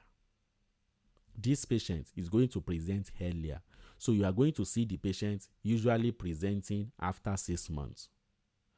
That's when they start becoming symptomatic. Why? Because after 6 months, fetal hemoglobin level will start dropping. It's going to start dropping. So you expect this HbA to have been very high to compensate, to take over. But HbA, the normal one, is actually low. It's not even there. So fetal hemoglobin cannot do it all alone. So that one is already dropping. So around this time, 6 months, the patient start becoming symptomatic. What makes it major, again, apart from early presentation, they also have hepatosplenomegaly. You will see hepatosplenomegaly and the likes. Then another thing you also see in them is hemochromatosis. You can see hemochromatosis because even the RBC that are that are produced, the rate at which the turnover is actually also very high. Where do you now think to be able to help the patient, the body shift or involve the extramedullary in the production of RBC? You look at some bones. What do you call it? Even the spleen, the liver, all of them, they are going to be recruited. The next thing you start seeing is something like hepatosplenomegaly. That's the cause. Then another thing again is that you start seeing skull buzzing out, all because the rate at which the hematopoiesis is actually occurring is very high. Why? The patient is having problem with the beta hemoglobin.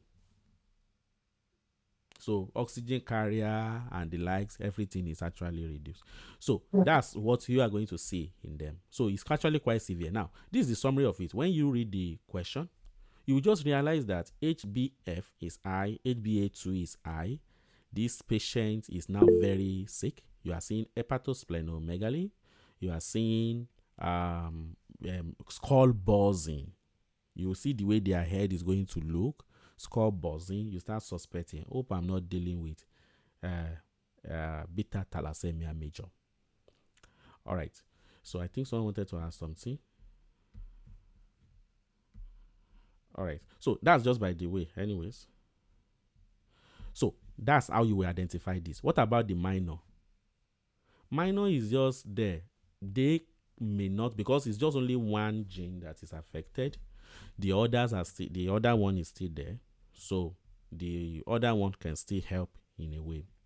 What you see here is that they are not really that badly sick compared to the major. So they are most likely going to present later. So anytime you now read your question, you now see beta thalassemia, you make an assessment of beta thalassemia, and that patient is now an adult, just know it's minor. Because if it's major, the patient will have presented earlier, after 6 months. All right, that's what, and you will also see HbA2, it will be high in them. You will see, they will give you percentage. You see that percentage is high. That will give it that's for the beta thalassemia. What about the alpha? For the alpha thalassemia, you have 4. So we have the hydros fetalis. So what you have here, you have like 4 genes for the alpha. So if the 4 of them is actually deleted, the patient is going to develop what you call the hydros fetalis. 4 of them are deleted. Hydros fetalis. All right, let us write it down too. Fetal hemoglobin alpha 2, gamma 2, adult hemoglobin alpha 2, beta 2, alpha 2, delta 2. All right. If you look at all of them, they all involve alpha, alpha, alpha. So what it means here is this. Now look at it very well. This is the hydros fetalis. The 4 of them, the baby is even born dead. In fact, they have fetal demise in utero. They are not like, what killed the baby? Is the doctor? Is disease? What is the drug? You gave me paracetamol in the pregnancy and I told you I was not having a headache. You say it's because of this. You killed my baby. And I say, okay, it's now becoming issue. They now do autopsy. They now realize that it's actually hydros fetalis that the babies have. The babies having alpha thalassemia. So when they check the hemoglobin of this baby for the fetal hemoglobin, what they are going to see is this gamma 4. It shows that alpha is not even there at all. Gamma, 4 of them will be gamma. Alpha is not there at all. All right, so that's what they are going to see, this gamma 4. So this patient will not present in the clinic. You won't see this patient, so I remove it. That's the explanation. I remove it. We have another one. We have another one. We call it silent carrier. I may be talking to you now. I might just be a silent carrier, which I'm not. So what it means is that you won't see these people in the clinic. They won't even come at all. They only have one of the 4 being affected. So they will still be producing alpha. But it might not be up to the level of you and I. So they will not come. The patient have no signs or symptoms of disease, normal clinical state. The patient might even be the world richest man. The patient may be anybody. So they don't have any symptoms. So you won't see them. So I remove this one too. You now see these 2 guys that are left. This one has lost, 3. This one has lost 3. It's having 3 actually being deleted. So this one that is deleted, 3 having 3 gene being deleted. So it shows that this patient is only having 1 left. So this patient is going to have significantly reduced alpha chain production. So the manifestation here is going to be very severe. So this is severe. Alpha is going to be very, very reduced. So if alpha is reduced, and this is a fetus that we are talking about, or the baby is just born, so the fetal hemoglobin that you are going to see, the quantity of alpha in the chain will be low, gamma will be very high. The quantity of alpha in the chain here will be low, beta 2 will be very high. The quantity of alpha here will be low, delta 2 will be higher. So if you look at all of them, they are actually higher than the alpha, their counterpart alpha. So you call this hemoglobin bats. Festus, they wrote bat eye drops here. That is high drops, not bat hemoglobin. Bat hemoglobin here is saying that the alpha is significantly low, gamma is higher. Alpha is significantly low here, beta is taking over. Alpha is significantly low here, delta is taking over. All right, so that is that. So you have high level of hemoglobin bats. All these ones are the one we call bats. You can relate it to gamma, you can relate it to beta, you can relate it to delta. They are bats. What about if it's 2? 2, the quantity of alpha here will be reduced, and this one also is going to be relatively higher. Now, let's now look at these 2 together. Let us say the reduction, the level of alpha here, we just give it 20% alpha. That's what you have in here. With respect to alpha thalassemia trait, you may have something like 50%. No, let us make it 40% alpha. That's the level of. So now look at it. It shows that the bat hemoglobin here is 80%. The bat hemoglobin here is 60%. The bat hemoglobin here might even be 10%. The bat hemoglobin here is 100%. So now look at it from hydrops fetalis to hemoglobin H to alpha thalassemia trait to silent carrier. What is happening to the bat hemoglobin is reducing. It's actually reducing down. Do you get it? The total number, quantity of the bat hemoglobin is reducing. In case they say that you should compare or something like that, you should know. But relative to their alpha counterparts, the bat hemoglobin is actually higher than all of them. So please never forget this at all. So just find a way to balance them anyway. So My percentage might not be true representative of how it is, but just to pass the information across to you. All right. So this is severe. If it's severe, this is the one that is going to have hepatomegaly, splenomegaly, jaundice, this one, that one. You are going to see it in severe. While in the mind, you may not really see them always coming down with severe symptoms. So you may not see the severe symptoms. You now say that, okay, this is actually looking more like mild. That mild one is alpha thalassemia trait. All right, Festus, you talk too much. You talk too much. Summarize this. What I'm trying to tell you is this. These two, they are the most tested in the exam. These two. So if they are the most tested in the exam, what do you want to take into the exam? Alpha thalassemia trait. They will test you on these indices here. So in the traits, in them, so you will see reduced MCV. You will see hemoglobin PCV, reduced MCV, reduced hemoglobin, reduced PCV.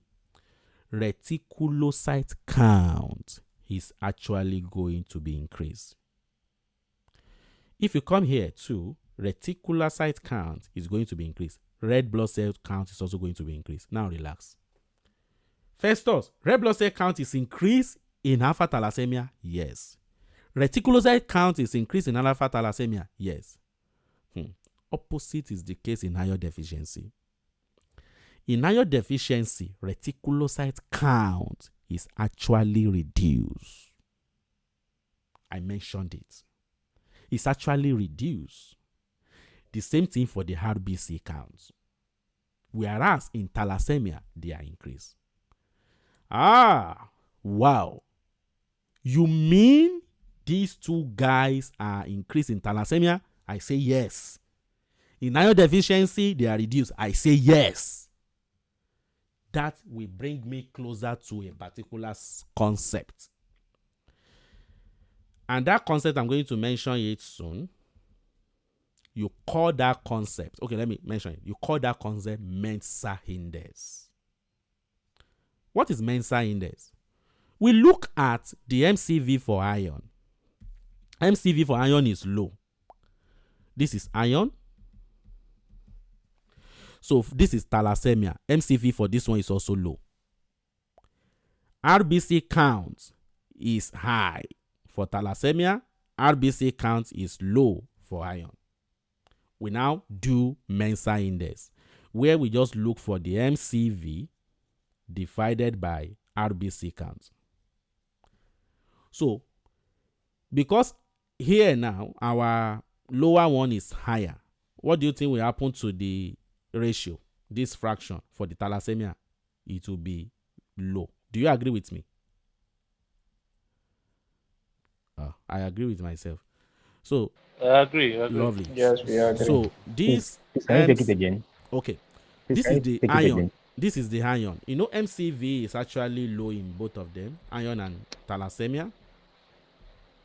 Iron, MCV is low here. Do you agree with that? Iron deficiency. Do you agree with the I fact? agree. I Yeah. agree. Yes, I yes. agree. Thalassemia too, MCV is also low, right? Also agreed. Lovely. So Yes. now, RBC count in thalassemia, what happened to it? It's high. It's increased. It's Right. increased. The one in iron deficiency is actually low. Now put them in ratio. So if you put them in ratio, the ratio you'll be getting here will be low. The ratio you'll be getting for iron deficiency is going to be high.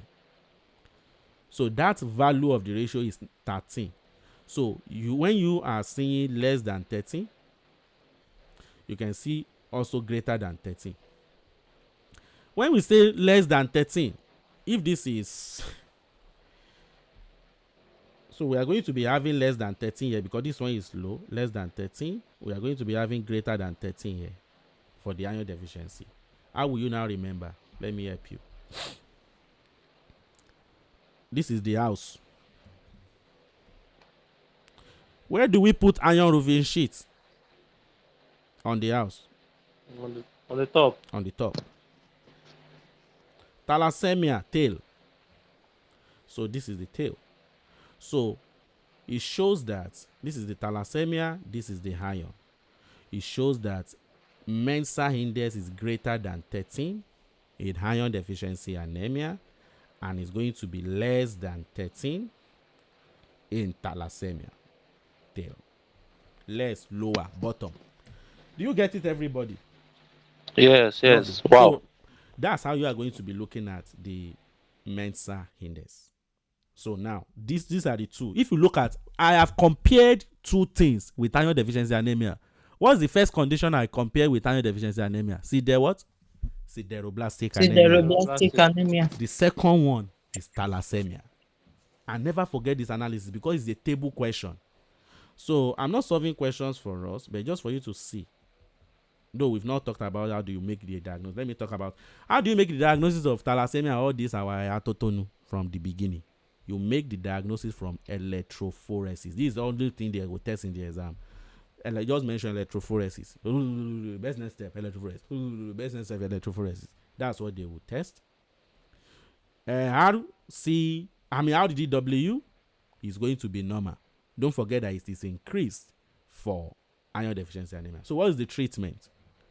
So most patients do not require treatment.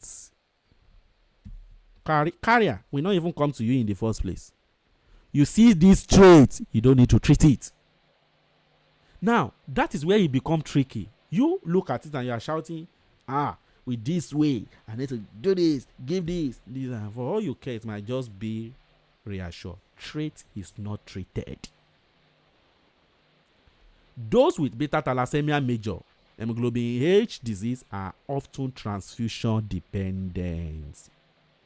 So if you are giving them blood, you are going to be loading iron into their body. They are at risk of hemochromatosis. So you need to give them deferracirus to chelate iron. All right. So please never forget this at all. So traits, which is mild, presentation is not treated. All right. So now let me show you one or two questions. We are not solving them, but just for you to have an idea of all my jargons. Since morning, I have quite a number of questions. So we are not solving anything here. You can look at, I love this. So look at this question. Hemoglobin electrophoresis performed prior to our initial transfusion, which is showing 5% hemoglobin A2 and 95% hemoglobin F. What is the diagnosis? 8-month-old child. Alpha thalassemia.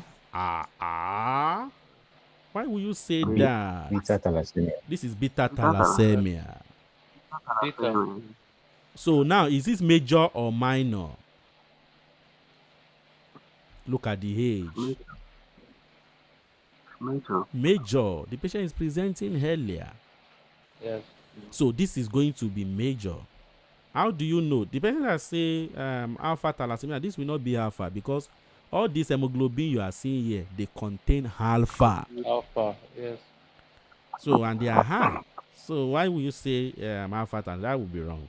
So now they say that our mother asked about the long-term outcome. It is discovered that the patient will need chronic red blood cell transfusion to maintain our hemoglobin at an appropriate level. But individuals are now able to survive into the 5th and 6th decade of life with supportive management. Now say, in addition to chronic transfusion, the patient will require which of the following supportive medication? So which medication do you think they are testing here?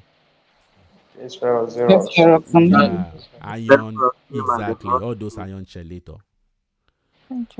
So I want you to look at this and tell me what you feel this patient, although you know it, but look at this. 1-year-old boy is brought to the clinic to establish care after his family recent moved to the area.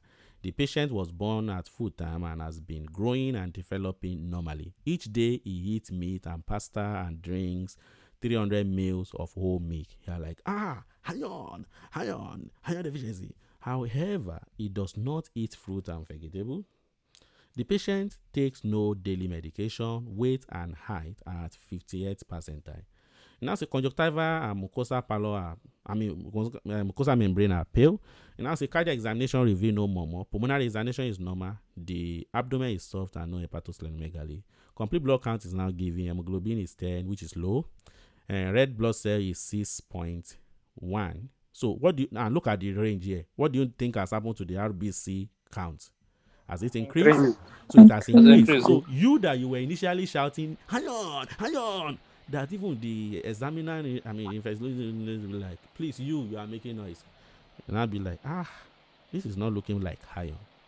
You now calm down. You now look at the mean corpuscular volume. It's now 60. You are like, what is this? You now check the RBC, RDW. You realize that it's normal.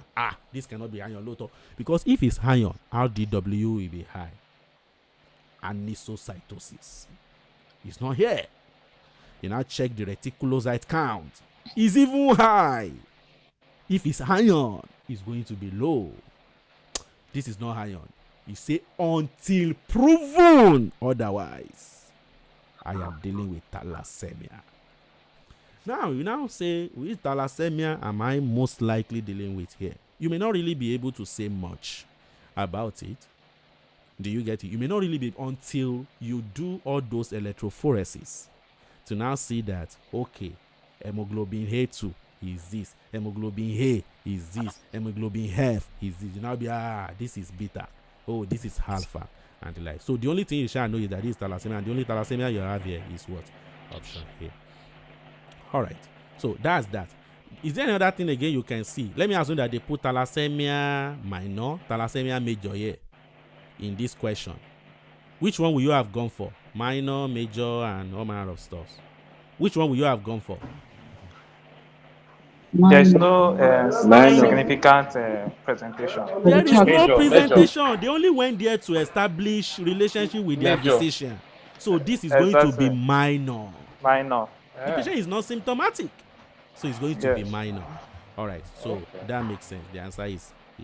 So that's how we will be looking at the question. So when we meet next time, you will solve all these ones, bring out your answer, look at it, bring out your answer, look at this, bring out your answers to the point that you get so used to them. And I'm very so much certain that it's going to influence the practice in general.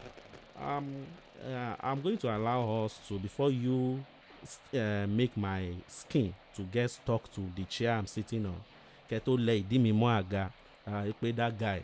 Maybe you do not want to shift your bum there, so that your bum will make it to gum to the chair. So I will leave. I will allow us to go and enjoy the rest of the day. So you will be hearing from us very soon. We may have 1 or 2 sessions by tomorrow. That's it tomorrow. Next week, I wanted to say.